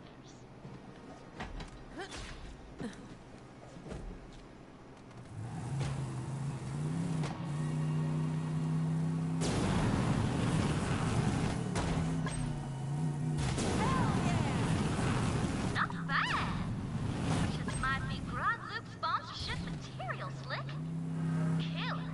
You're oozing Grog Loop style. Give those pistons a misting with Grog Loop. Grog Loop. Driving good takes guts. One more test and then it's time for the big one.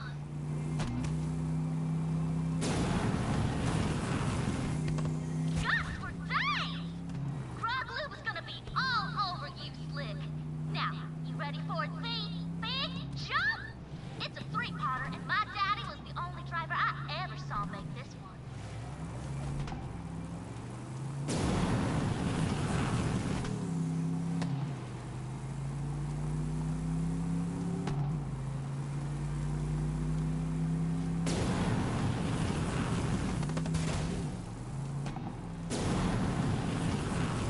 You made it! My daddy would have loved to see that. He was the official stunt driver of Grog Loop. Until the big crash. That's so right. He ran out of Grog Loop. The engine cut out, left him stranded. COV got him, but I never could make the jump myself. You mind destroying his car? Don't want any bandits taking it.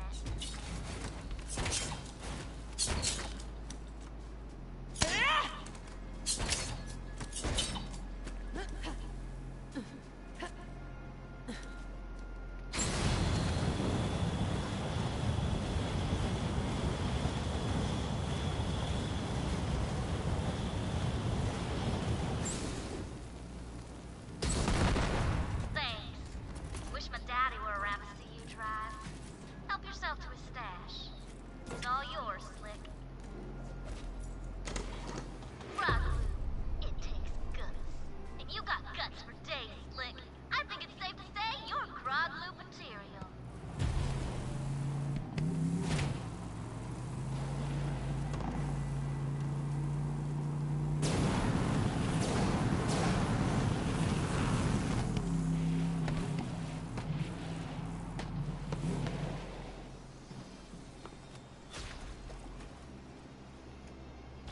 I'm probably one of the best Borderlands drivers there is.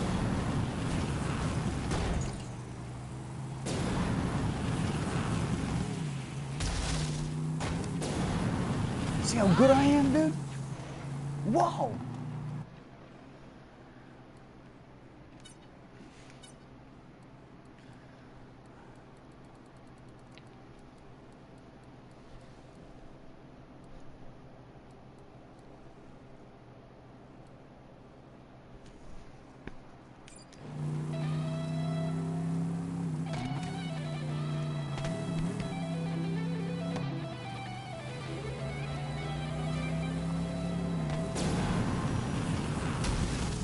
And the drift record holder in the crew too. No. My friend Mike has that record. Not the Mike that's my neighbor, a different Mike.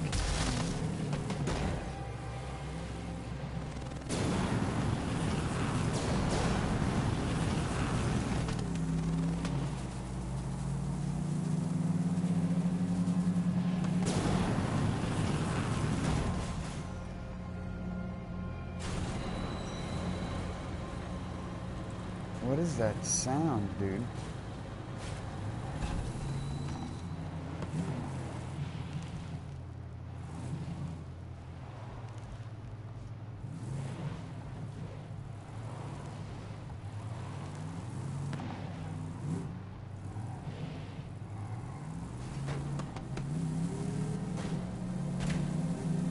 Oh, that's where the sound's coming from.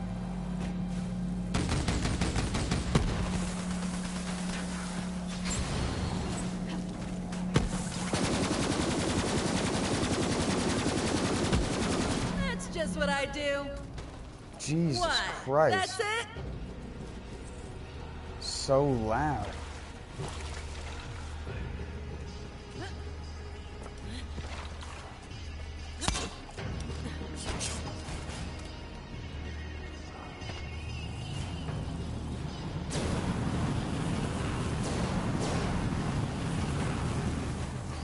I keep over accelerating because I was driving the car with normal wheels and not the drifty wheels.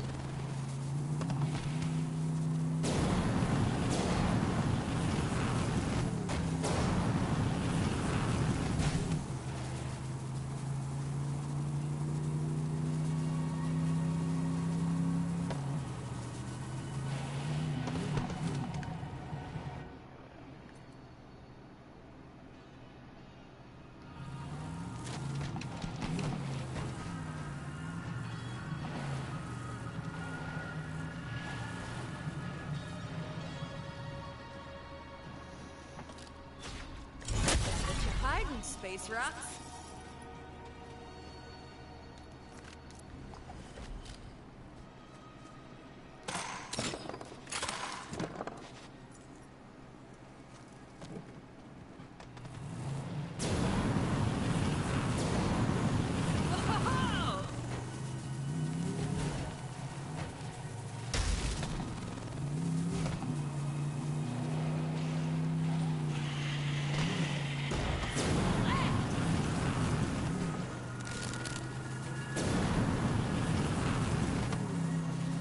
Oh, I need to get up there. I'm an idiot.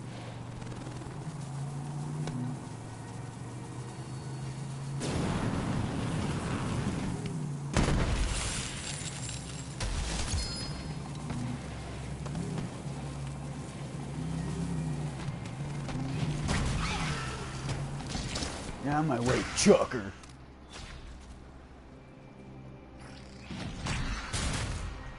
Wait, isn't that what I already have?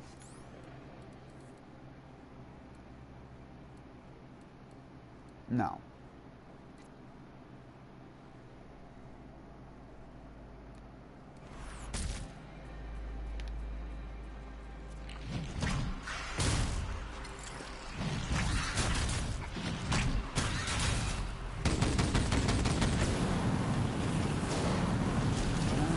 Chucker.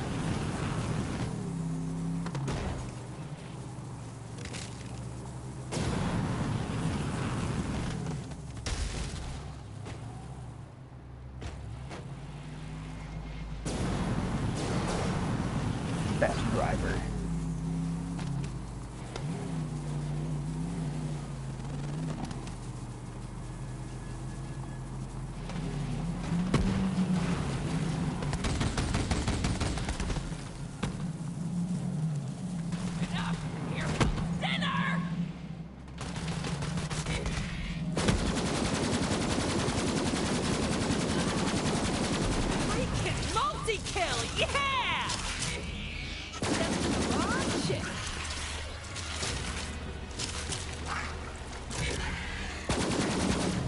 Take him out.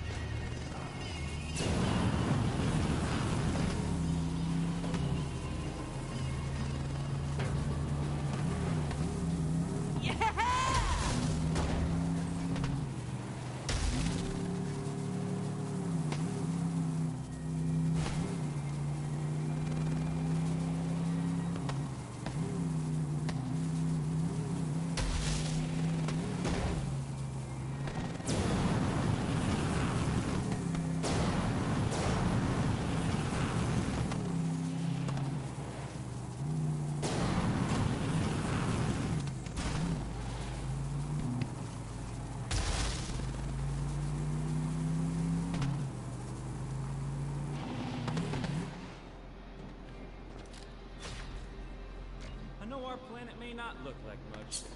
6 is run by Jacobs. And Jacobs ain't like all them other corporations. We do the work, and they keep us from getting killed. Jacobs has stood for 300 years, and we can't let the old tree fall now. Things may look bad for us. Come on, focus strong. We ain't gonna take this invasion lying down. I'll always remember what you did for Coop, Baldwin. Oh, and hey! Since you're on Eden 6, you might as well put this here Jacobs to good use.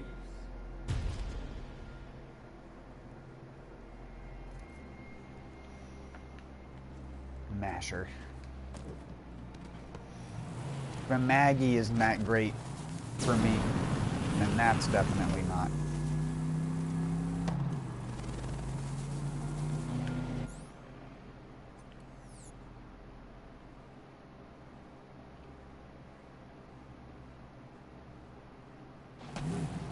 Oh, great job.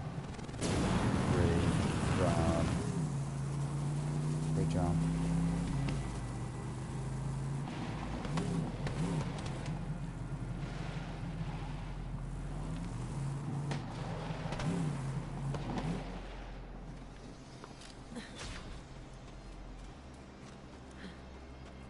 Here's hoping the Calypsos keep making their followers kill each other over petty bullshit.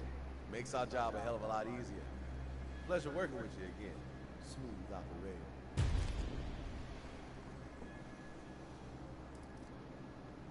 I find it hard to believe that you've never looked in a mirror with a stash like that, but okay. Sure, some people just grow in Wild West stashes perfectly, and they totally don't have to trim them or anything. Because that's how hair works, dude.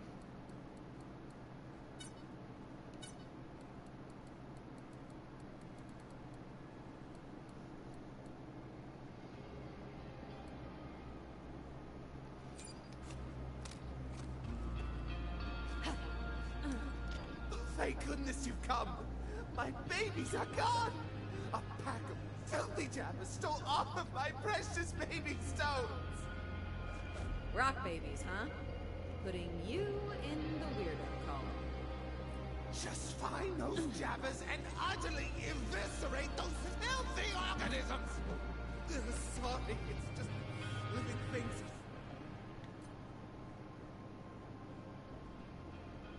So disgusting with their skin and orifices. Oh, it's revolting. I spent years searching for brown rock samples and barely scraped together my prized collection. Please find my beautiful specimens. Dang, chill, man. It's just a rock. These are more than rocks, damn it! They're my whole world. They're all I have. They're even named after me. 139.377 brown rocks, or brown rock for short. Although they're actually quite an exquisite gold color. Yes, and I don't care. Just find them.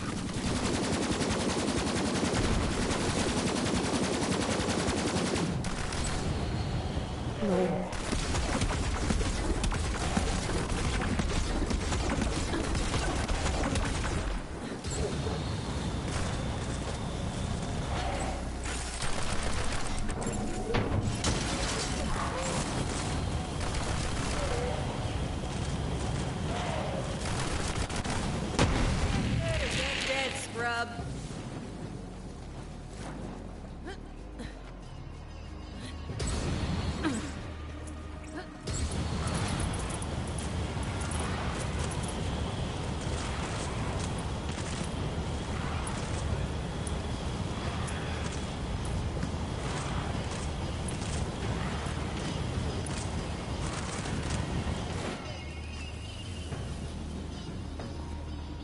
Coffee maker?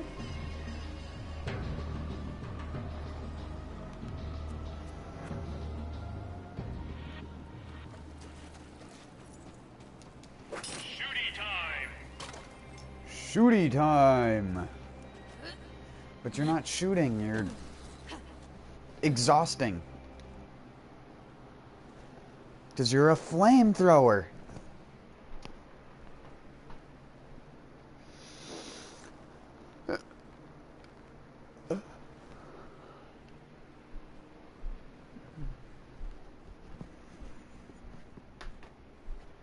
Should be Bernie time. Squeeze me.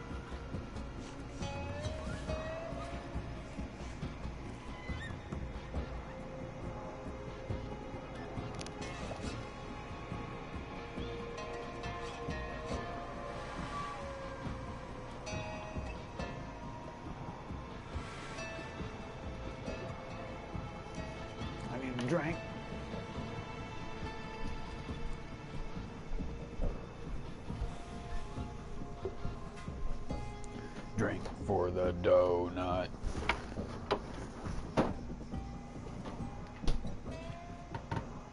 Whoa! You go, big guy! Was that true? Whoa! You go, big guy!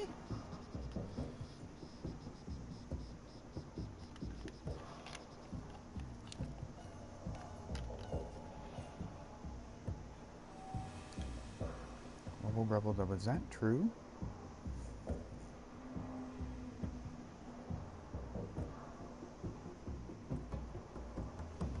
Are you supposed to be Mickey Mouse? Whoa, you go, big guy! That'd be a Mickey Mouse version. Whoa! Whoa! I can't go that, like, whoa! I can't get that. Hoo-hoo! Sound. No, I'm going for its rhythm heaven. Specifically Rhythm Heaven Fever. It has this part, it has one of the mini games in it is called Ringside. And you play as a wrestler who's ringside being interviewed, and every single time she says wubba dubba dub, is that true? You have to press the button to make your character go, yeah. Yeah. And then sometimes she goes, whoa, you go, big guy. Wow! She does it like, it's hard to impersonate the voice actor's voice for it. Whoa! Good lord.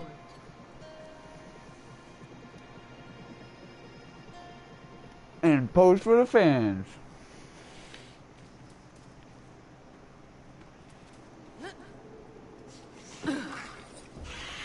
What?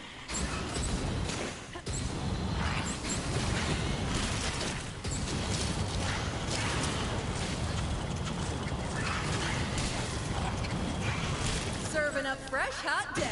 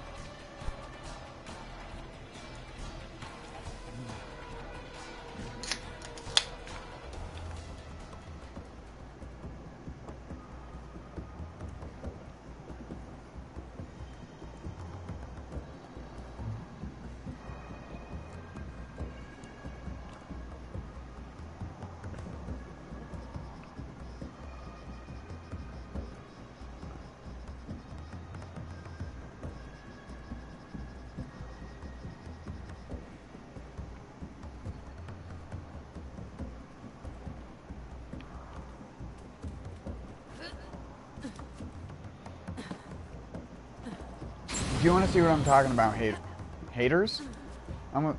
Yeah, haters. My number one hater is taters. Taters. But no, if you want to look that up, it's just look up Rhythm Heaven Fever Ringside.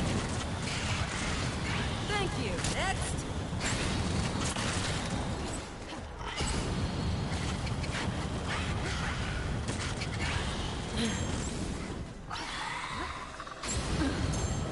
I regularly have that stuck in my head on a weekly basis. Just the whoa, you go, big guy. That part specifically is what loops in my head.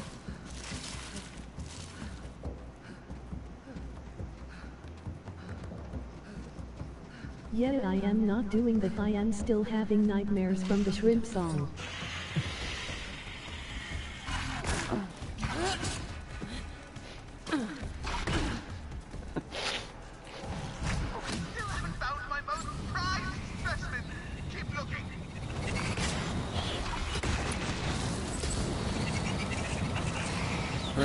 Pretty rich.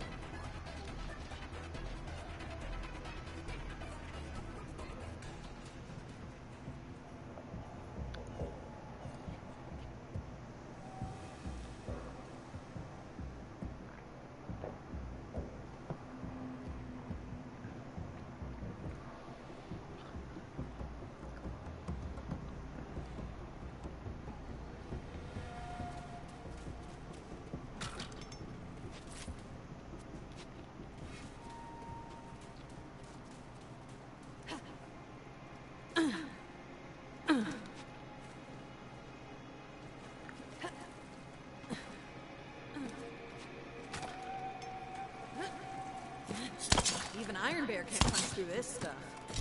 Let's crack it open. Here we go.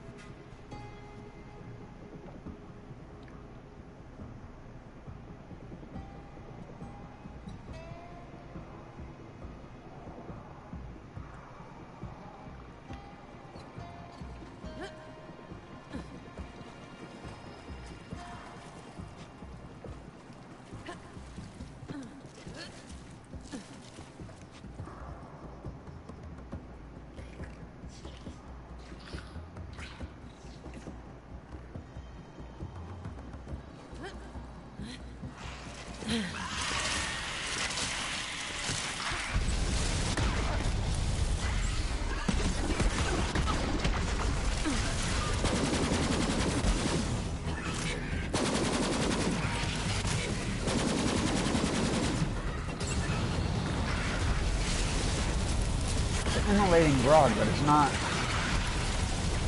100% resistant to fire?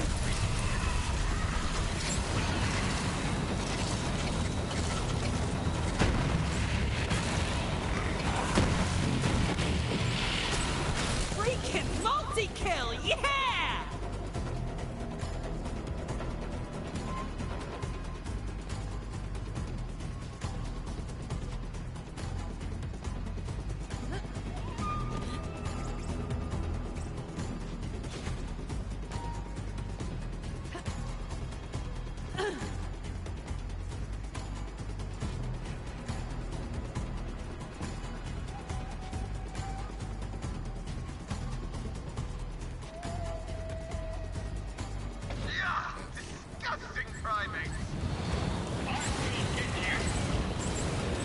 Better luck next life. The rest of my specimens must be in there. Collect them. Oh, I see now. They're using my brown rock specimens for decoration. Fascinating and appalling. In related news, I hate this planet and everything that lives here. Actually, I hate everything that lives everywhere. Amen, brother. That is the biggest jabber I've ever seen. It's like they're King Jabber.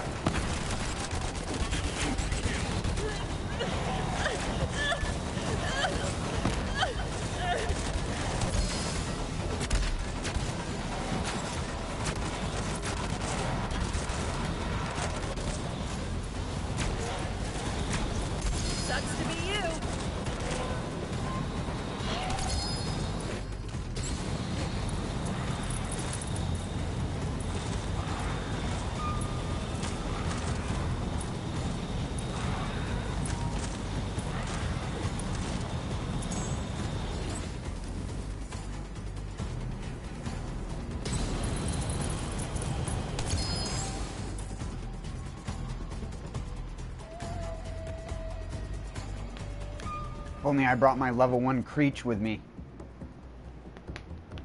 No, not another normal Shred-a-Fire. Give me double barrel, game. Wow.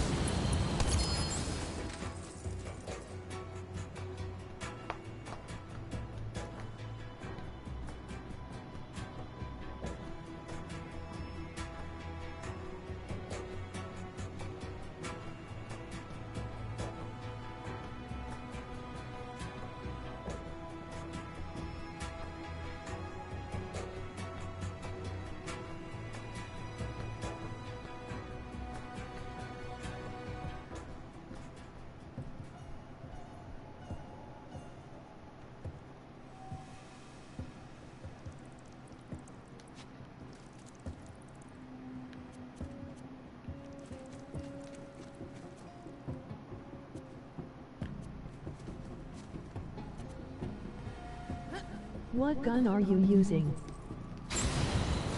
The long musket.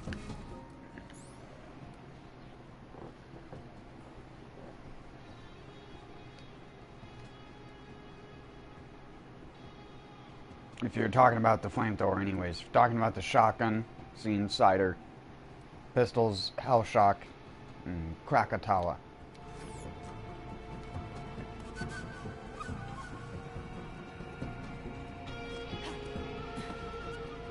Excellent! Now please, return my sweet souls back to me.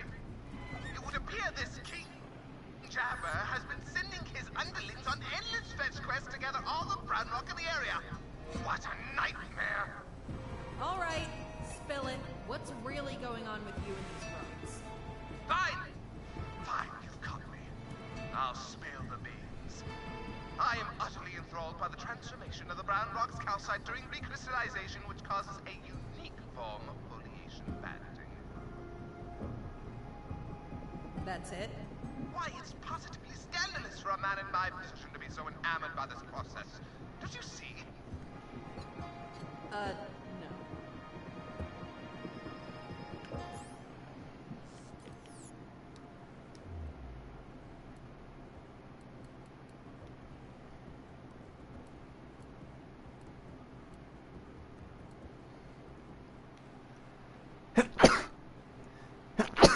Excuse me.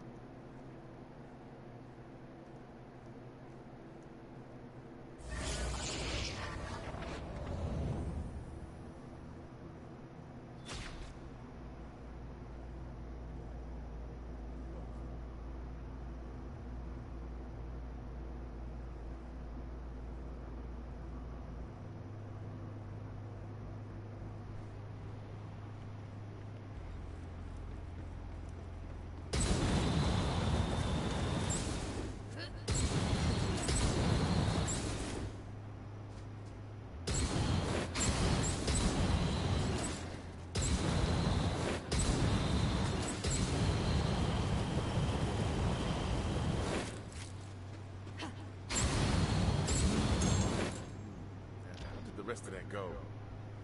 Thank you for recovering my precious, helpless little specimens.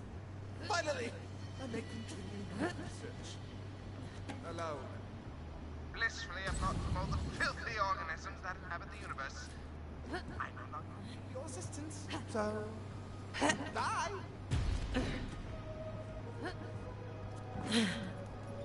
Oh,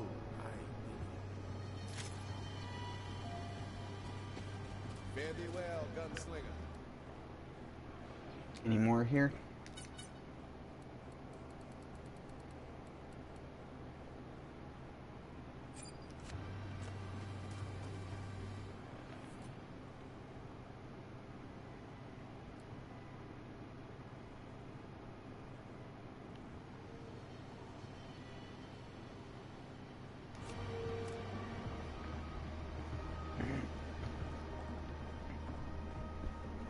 I'll actually be right back.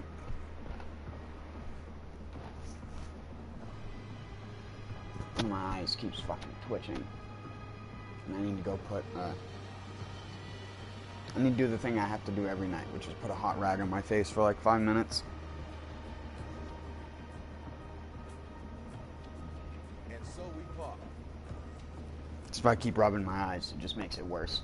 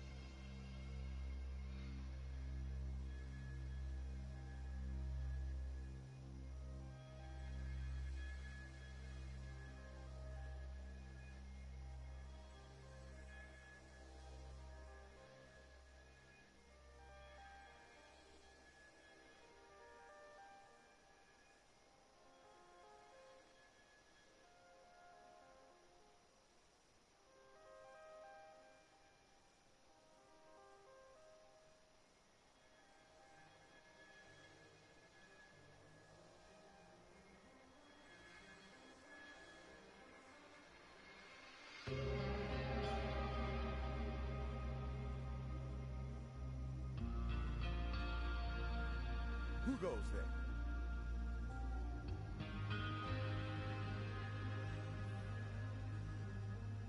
And we turn another page.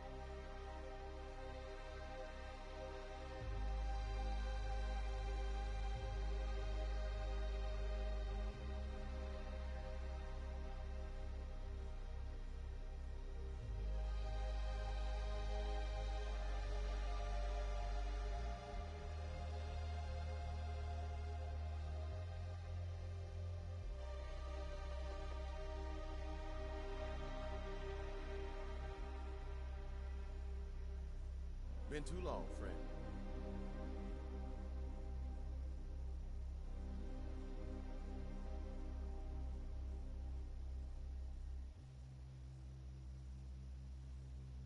Guess we're done then.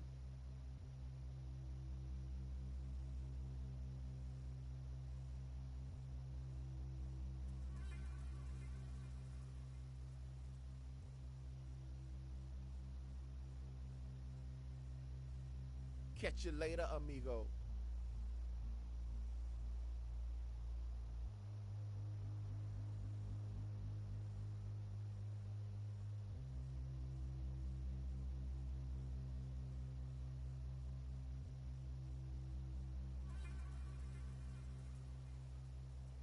And so we part.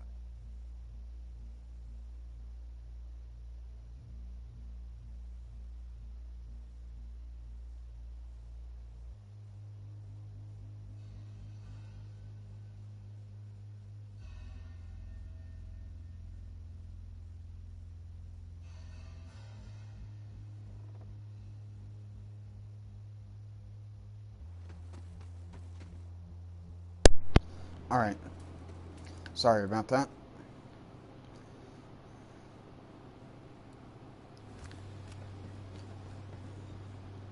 Let's make some roadkill, amigo!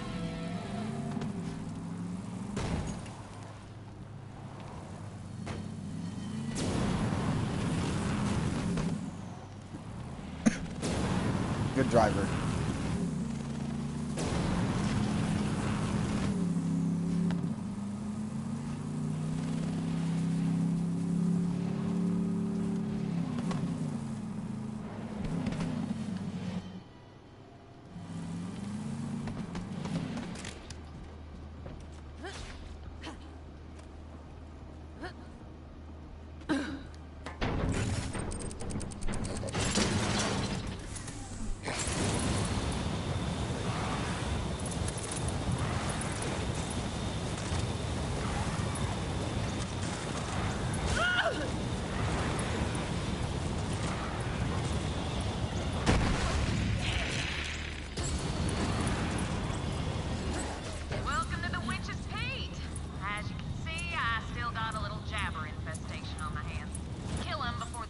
Yeah, and they're all thieves. Fun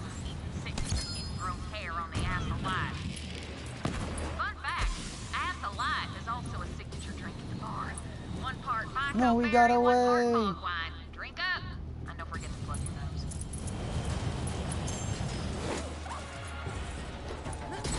How many thieves are there? What the hell?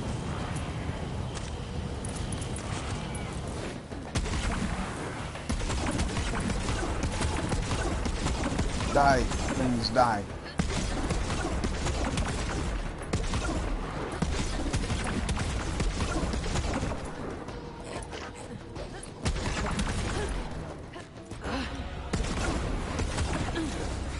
It has the event for this week.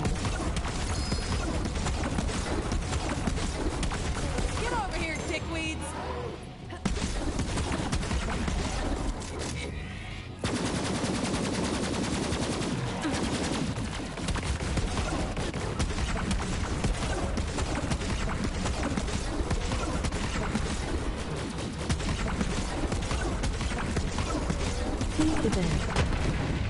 That's Apollo, one of the jabbers who killed the bar's power. Put his lights out, will ya?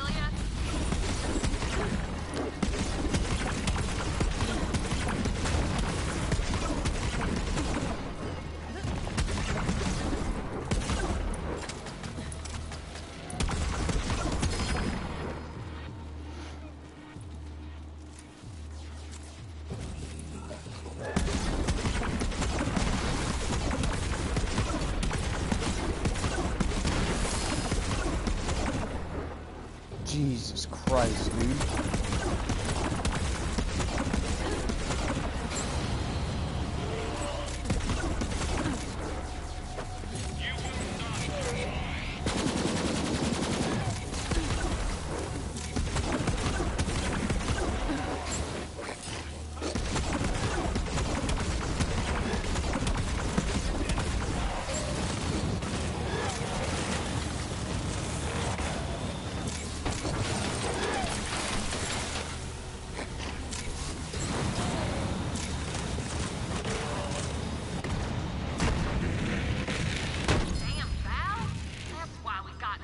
Look at my map, dude. And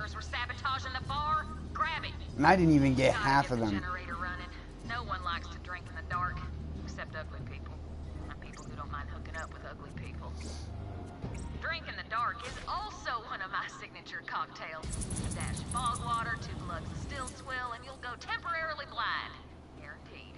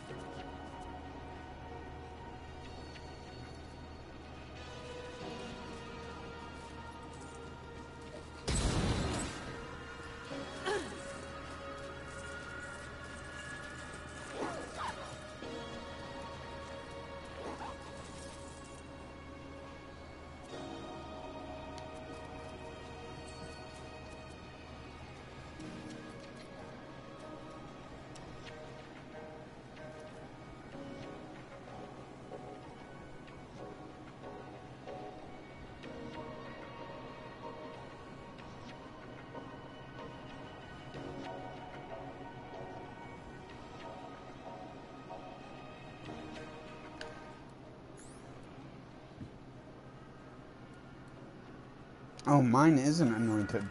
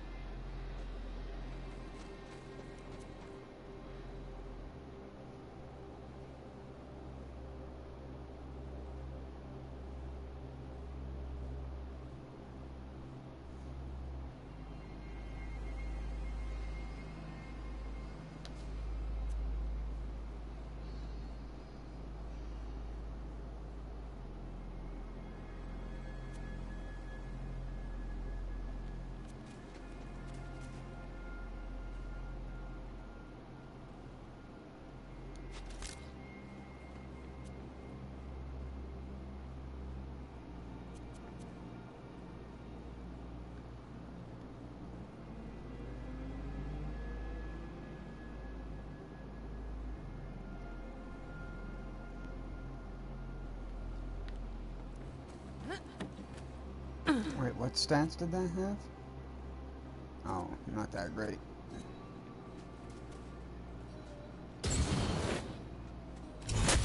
Hiding space drop.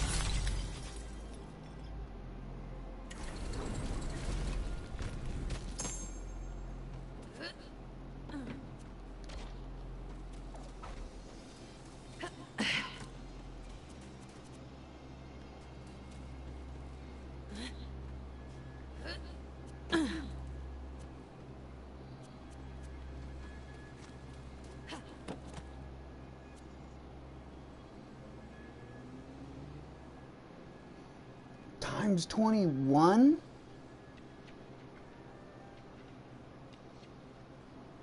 What?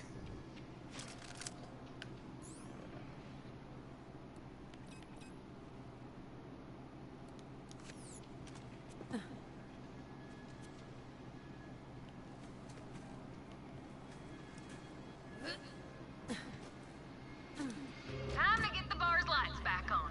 Flip on the breakers.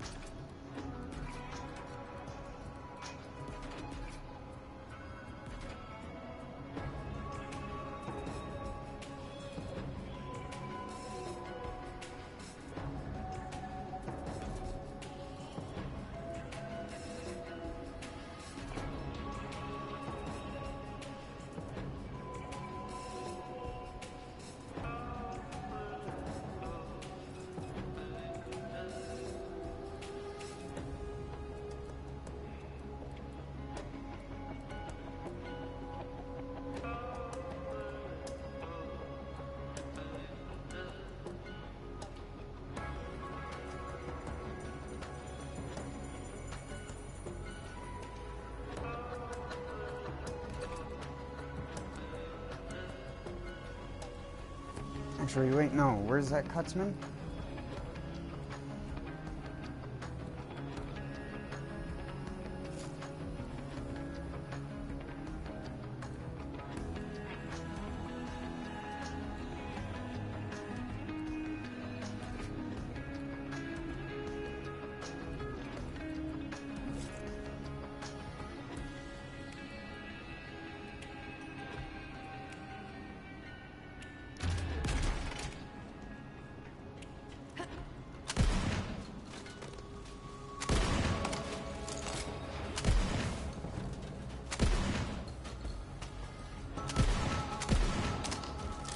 Well, that fires them pretty close together when you're zoomed in.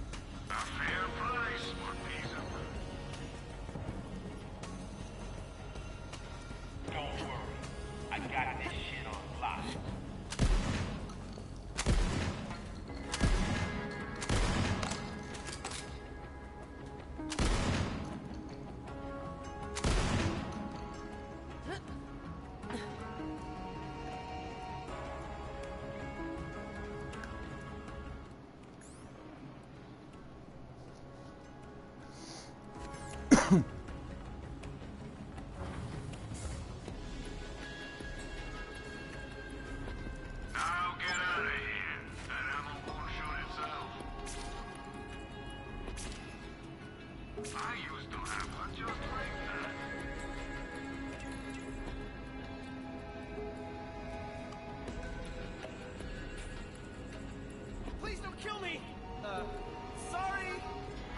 I don't know why, but the stream won't load. My internet is poopy for some reason. What?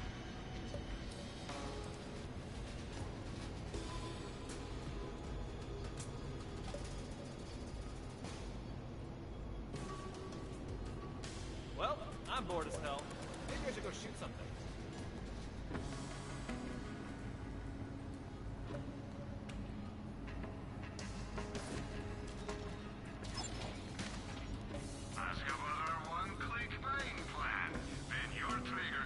It is so weird because I can type and see the thumbnail and pause moment change every time.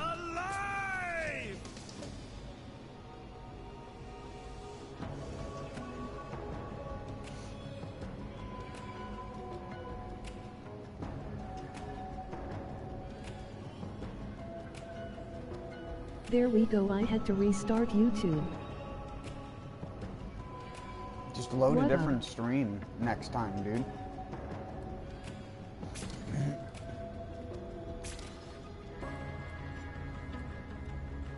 No! Don't eat me! It's okay. It's just a dream. I'm gonna have to clean out my bank again of bad shit.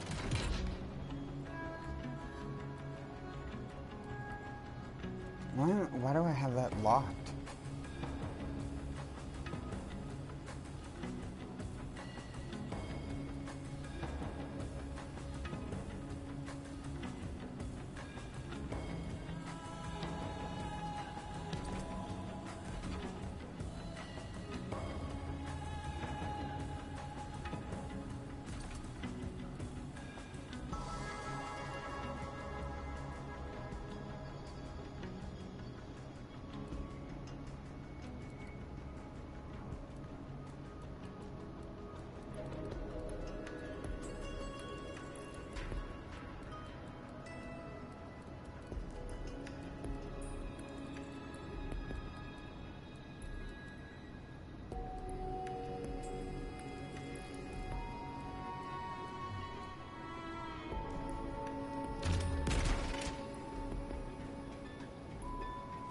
I'll do it some other time, though.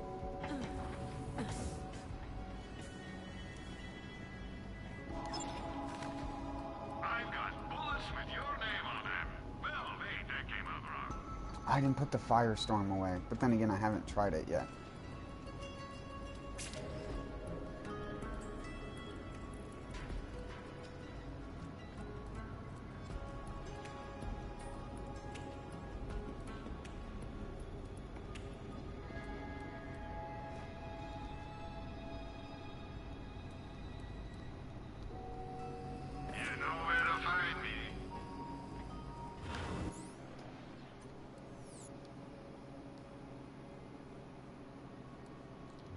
I'm gonna go try Grave Ward again.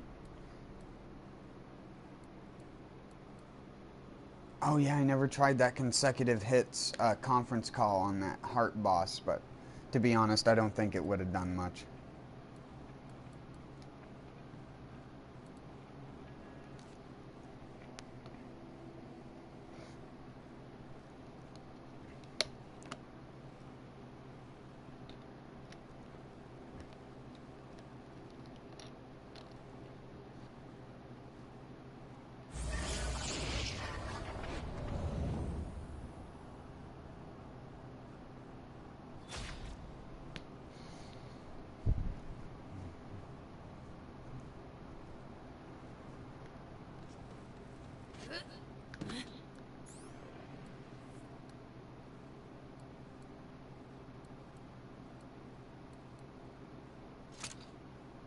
There's a couple different things I wanted to try against him.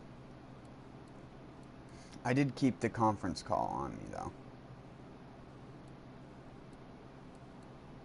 I don't really have... Here, I will try the conference call first. And then we'll stack other Hyperions, because we'll need it to get the... Do we even have other Hyperions? No, those are the only two.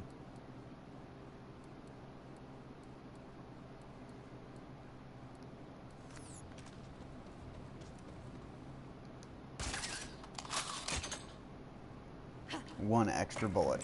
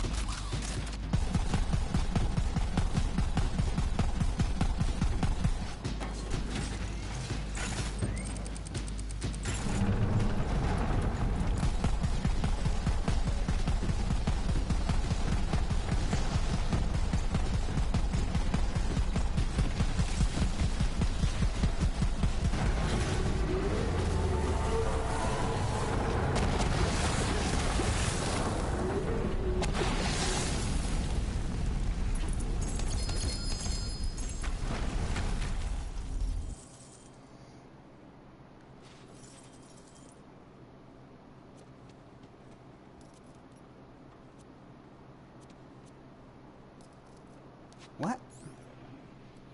There were green heads in this game?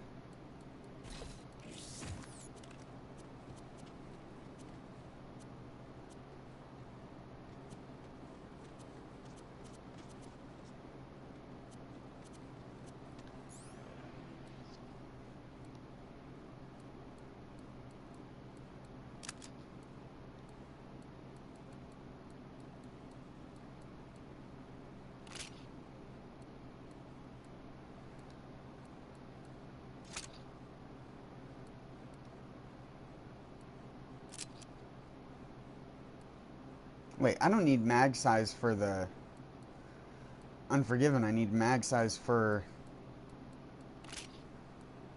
the Scourge. I want to try crit swapping on the next kill. I just want to see if that's still even good compared to what I can already do with other weapons.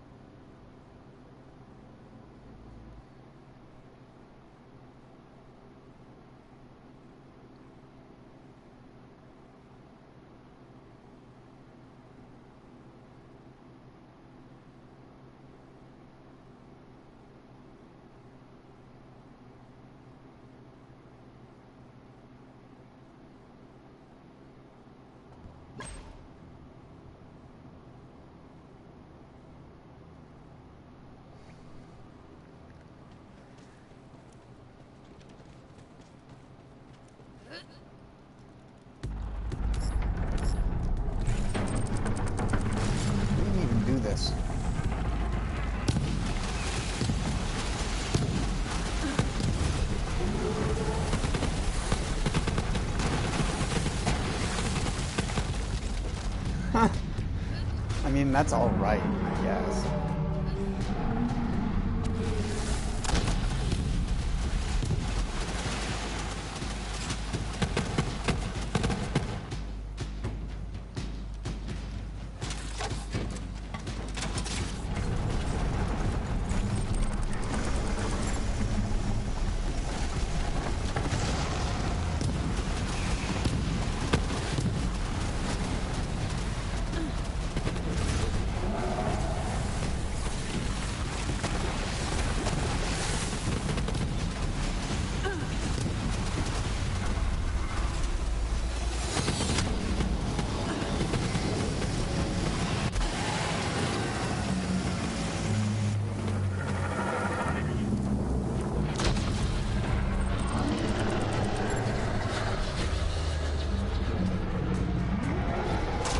No, I don't have any ammo loaded in, so I can do some for the road. Oh, God. Come get some.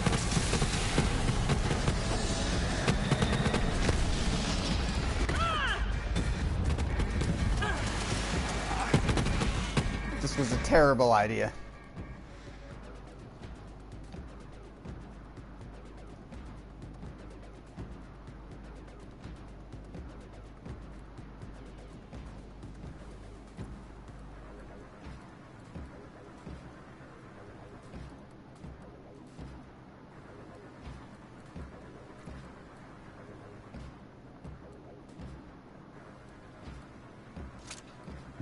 Here, we'll use this to try out the damage that other weapons can output.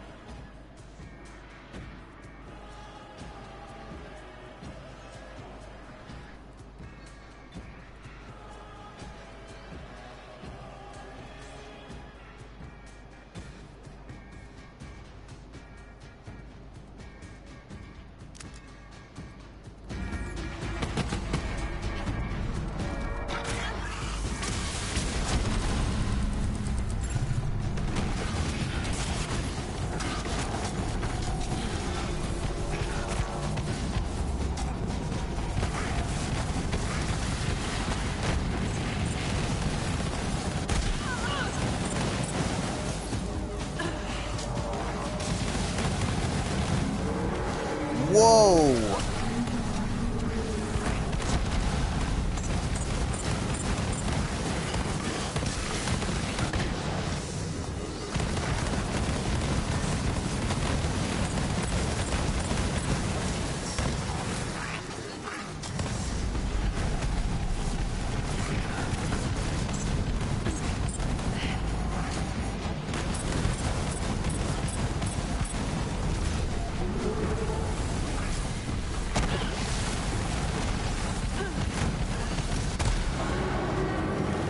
What?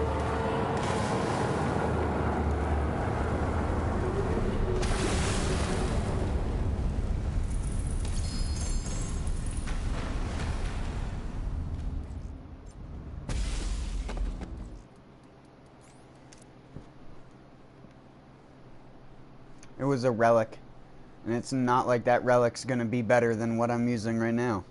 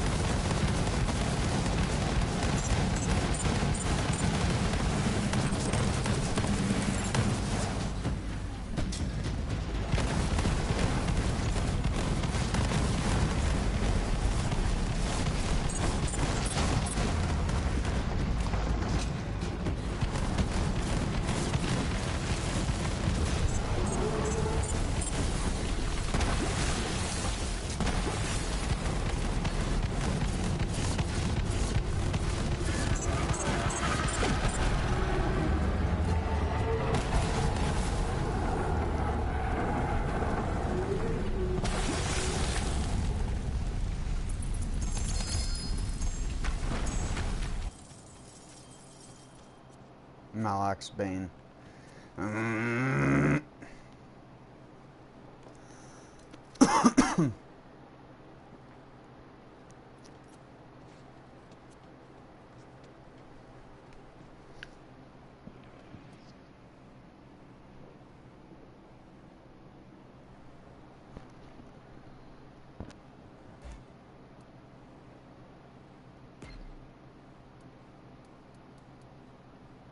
One more point.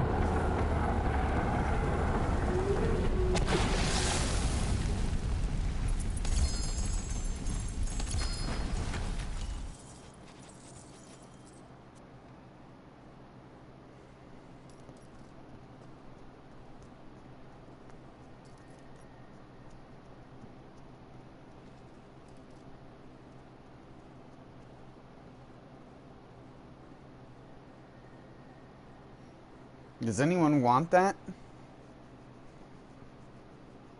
I know Mike isn't here anymore.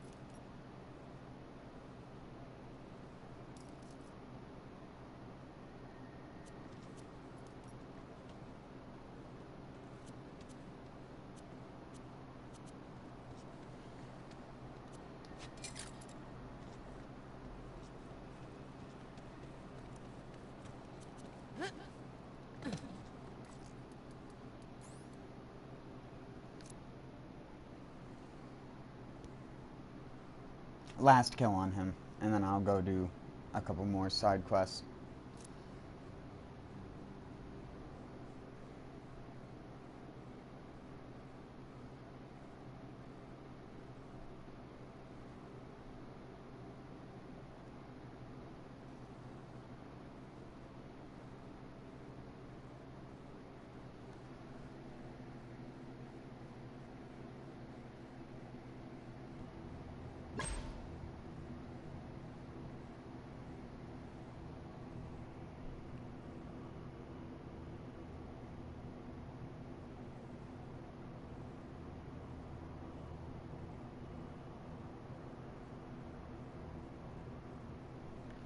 Alright.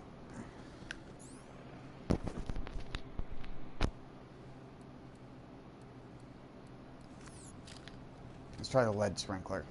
Is it going to be better than an automatic pistol?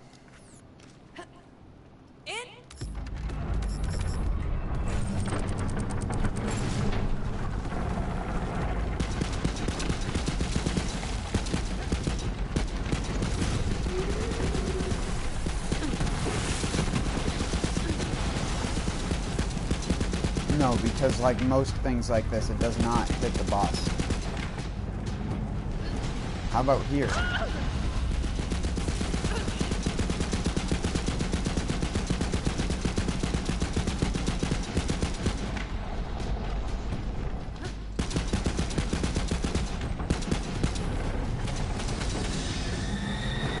No.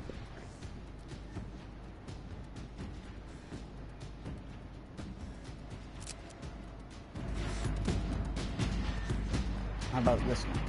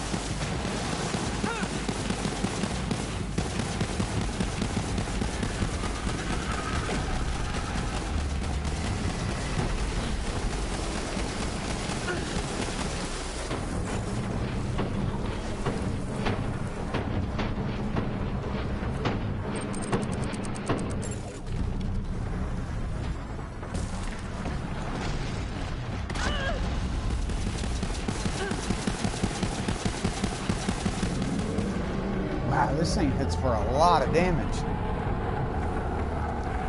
For a single shot, Jacobs.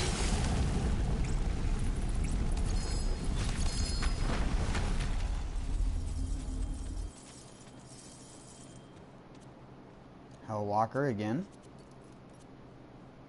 ZX1, no anoint. Lob, bad anoint. Nighthawk, no anoint. Bloodletter with no bonus to thin red line. That's such a bad bloodletter.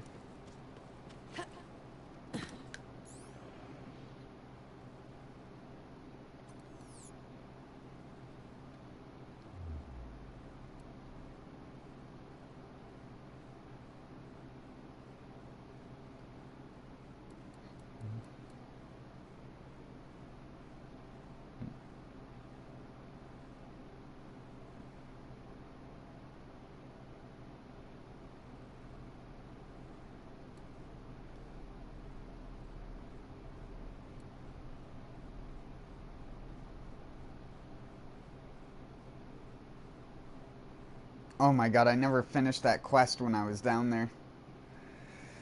Absolute fucking moron.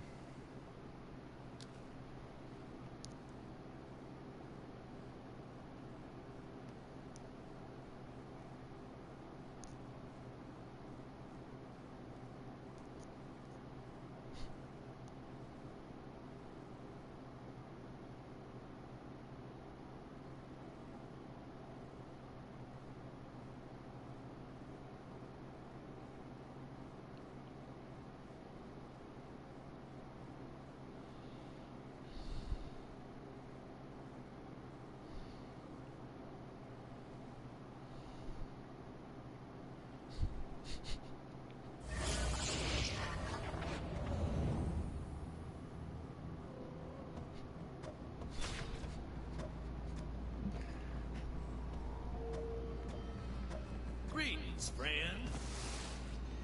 Fran? Shouldn't you guys be in the DLC? Shouldn't you guys be on the other planet? Enjoying your honeymoon? Or whatever people do when they get married?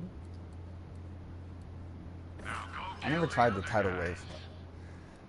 Though, against a boss. It'll always be bad. But maybe that anoint will actually allow it to kill something.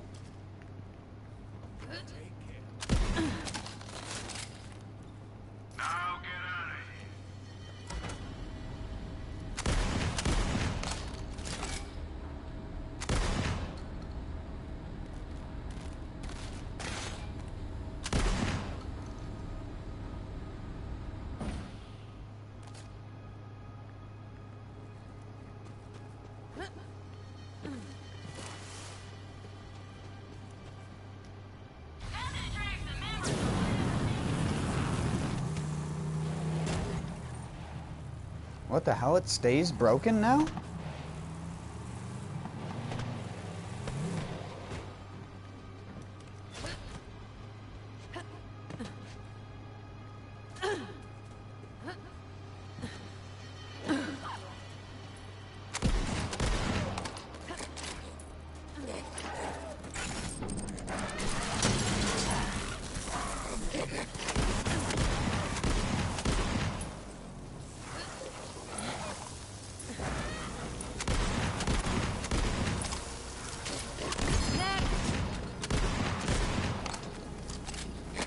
Right in their face and they die. You just gotta... Oh, look, another one. But this one has 21 projectiles.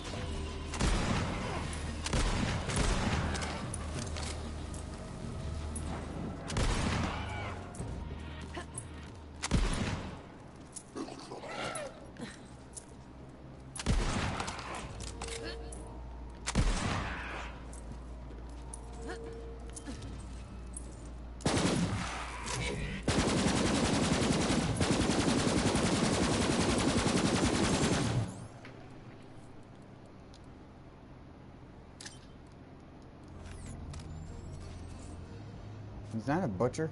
Yep. No anoint. Nice.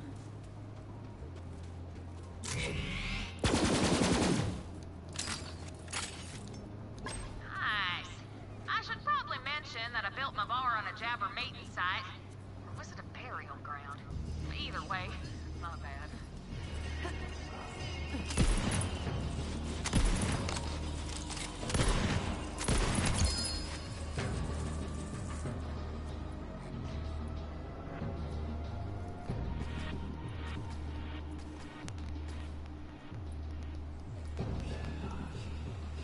What is that from? Have a plan to kill everyone you meet. What the fuck is that from?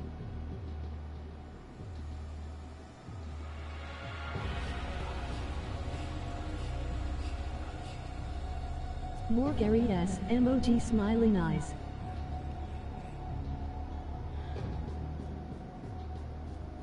I'm playing on Mayhem 4, so... You should have seen my screen earlier, Hyro. This entire area was filled with orange. Like, this entire zone was just nothing but orange.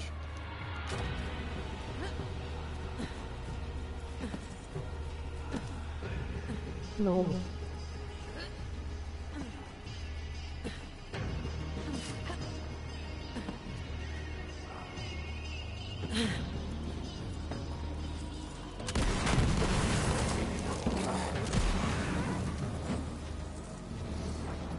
At least there's finally a version of Borderlands where you can legitimately use the TK's wave and it will kill stuff. Not only that, but it will kill stuff on the hardest difficulty. Did they never... I thought they put a chest back here, but I guess I'm wrong.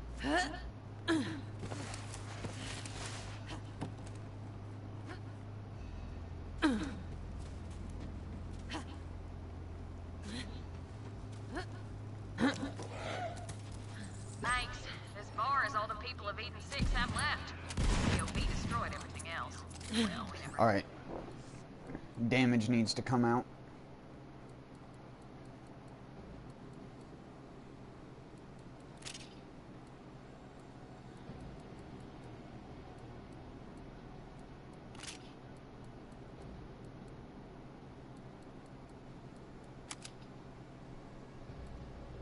Schools or hospitals to begin with, but when you think about it, No. a bartender's kind of like a teacher or a doctor.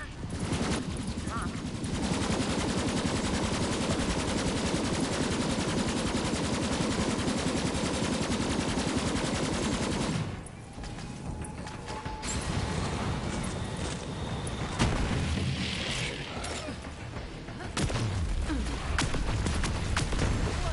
That's it?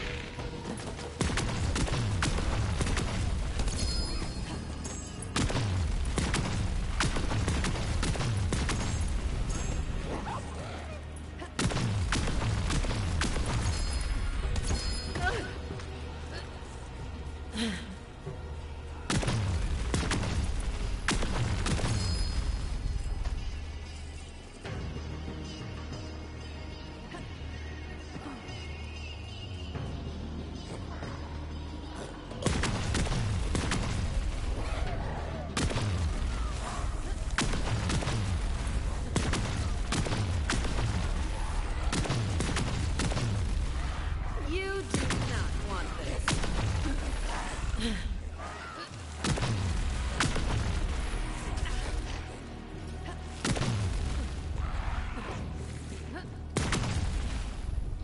Hell yeah!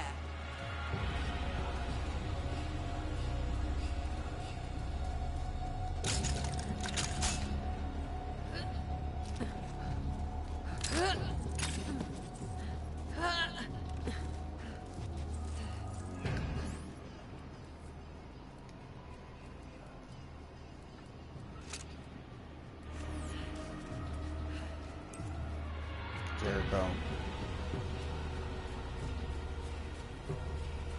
I don't really need 50% cryo though. Lucian's Call, too bad they're trash.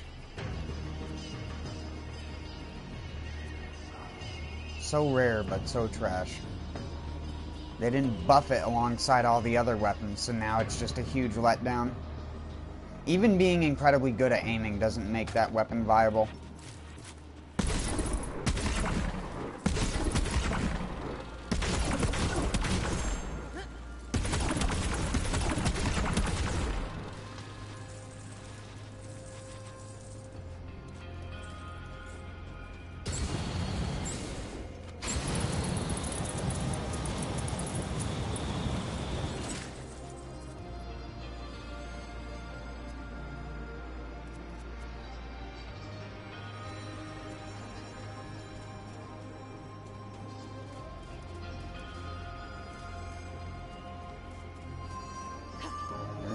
barrels that I'm missing.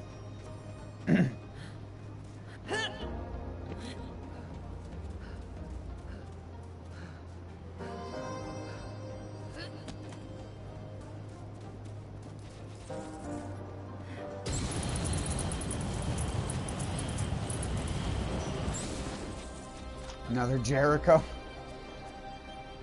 Fuck off, Moxie's endowment. I get enough of you from frickin' Grave Ward.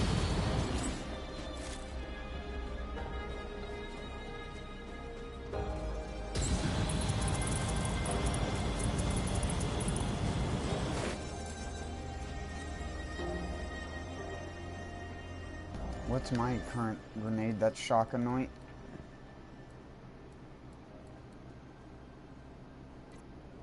It's a Firestorm, which is better than a Fastball.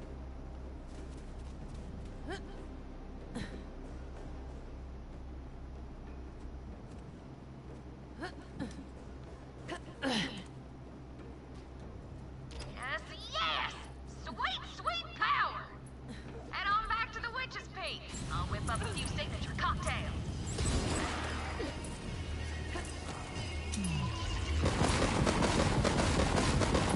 Serving up fresh hot death.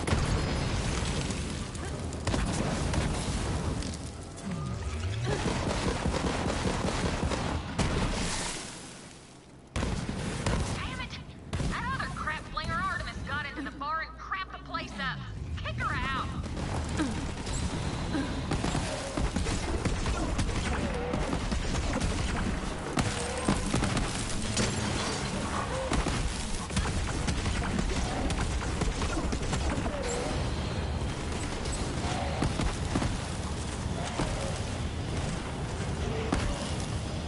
Way to kick some drunk monkey butt! It'll be a while before I can reopen the Witch's Peak, but when I do, you get drinks for life. Nah, I'll scratch that. But you earned it. Bottoms up. It's the end of the world somewhere.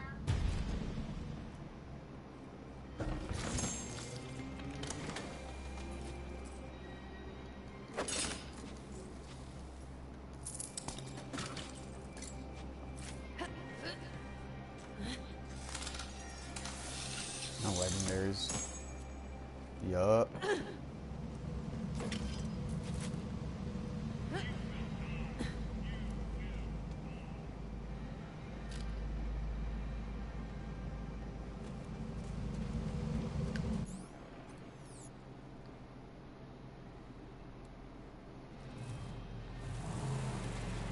So much stuff on the ground. It's like, what are you gonna do? Are you gonna be able to actually pick up all that? No, not in any fucking world. Oh no.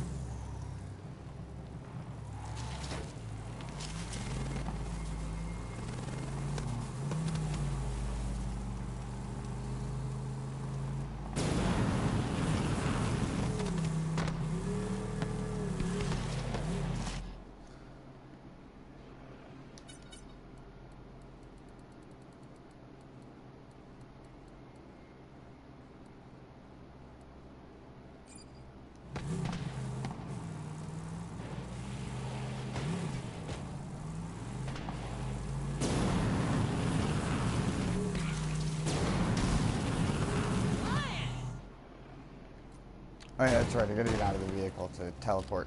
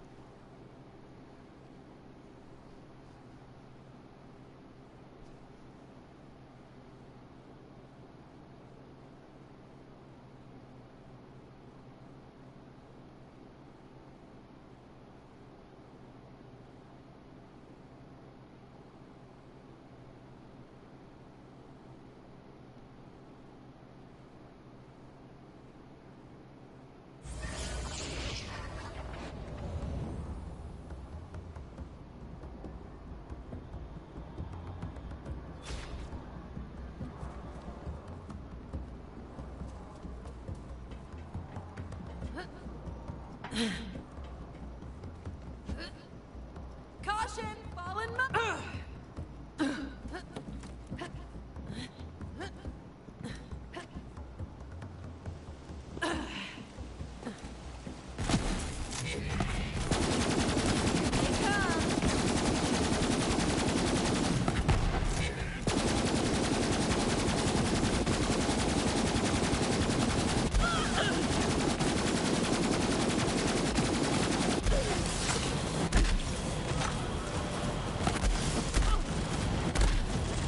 Nope, you can't. I'm Salvador. You can't. You can't kill me. I'm Salvador. Put another flamethrower in my other hand. This is my other flamethrower.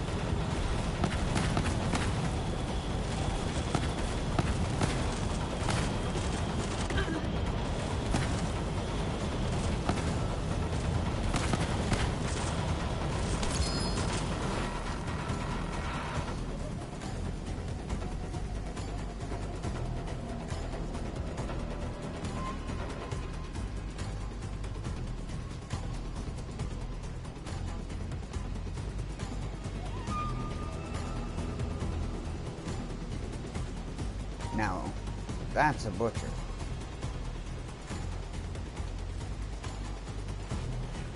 Consecutive hits, jackhammer.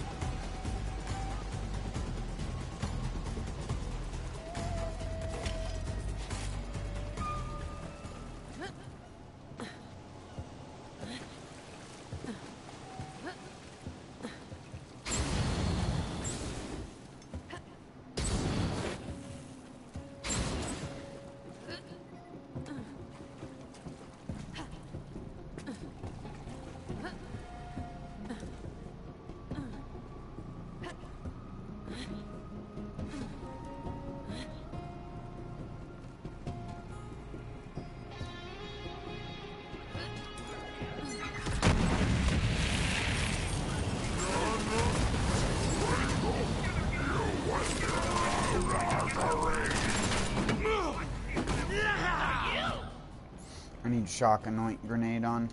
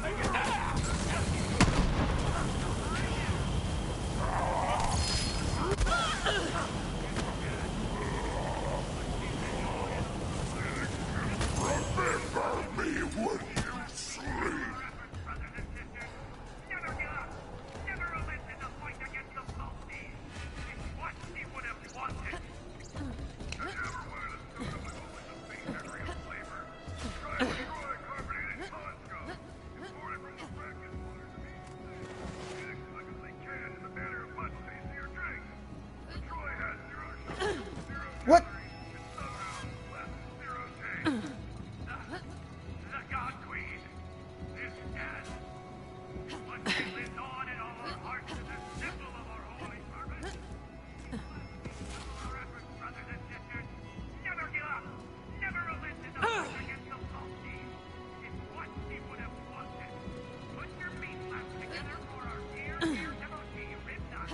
Oh yeah, you have to slide. You gotta be so cool. You gotta go like this.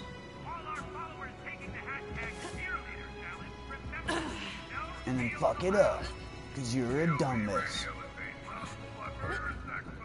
Why can't you just go up there? I remember this one took me forever.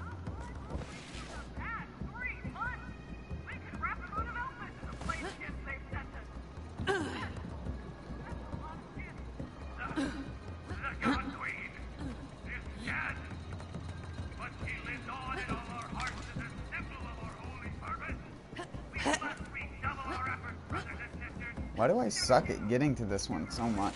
I don't even need to get to it. Is there like a...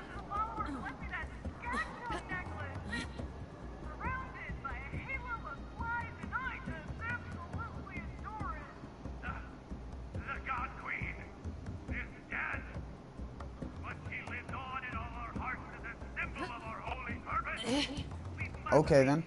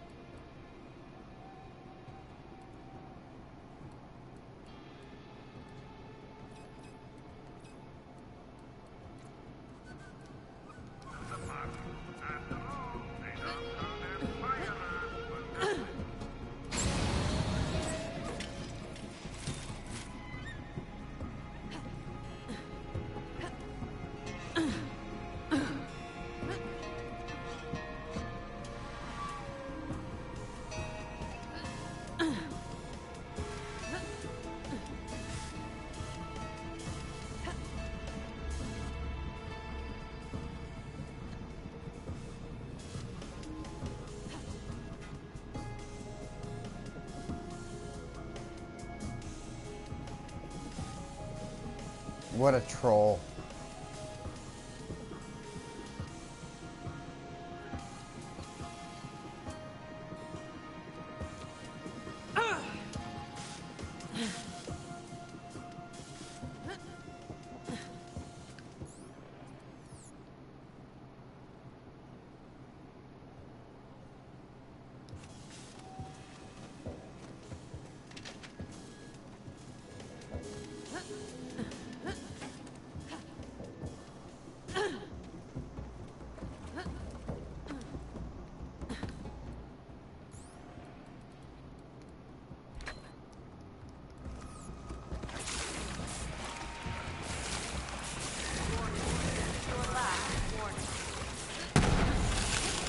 Warning. Warning. You will be terminated. Warning.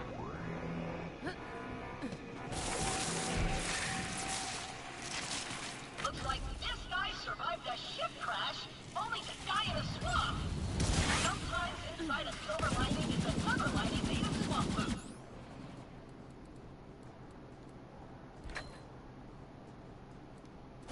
Oh, that's a CL-14TP Hartman slot. Perfect. That'll help my new friend store all her new memories of spending time only with me. Try to keep up.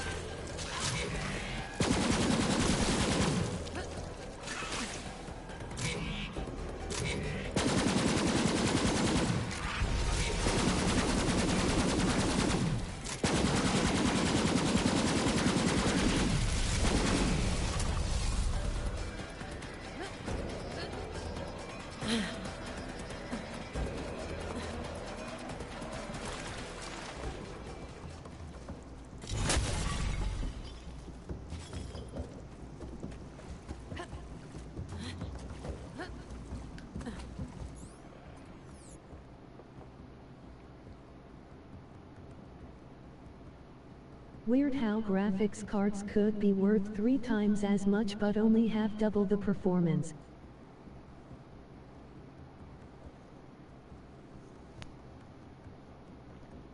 Yeah, because parts are all prototypical bullshit. Why are you buying a gaming computer?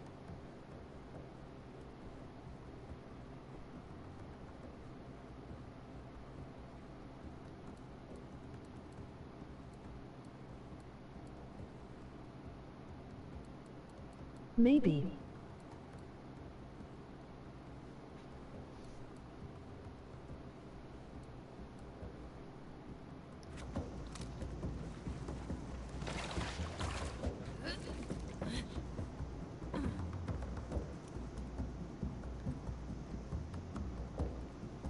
I am trying to do research and learn how to get good bang for a buck.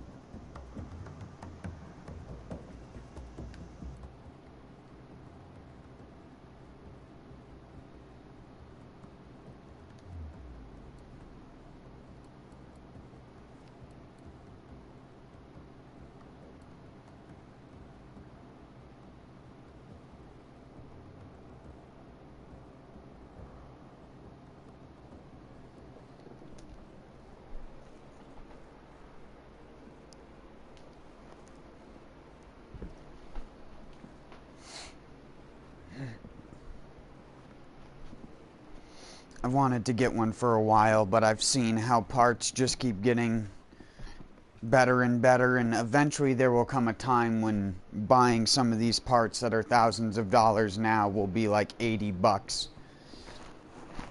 Because we're hitting that limit where the only way to make stuff stronger is to just make it bigger. Yeah. Because we're reaching the limit at how small you can make transistors and stuff like that in computers, and how different you can layer those transistors together to make micro formats and stuff like that.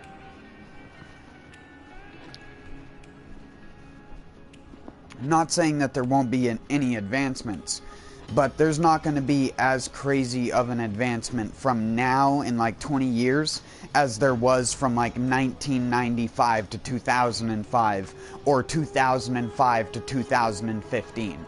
Those are like very, like, it went like this. It went like a big, like, sweeping curve like this. And modern computers petered out like this, where they're still kind of going up, but they're going up at like a very light angle, but the price for them is going up way, like the price on the same scale is going like this, up to the roof. You used to pay $2,000 to $3,000 back in the 80s and 90s for a purpose-built, like, I can't remember what they used to call them, but basically a workstation. And nowadays you can pay $4,000 for a server processor on the internet that most of the people who are able to buy that thing cannot use it. They don't have the hardware or have the reason to even need that hardware. If anything, people like Linus and all the people doing tech videos are solely the reason why technology is even increasing. Because game developers are not taking advantage of modern computers at all. And the only benefit of having a super beefy machine is so that you can do a ton of big monitors at high resolutions and refresh rates. That's it. It doesn't actually give you more performance in the game, speaking.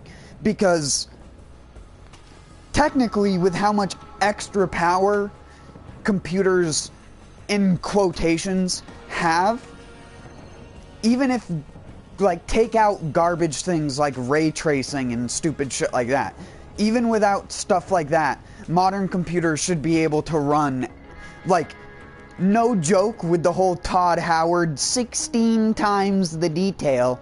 It's like that.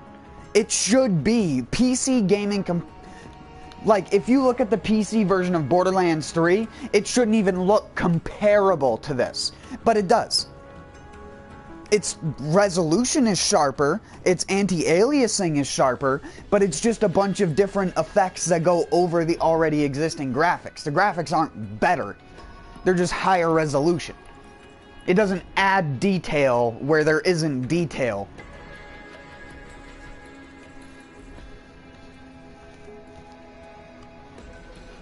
It's like modern lighting in video games. Lighting is never right. Lighting is always shit. Lighting always feels like an object glowing like a flashlight on a specific place.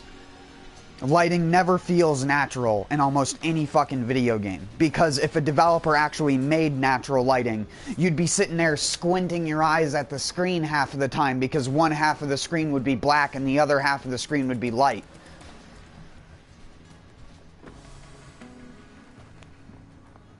Because there's something called shadows that exist in real life, and shadows in video games are never as dark as they are in real life, for good reason.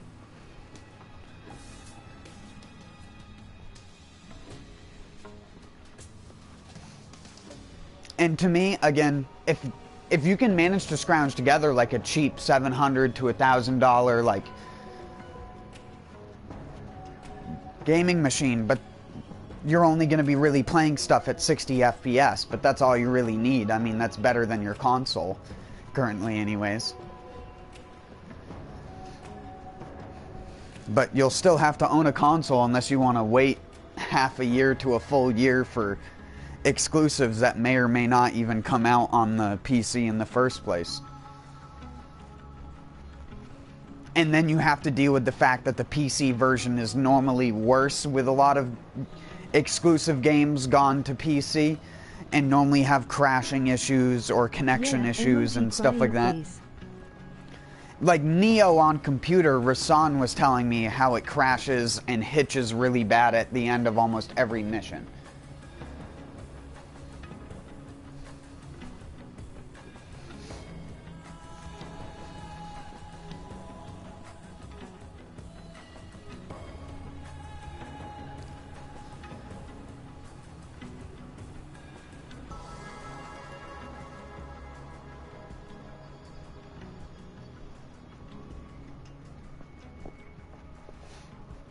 Again, I'm not trying to be like a non-PC gamer, like a person that that says outlandish things like PC gaming is worse. That's just bullshit. But people who say that PC gaming is like this astronomical leap better, they're just fooling themselves. Because most of the time they have a way overpowered machine not putting out what it actually could for what is actually running on it, and then the game is not optimized to even use all the power because every single different graphics card has a different amount of cores and different things that go on it. And if a developer optimized for one specific graphics card, on the fence for PC gaming just because mods, keyboard and mouse is an actual cheat code.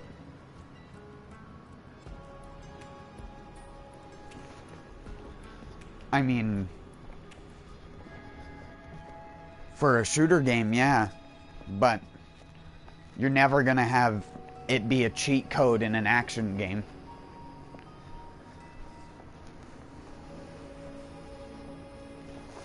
Do stance swapping on a keyboard and mouse. At least for my I can't do nearly what I can do on PS4. Yeah, because you're talking about two different types of gaming. You can't compare it because it's not. You're never going to play Rocket League on computer with the mouse and keyboard unless you're literally a masochist. Yet a controller is still better for games like Neo and MHW. Any racing games or games like Yakuza, like I said, any action game, anything. Fucking Street Fighter, go play that on a fucking thing. Good luck doing a quarter circle move in Tekken or something like that. Good luck. Oh wait, you can't. You actually do need a controller to do that.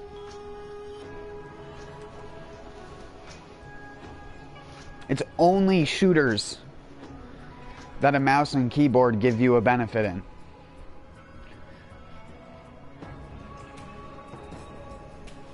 Shooters and games like Diablo.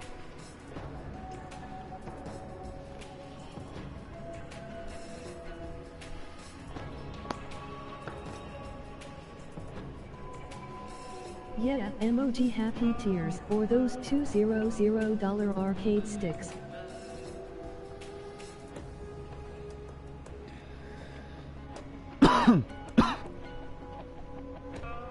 Yeah, I know someone who has those that never uses them because he plays World of Warcraft all the time.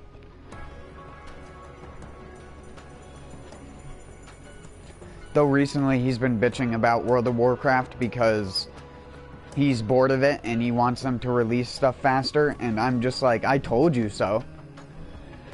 I'm like, you can't expect to play a fucking... How many year old game is it at this point? 16-year-old game? 15-year-old game?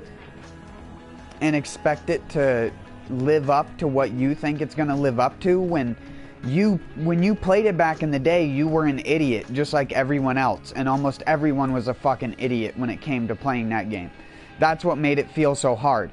When you play that game nowadays, it's like playing Dark Souls 1 after having played Dark Souls 3.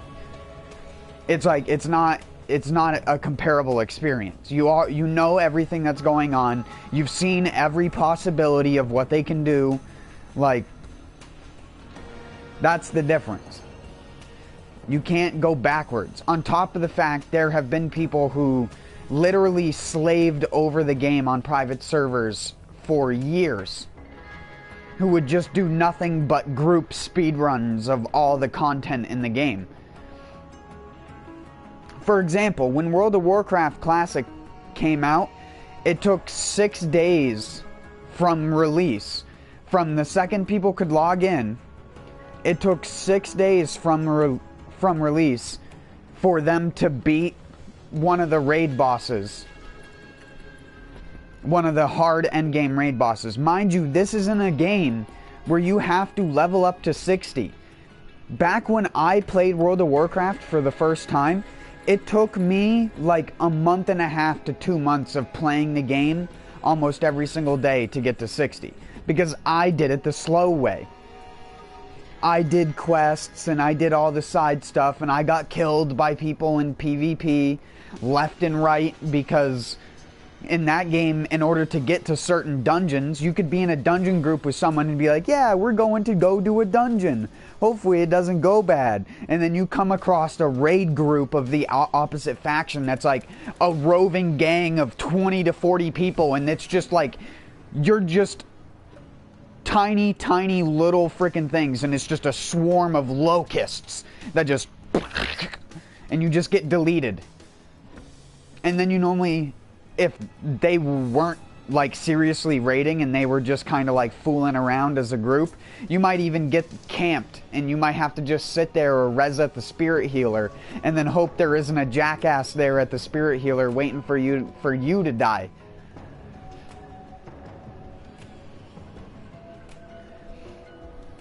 There's a long list of reasons why I don't play a lot of modern multiplayer games, and that's because a lot of modern multiplayer games cannot live up to the kind of experience that I had playing World of Warcraft back in the day. And playing it nowadays doesn't do it justice. Like, if you went to try and play World of Warcraft nowadays to try and get an idea of what I was talking about, you wouldn't understand it. Because you've played a lot of different games. You've played RPGs. You're familiar with how a lot of RPG, like, fundamentals. You're familiar with loot rarity because of Borderlands.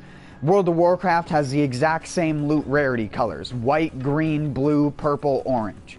Except for there's only a couple oranges in the game. They're so hard and so sought after to get that actually getting one of them is normally like an event on the server sort of thing.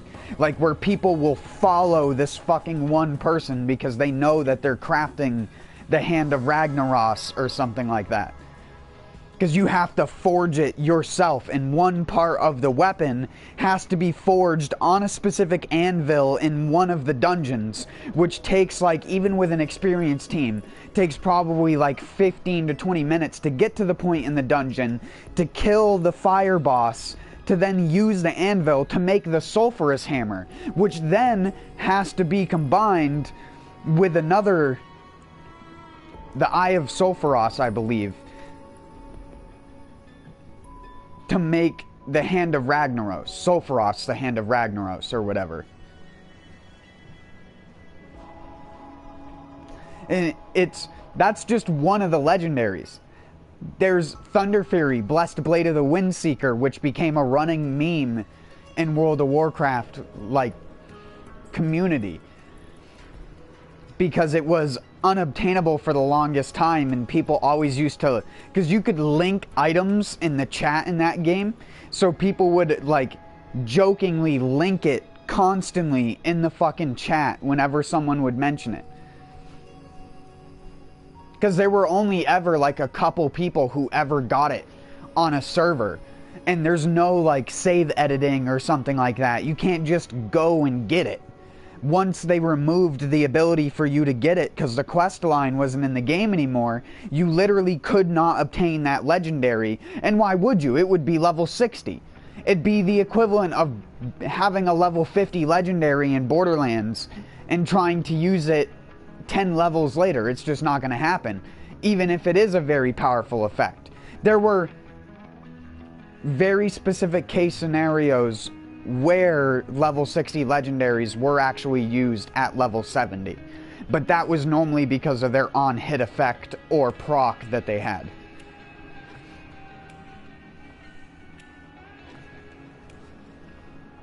There's a lot of fucking bullshit with that game. So much.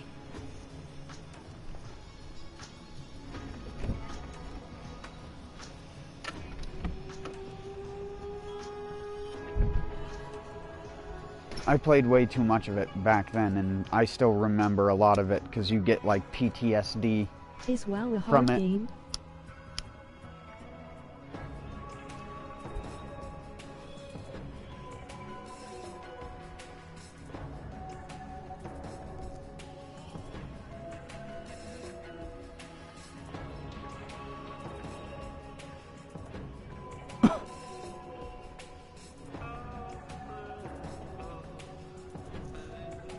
Sorry, one second. I didn't hear that question. Let me go and look.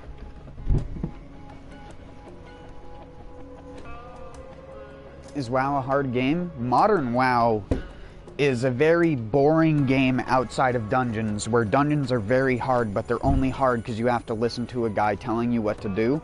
But normally there are so many mods and pop-on, like, things that you can get where it will be like, boss is casting torrential storm.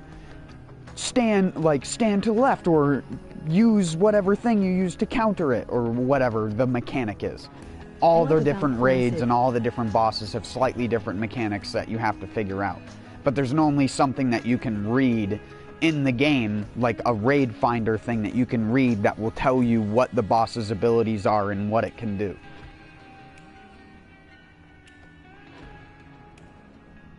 Part of the difficulty of playing WoW back in the day was no one knew anything about it.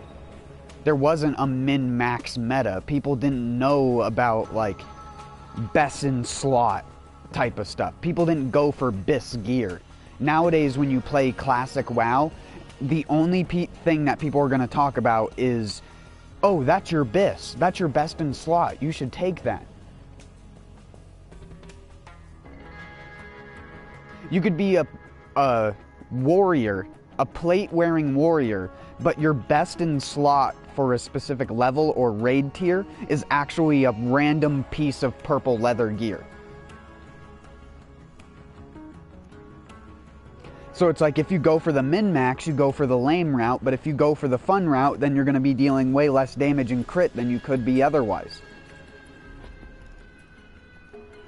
It wasn't a well-balanced game back then, and a lot of people consider Burning Crusade to be the better original WoW experience, because Burning Crusade balanced out a lot of the class issues and a lot of the raid gear issues that the first vanilla classic WoW had. But a lot of people didn't know the game had those issues because a lot of people didn't play the game that fucking seriously when it came out. There were a lot of people I know who played World of Warcraft back in the day who never did dungeons, who never did raids, who sat in cities all day and just did professions just for the sake of getting a bunch of money and being one of the richest people on the server. And that was it. Nowadays you have people doing that, except they're doing it with real fucking money.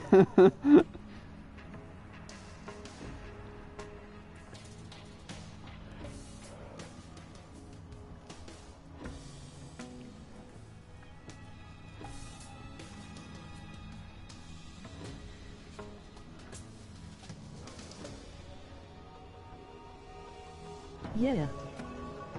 And I mean, there were real money advertisement websites back in the day, but it took a while for the Chinese gold farmers to appear. And no, I'm not saying that as a joke. That is literally a thing that was a problem in that game. Where there were bots from other countries who would be on the American WoW servers that would farm resources and just sell them and hoard tons of gold to then sell to people for real money on websites.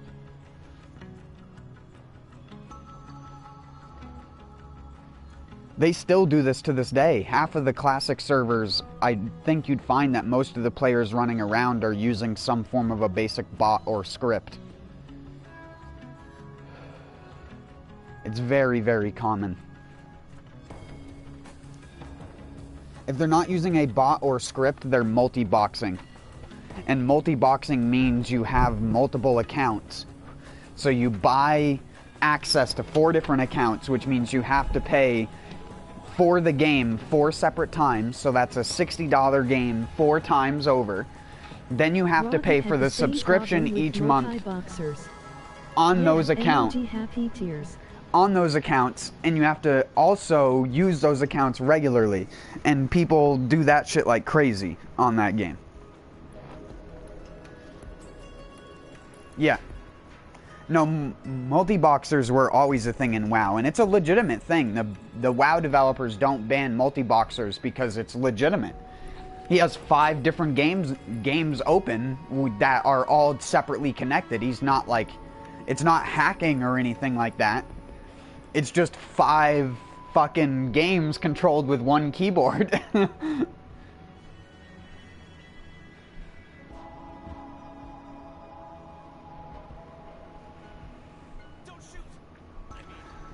Dude, I can't even imagine the computers people must have had back in the day when they were multi-boxing in like 2007 and 8 with 3 to 5 players on a WoW server and not be lagging.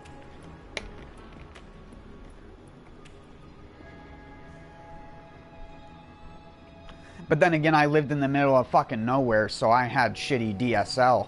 And I don't even believe I had DSL initially when I started playing WoW.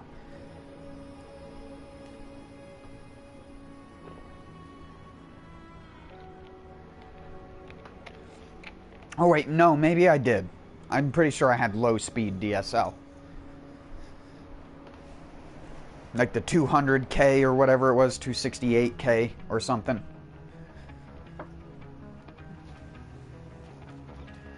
Old WoW wasn't GPU based, so all the graphics were handled by your CPU for the most part. What were the PCS like back in the day? And World of Warcraft ran on almost any computer because of that. You could literally install World of Warcraft on like certain shitty laptops and it would run just as good as a desktop computer, because a lot of the time it was all limited by the CPU. It didn't even matter if you had a graphics card installed back in the day with WoW, because WoW didn't care about your graphics card, because that's not how the game's, like, I guess you'd say, graphics pipeline worked. And that's why no footage, I think, exists of World of Warcraft pre-2008 that doesn't lag like shit. Where the screen isn't like less than 30 frames a second, if not down to 15 at times, or even worse. When I played World of Warcraft, if I went into one of the main cities, I had to look at the ground to move around, because my game, if I tilted the camera up, my game would go down to like 5 to 6 frames a second. So you had to look at the ground and set all the view distance and everything to like the lowest shit.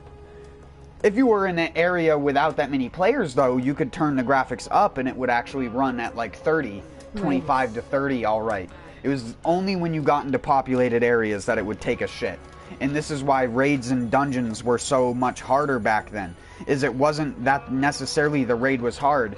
It's that if a fire pool spawned beneath your character, your game's running at like 5 to 10 frames a second, and you're having to react to this thing, which kills you in like 5 to 6 seconds. Which doesn't seem that bad when you play the game nowadays at a crispy 60 plus frames a second. When you did it back in the day, you were fucked because you literally could not move because of the lag fast enough out of the fire circle in order to not die. And that's half of the difficulty that the game had back in the day. Was just the game never ran well ever on anyone's computer.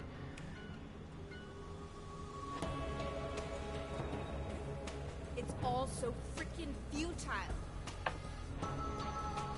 Like I said, the only thing that mattered for early World of Warcraft was having a beefy CPU.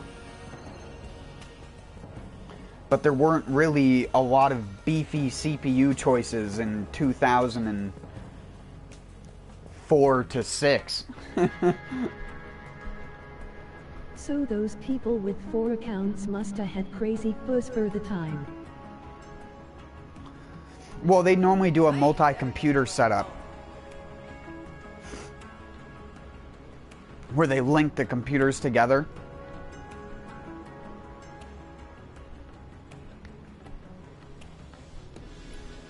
So it's technically like 5, like I was saying, 5 separate computers running it. Nowadays you can do that on one computer because computers nowadays are strong enough to do that. Back then, if you wanted the game to run decently, you had to use several different computers. You can do that nowadays. There are dual computer setups. You just have to look it up. There's a couple streamers that I watch that use dual computer setups to stream, because they'll have one computer that's actually playing the game, and then they'll have one computer that's actually streaming. And the second computer just captures all of the video and data that the first computer does. So they're separate. Which is a genius idea.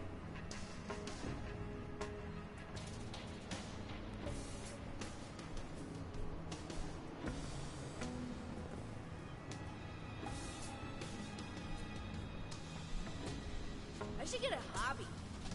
Well, must be power chuggers though.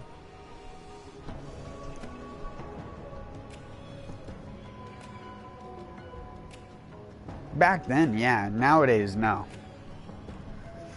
Nowadays, it runs like any other normal game. So if you set the graphics really low and shit, you could easily run 5 multi-boxes on not even that great of a PC. Especially with WoW Classic. Because it's you have the option for the classic graphic mode, which gives you so much better FPS. At least from what I've seen.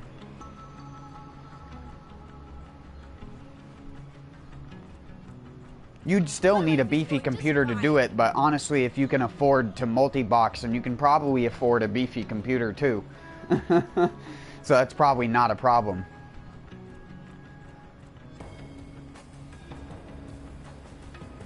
Do people even do SLI anymore? Is that even a thing? I think the last time I heard SLI was in a Total Biscuit video, RIP.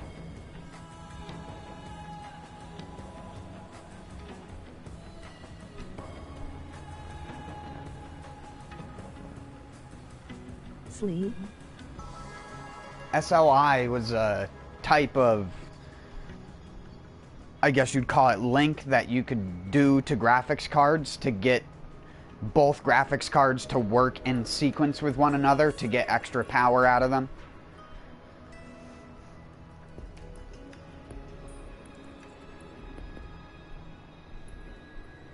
To put it bluntly, it's not exactly how it works, but that's basically what you're doing, is you're just getting both of them to work like a split processor kind of thing, where both of them are getting information from the computer that it's processing instead of just one. Even though you're only displaying the video from one of the graphics cards. You're not like putting in 2 different display cables into your computer or something like that.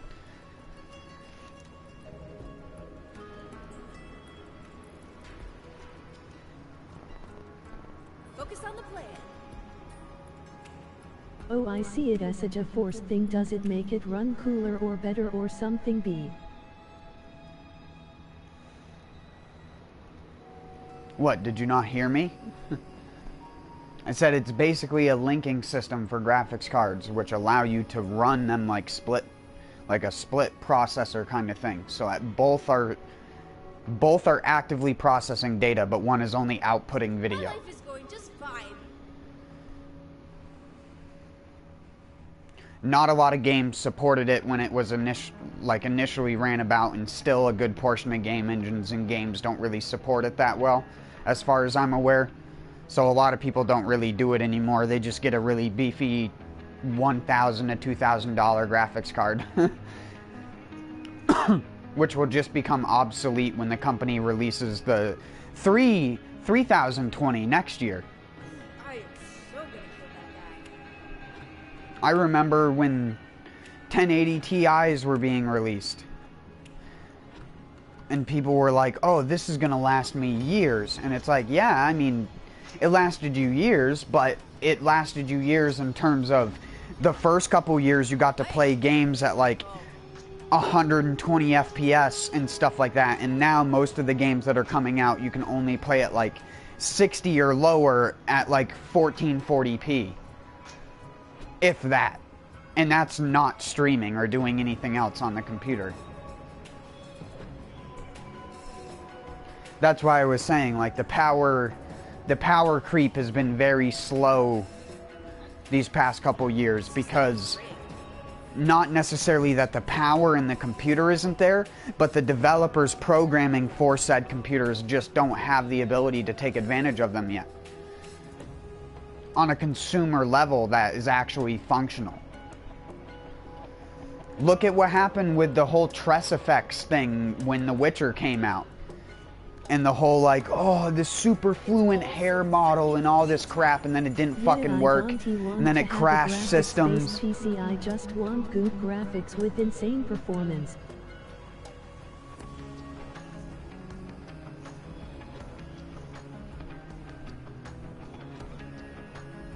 We should talk to Rasan.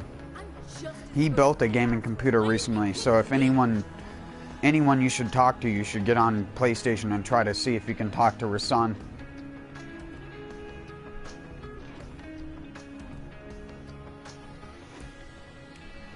Though he hasn't been on for like the past week or so, or at least I haven't seen him. Mind over matter. That's what matters.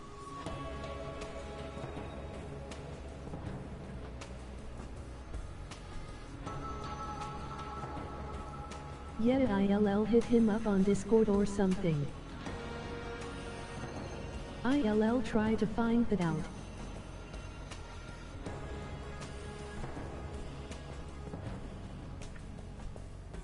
Something's gotta change. This can't be how things are supposed to be.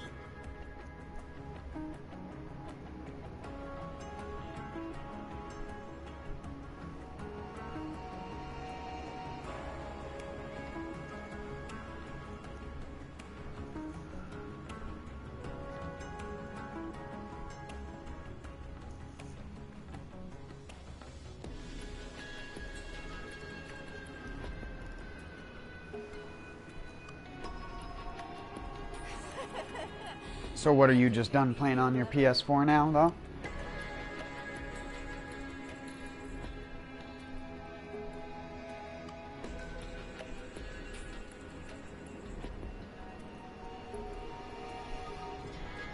No. What the hell? Why did she say it like that? No. No. No. No. She was like, that was like the The bot vomited it in its own mouth and swallowed it while it tried to say that. It was like, oh.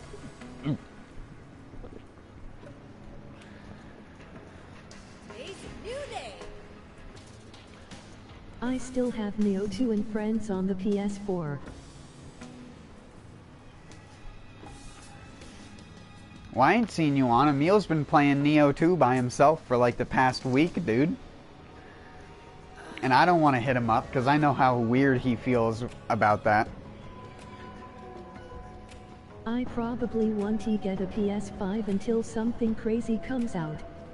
Emoji smiling face with open mouth and tightly closed eyes. Yeah, I'm waiting myself. I should get a hobby other than lifting. I'm gonna wait until at least a half a year to a year after it comes out to even get one. I don't want to have to deal with early firmware issues or anything like that.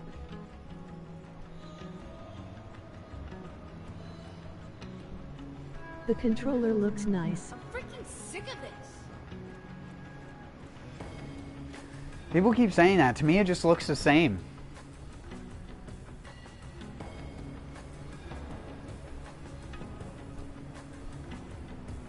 It's just a slightly, like, slimmer profile PS4 controller. It's like the Pro or the new model PS4 controllers. They're not exactly the same profile as the normal ones. And I only figured that out because I tried to put the camo backplate on my other original controller on here, and on my actual, like, the new controller that I have, the backplate is shaped differently. So if I put the other one on it, it doesn't close all the way on the sides, and there's like a gap that's there. So I had to put the original one back on, even though I wanted to use the camo one, so it would have like the camo back plate, but with the normal black faceplate on it, the one that's facing you. I should get a hobby other than lifting.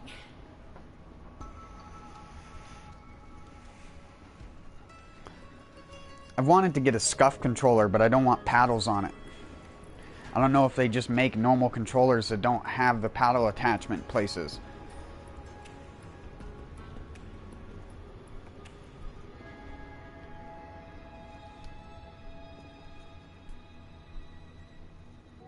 My life is going just fine.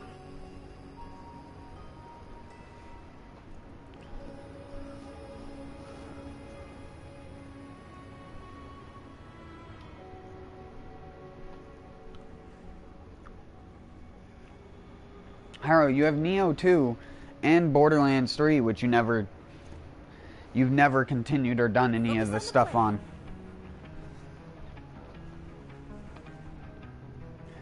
You were originally more invested in this game than I was, and now it's flipped the opposite way just because its performance is so bad.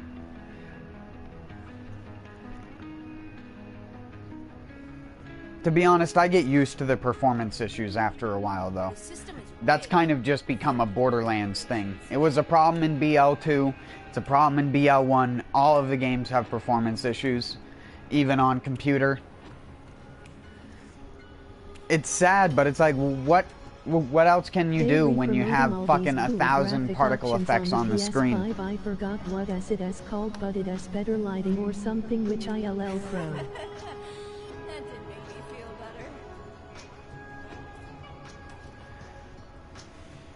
Oh yeah. That's for the people that only care about graphics, even if the graphic change is very slight. For me, I'll just leave everything bog standard. But you wait, there will be a game that comes out that will actually run better with one of the graphic options on, or some dumb shit. Honestly, I don't think that should be a console setting thing. I should just think that should be up to the game developer. Because that just means that there will probably be more issues. I can't wait to see the flood of Reddit posts. I have so many games to play. NBA 2K 22 crashes in high lighting mode. Mind over matter. Tutu. Emoji happy tears. Literally read my mind.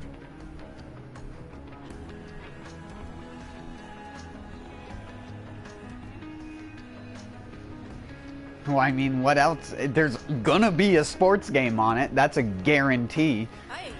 The only other game I was gonna make a joke about was what's that next From Software game? Elden Ring?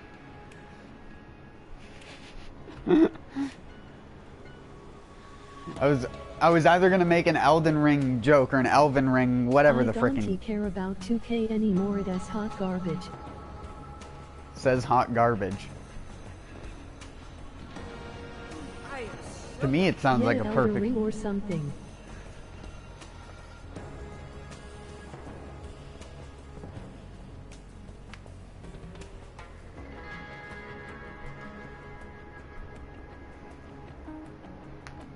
Which I can't wait to be another shallow experience that people call super deep and super, like, this and that and this and that and this and that, and then people don't play it anymore.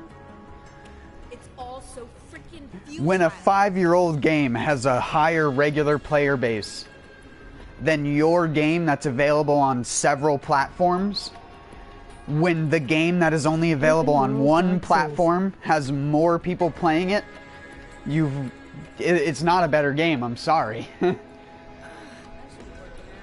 A better game, there are still people who play Super Mario 64 and those kinds of games on a regular basis. Super Mario Odyssey and stuff. Only people who are playing Sekiro now are people who are doing weird speedruns or mod. Open world Dark Souls. Why didn't they pick me? The Dark Souls Online that everyone claims to want, but no one actually wants. I don't want to go in and R1 mash someone to death until they're stun locked and then roll and roll and R1 and roll and R1 roll. Oh, he's got an ultra great sword. It's roll. Oh, he stopped swinging. Wait, roll. He only swung once. He still has stamina. Roll. R1 punish. Roll. R1 punish. Oh, he does a running attack, and it's just like fucking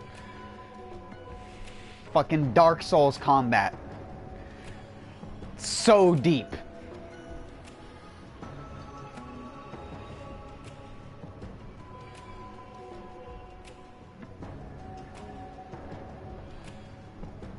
LOL, it has 3 inputs at most. Mind over matter. It's not even that it's 3 inputs. A lot of people will always argue that, oh, it's spacing and it's this and it's that, and it's like, yes, part of it is spacing. A lot of it, though, is just being a fucker.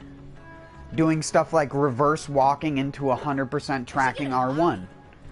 So you walk backwards, the person tries to run up behind you, you press R1 and your character starts the animation, and then you press backwards and it turns around, doing a more harder to tell version of that quick attack, which then if that quick attack lands, you're guaranteed the second quick attack because it's Dark Souls. And that's how sword fighting works. You know, whenever you punch your friend as a joke, it means you have to punch them again because they're stun locked. And if you don't punch them a second time, they'll be stuck there for an extra second. Because that's just how hitting anything works. You hit it once, the person goes, ugh, and then gets hit again and goes, ugh, and is right back to normal again. And you just keep doing that. So it's, ugh, ugh, ugh, ugh, ugh. If you've ever seen someone R1 mash a guy to death in PvP with a frickin' straight sword, because the person doesn't know to just fucking mash the roll button.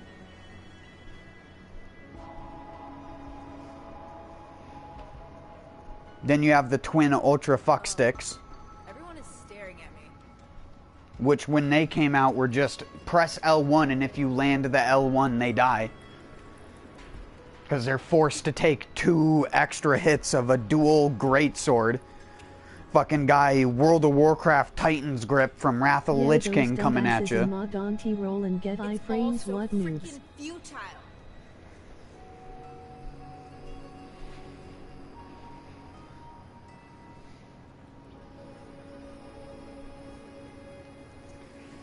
It's not even that. That's not the point. You're like taking it wrong. The whole point is when people call it a deep fucking system, when literally there are games that have existed for 20 years that have deeper combat. Today's a new day.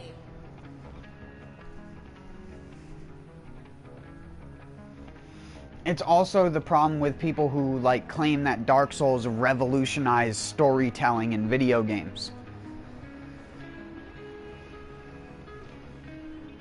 It's like, motherfucker, it didn't revolutionize anything. Stupid way to evade something. You just didn't care to read anything until you watched a Vati Vidya video where he described how some of the stuff came from descriptions on gear, and you're like, oh yeah, now I'm going to actually read every single piece of gear in the game and act like I know something. And that means the game is great storytelling. Even if nothing in the game ever makes any sense at any given point in time.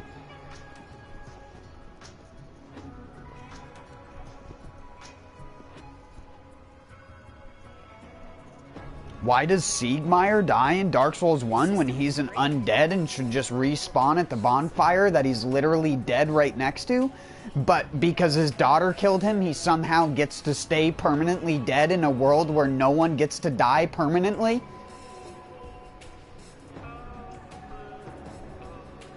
There's a lot of issues with everything to do with its storytelling that even games like Nioh did better. Neo might not have, oh, did you know that this specific stone in this specific area was because this freaking giant monster came here 1,000 years ago and broke it? Whoa!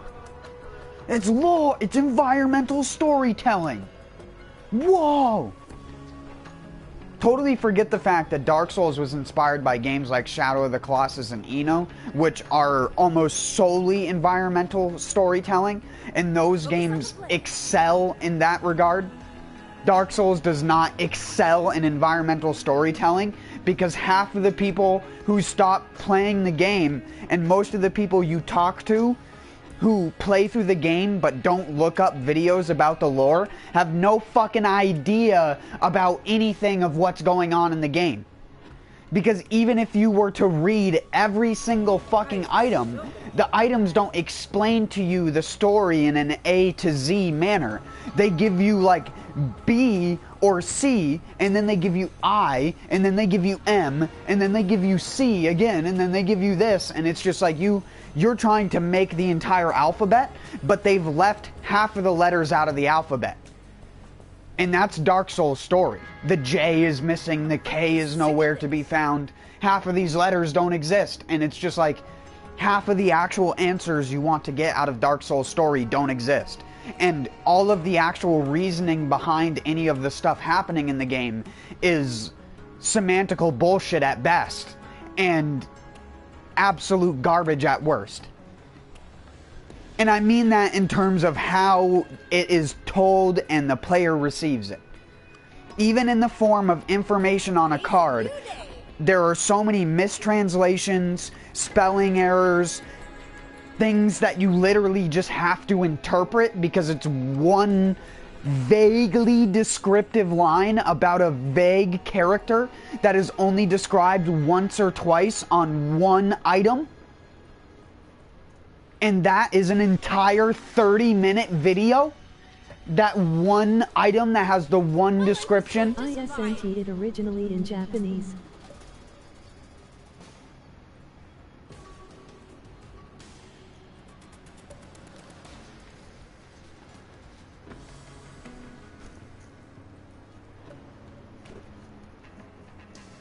I ain't never gonna join a cult. I don't know, to be honest.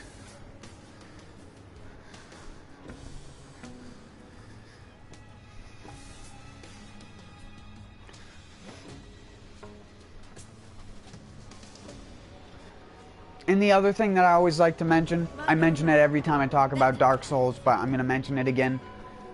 You have to remember that most of the game's story wasn't created by the guy who created the story, because most of the story and its elements are ripped off from Berserk and its manga, even down to the art style of how the undead guys are designed. That did make me feel better.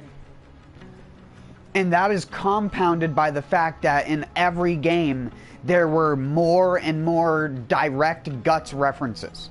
Just Guts himself, not even the entire rest of the Berserk manga or anything like that. Just Guts himself had several references in each of the games. In terms of a sword or a look-alike or something like that, because they were obsessed with it.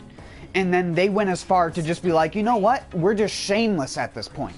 We'll just put it in, because at this point we have such a fan base that no one's going to criticize us for copying. It illegal, or does Japan have different copyright? No, it's just because plagiarism works differently over there when the person that you're plagiarizing doesn't care that you're doing it. The only difference is in America, people give way more of a shit about plagiarism and way more of a shit about being a copycat than they do in Japan. Because a lot of Japan understands that when someone comes up with something, that doesn't necessarily mean that everything that is made after that is like that one thing.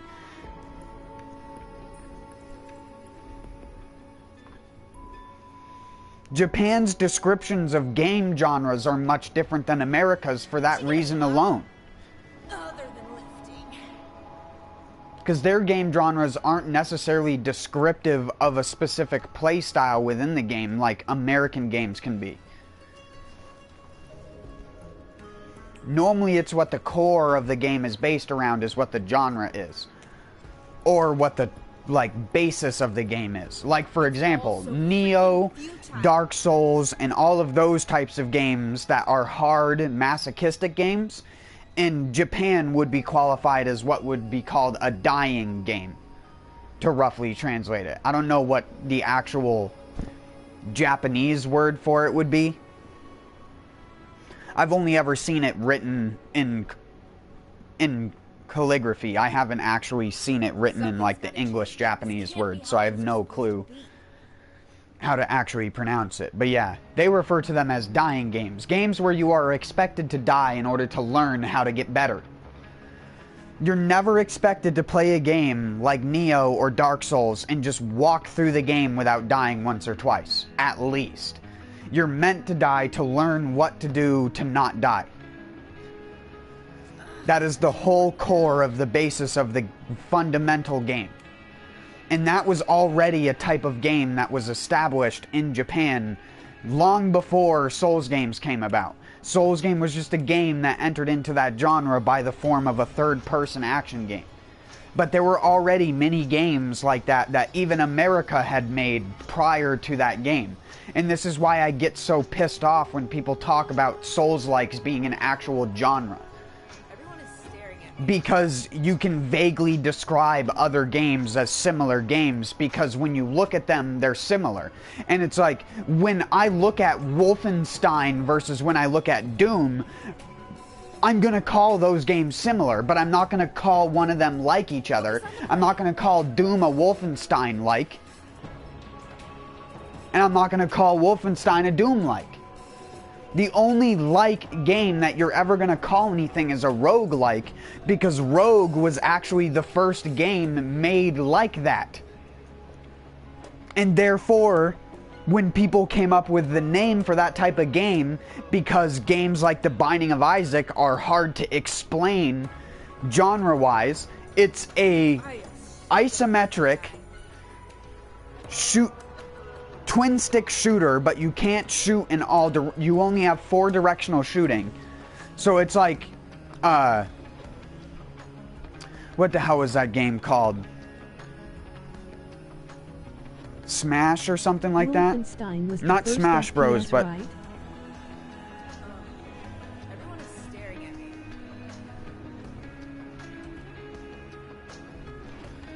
You could say that, yeah.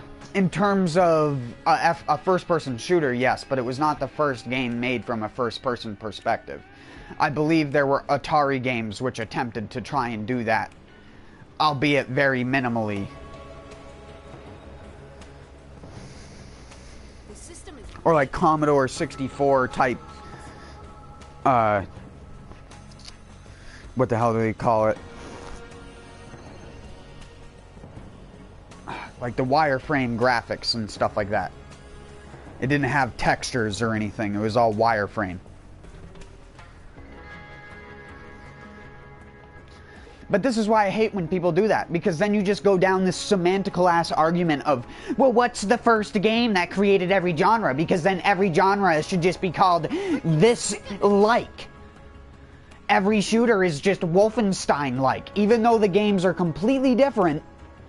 Fundamentally speaking, Neo is a very different game than Dark Souls. You control them similarly because they're both made in the same style of games. They are both a third-person action game. That is how that works. Beowulf is a third-person action game made 2 years before that. Otogi was another third-person action game made by From Software before Demon Souls and stuff came out. But that's a very different game. That game has crazy aerial jumping stuff that you have to do. It's not even remotely comparable to a modern FromSoft game. But they made it, but people don't consider it. They don't call the other games Otogi likes, because Otogi was more like Devil May Cry than it was anything else. Just as good as that asshole. Why didn't they pick me?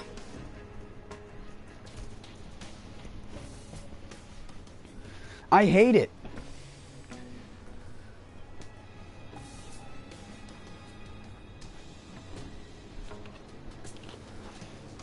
I like how something can't become a standard in a video game without it being considered copied, but that only applies to Dark Souls. It doesn't apply to other genres of other games. It only specifically applies to third-person action games.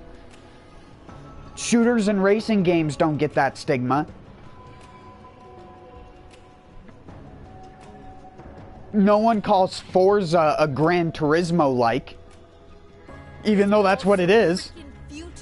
It was literally Microsoft making a Gran Turismo for their platform. That's what Forza was, and that is the entire reason why it existed. Was just to be a platform-exclusive copycat of another game on their competing platform. My life is going just fine. But no one calls Forza Gran Turismo-like, because it's just stupid.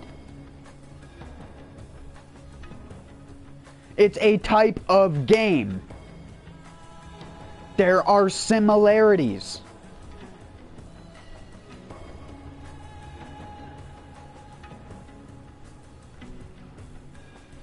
Focus on the play.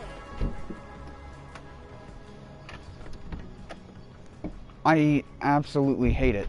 I hate it so much.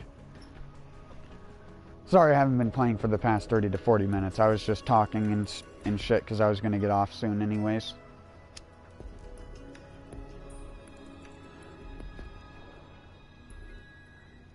Something's gotta change. This can't be how things are supposed to be.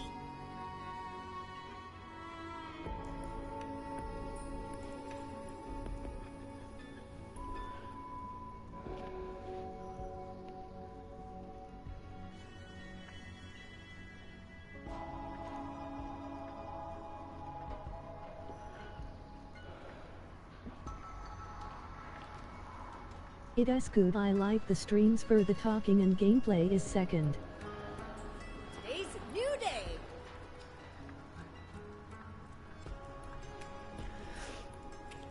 That's why I make like stupid jokes to people who say that in comment sections. I make jokes like, whenever someone says something Souls-like, I'll post a reply, and I won't leave it up for very long. If the video is like 30 minutes long and I catch that towards the beginning of the video, by the end of the video I'll just delete my reply. Because I don't care if other people see it, I just want someone to catch it for a couple seconds.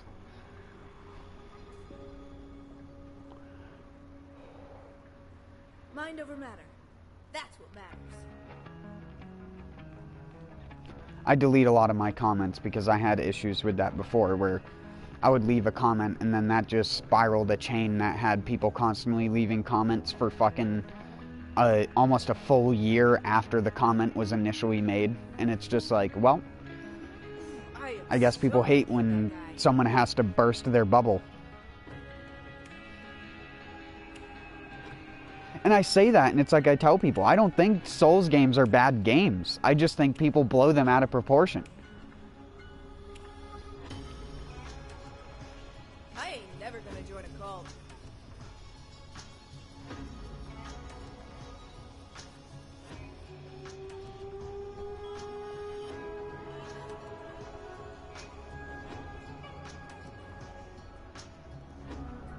It's like I always tell people, I rate Neo. That guy's car sounds like shit. I rate Neo and Bloodborne on almost the same level. The only thing that lets Bloodborne down a little bit is the amount of unfinished shit in the game.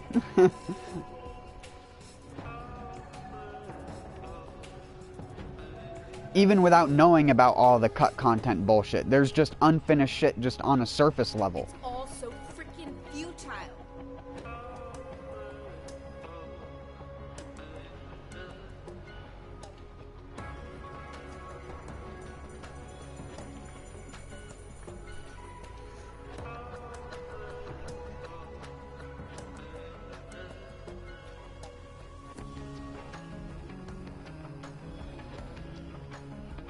Freaking sick of this.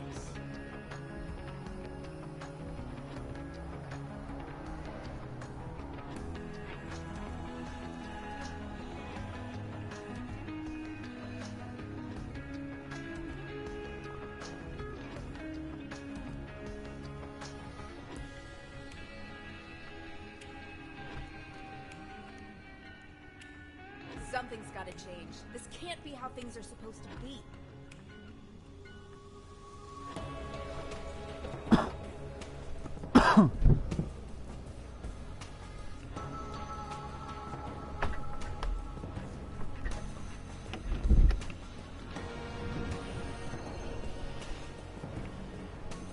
But yeah, man, I'm gonna hop off. If you want to play Neo 2 for a bit, I'm still gonna be up for another hour or two.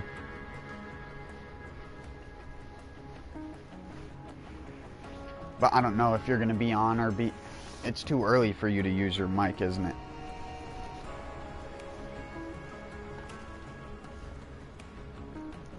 Otherwise, I'm just gonna make some food and then sit and play a little bit of World of Tanks before I go to sleep.